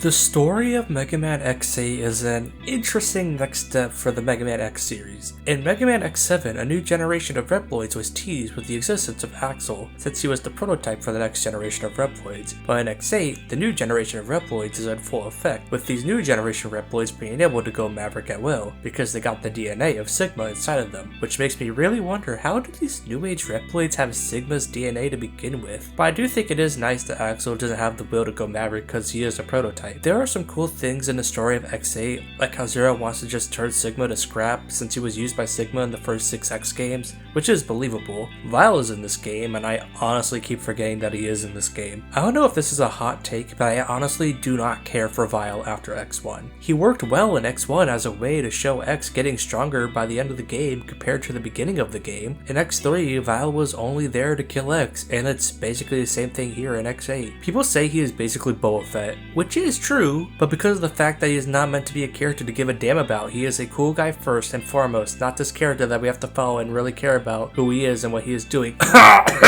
All the interesting stuff in X8 is the beginning of the game and the end of the game, but I can't really talk about the end of the game in this section because I like to save it for when I talk about the finale of the game. So all I will say to cap off this section is that I think X8 as a story is one that doesn't really captivate me for the most part, but I do like the new stuff that it is trying to do. Now we have reached the finale of the game, where we get the final batch of levels heading up to the moon. The first level is the Jacob Elevator, and I think that this is one of the worst levels in not only X8, but in the X series. It is nothing but you going up an elevator and fighting enemies. I wouldn't mind something like this if it was a short burst to relieve you from the platforming of a regular stage, but it's nothing but this elevator for minutes on end fighting the most defeatable enemies, which just makes the whole thing feel boring. But I do like how you fight Vile at the top, even though he should have died here and never come back in the final stage, but whatever. The second stage is, lo and behold, the boss rush stage. I have said this in almost every Mega Man video I have done, and I will say it again. Stages that are just the boss rush are always going to be the low point of the final levels, because it's refighting bosses that you already fought before, and in X8 they last longer because of the invincibility frames. I will say that I am glad that it is a separate stage from the final boss, but that is honestly about it. I don't really have much to say on the boss fight against Sigma in quotations, other than he was pretty hard. The final level is definitely the best level in the game. It gets my vote for the hardest level in the game, with you needing to defeat the Kami boss that turn into Sigma and needing to platform in rooms full of spikes, which is oh so satisfying to do. I guess the only critique I have is that I don't like having to fight Vile again. It just further proves to me that it would have been better if he was destroyed after the Jacob elevator. You then meet up with Sigma after being mentioned in the cutscenes between levels, and seeing copybots turn into him, but he looks majorly different but before. I don't know if this was intentional or not, but I like that he looks like this. It shows that coming back as many times as he has is really starting to put a hold on his body, which makes him look more incomplete than what he looked like in X6. We're gonna exclude X7, right? Good job, you're becoming a Mega Man fan. But like I said, I don't know if this is intentional or not. The only thing I can find about the design is that in the Complete Works book about him looking more demonic to contrast with Lumine's more angel look. So that's something, I guess. The Sigma boss fight is honestly not that hard. I just took a lot of damage because I rarely play this game and didn't know much about it. Sigma is defeated, but it is revealed that Lumine was manipulating Sigma in order to get his DNA and is behind all that has happened since the game started. I think this is much better use of having a different villain in an X game over X6 or X7, where it's more so the fact that you know that Sigma is back and the new character is just thrown away after he comes back fully. But other than that, I honestly don't have much to talk about in terms of Lumine as a character. The final Lumine boss fight is definitely the hardest in the game. The first phase is pretty simple to grasp with him using the bosses you fought in the game to use their desperation attacks on you. The second phase, however, is very hard, where he uses many attacks on you that need precise dashes and jumps to dodge them, and it all comes together in the final part of the boss, where you need to get rid of his defenses to get to him before the screen envelops in darkness, which leads to losing a life and using a retry chip. Even though I know what to do now, I won't deny that this part is kinda bullshit. The game ends with the hunters defeating Lumine, Exo gets attacked by Lumine, and the hunters go down the elevator, with X and Zero having a conversation about what will happen to them once they become obsolete. And I think it's a pretty cool clip.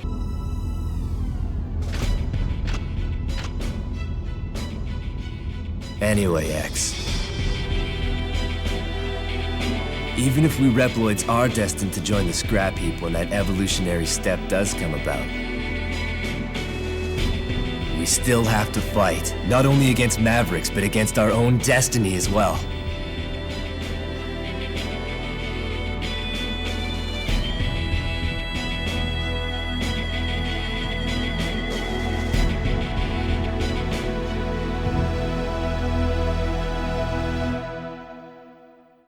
Like I said at the beginning of the video, Mega Man X8 is a pretty weird game. It does things that I want to see in a Mega Man X game. Fluid feeling gameplay, different playable characters that offer different playstyles, bosses that are fun to fight, and a few levels that are fun to go through. But the game is held back in many ways, like half of the levels in the game being auto-scrollers, gimmicks in certain stages that don't really add anything meaningful or just ruin the gameplay feel, an item game that is more complicated than it should be that makes levels not fun to go through, in a story that, while it tries to do more than the other X games, doesn't really go the extra mile in ways I think X4 and X5 are able to do better. This game clearly does a lot right and is an improvement compared to Mega Man X7, but I think X8 suffers from the same problems as Mega Man X3, a game that gets stuff right but falters in its new ideas and executions compared to the other games in the sub-series. I don't think X8 is worse than X3. I definitely would replay over X3 and the other bad X games like X6 and X7, but I expect I wouldn't be returning to it for a while. If you are going to play this game, I recommend doing a casual run of the game than doing a 100% run. It's much more enjoyable. Next time we talk about Mega Man X, we go into the last Mega Man X game released as of 2025, Mega Man X Dive Offline. This will be an interesting review since I never reviewed a gacha game before, but we'll see what I think of it when we get there. I hope you all enjoyed the video,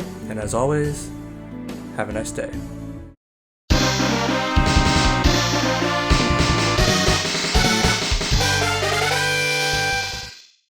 After the release of Maverick Hunter X, the Mega Man franchise was slowing down in terms of new games coming out till around 2010, when, after the release of Mega Man 10, Keiji Inafune left Capcom to make a new company that would make games similar to Mega Man, which is how we got Mighty No. 9. But that is a story for a future video. But basically, Mega Man was on hiatus for years till around 2015 or so, when we got the first Mega Man Legacy Collection, which brought interest back into the brand, which led to us not only getting collections of other Mega Man subseries like the X series, the Zero CX series, the Battle Network games, and the recently announced Star Force collection, but we also got Mega Man 11 in 2018. Mega Man nowadays is in a good spot, I would say, despite the fact that Mega Man fans can't really live without new Mega Man games coming out every year like the 90s and 2000s. But one of the things that Mega Man hasn't been slacking on is his offerings on mobile devices, where there are many versions of his classic titles like the NES games and Mega Man X1 on mobile, which is a version I will need to talk about in a future video. But instead, we are going to be talking about one of the more well-known Mega Man mobile games out there, and is basically the end of the Mega Man X saga for the time being, which is Mega Man X Dive.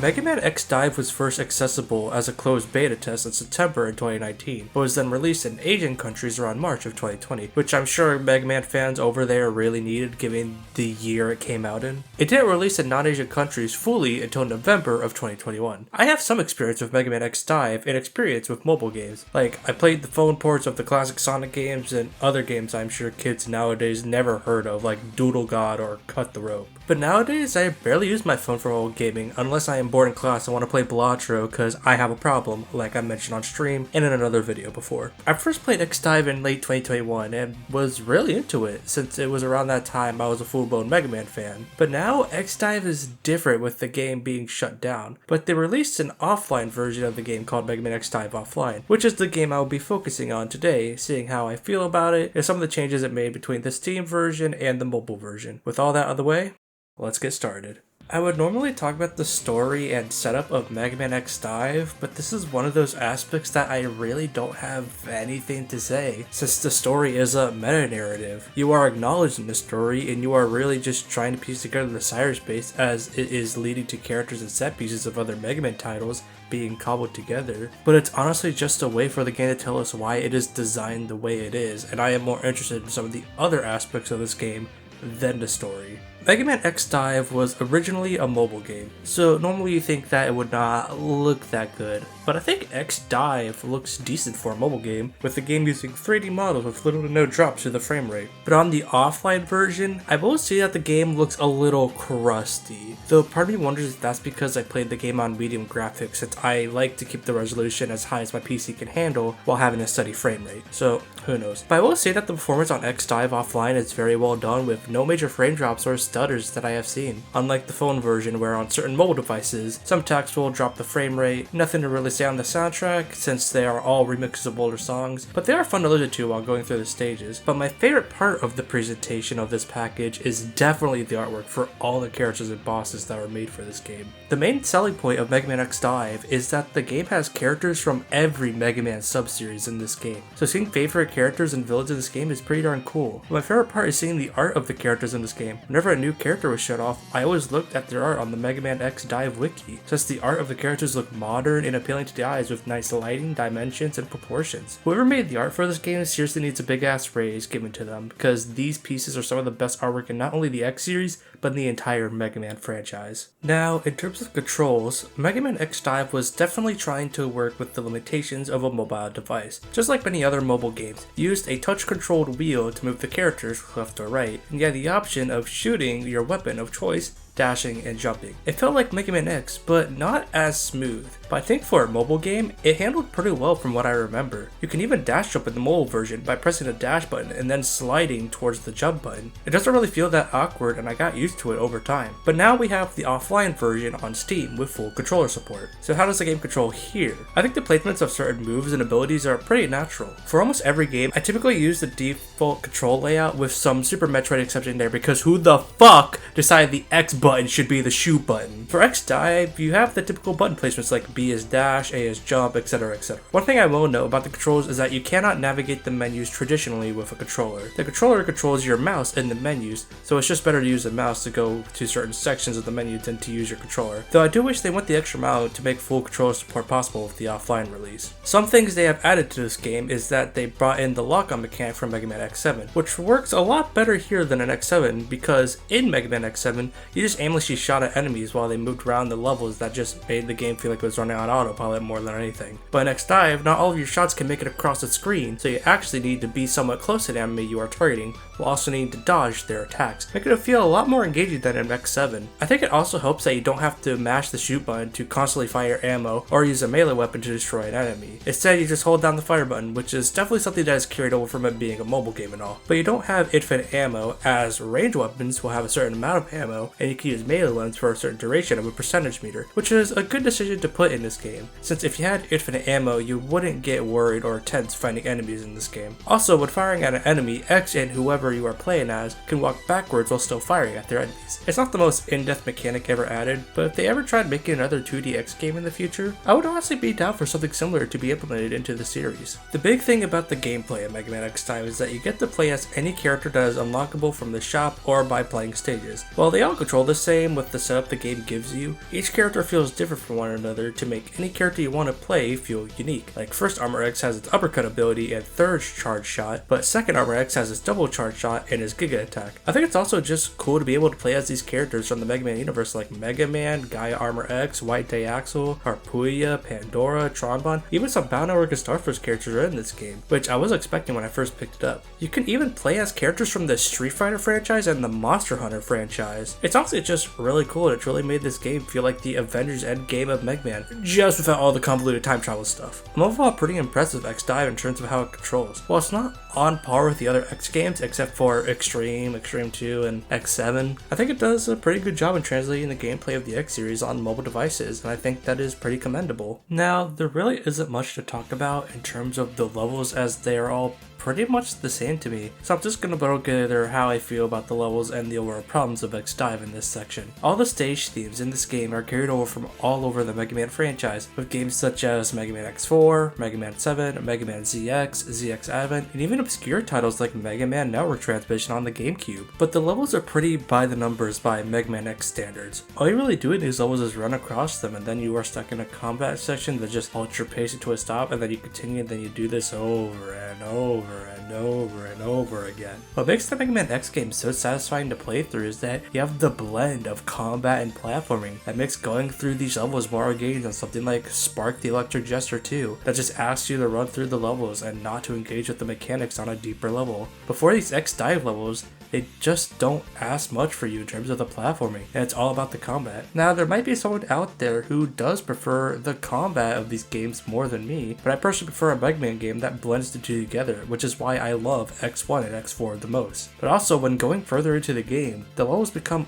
artificially harder. This is obviously because on the original game on mobile devices, it was made this way so that you can spend money to buy lives and upgrades so that you can get money. So when you're going through the original X-Dive, the game makes your attacks feel weaker with each level to the point they have to spend real money to get the necessary equipment of gacha tokens to have a chance to be better. Now, the offline version removes the gacha system since it was made with the intent of not being online, and you just have to spend $30 on the game. You can still get the characters you want in the game, but now they just cost the in-game currency instead of using real money to get them. But this then leads to another problem with the game, where I was doing respectable damage, but I was more frail than a child's pottery project. Almost every enemy hits you hard, and it feels like you aren't getting far in these levels, yet I was reaching the necessary power levels that the game asked for and had up-to-date grades to my weapons, cards, skills, etc. Also, when you unlock a new character, you need to do a lot to have them catch up to you use them, which makes it feel like the game doesn't want you to use the new characters you get, and to instead use the character you already had upgraded, which honestly just removes part of the fun of playing X-Dive, which was seeing all the faces from across the franchise and seeing how each one is different from one another. This game at its core is just not fun to go through when all of its difficulty is made artificial. You can make it not artificial, but then you lead to the problem of the levels being the most bare basic levels you ever played, which at that point you might as well play something else. Overall, Mega Man X-Dive is a weird game that is shackled to the device it was released on. There are many things to like about X-Dive, with its controls being a well-handled adaptation of the older Mega Man X titles, the bevy of characters that you could play as, and how in the offline version there are no microtransactions and you get the stuff by just playing the game instead of investing over $100 just so that you can get that one character or that one weapon. But I think that this game falters in its overall core design of needing you to either replay harder levels like in the vanilla release of the game, or needing you to know know the ins and outs of every mechanic of setting up your character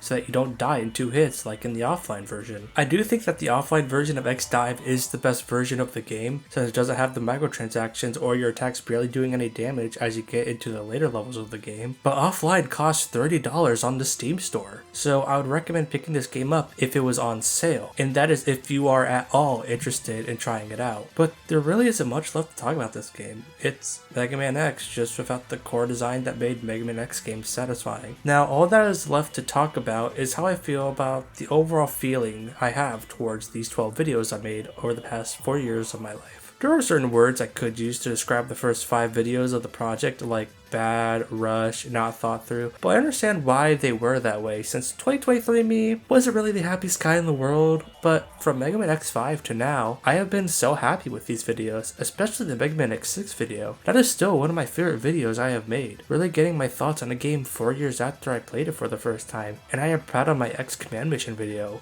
as it got me to really push my comfort zone with games I haven't played and seeing how I can structure a video on an RPG. No matter what I have to say about these videos on an objective level, since I did get better with time, I can't deny that the Mega Man X games and these videos mean a lot to me, and I would not have met such amazing people without them. We currently don't know what the future holds for Mega Man, as we are still getting collections from Capcom, and we haven't seen a new game since Mega Man 11 in 2018. But I am content with this, as we get these games to become more accessible and offer these titles to newcomers and replay old favorites or classics, while waiting for the team working on the next game to release a finished project, because at the end of the day, a finished game is much more fun than an unfinished game. I thank you all for watching, and as always, have a nice day.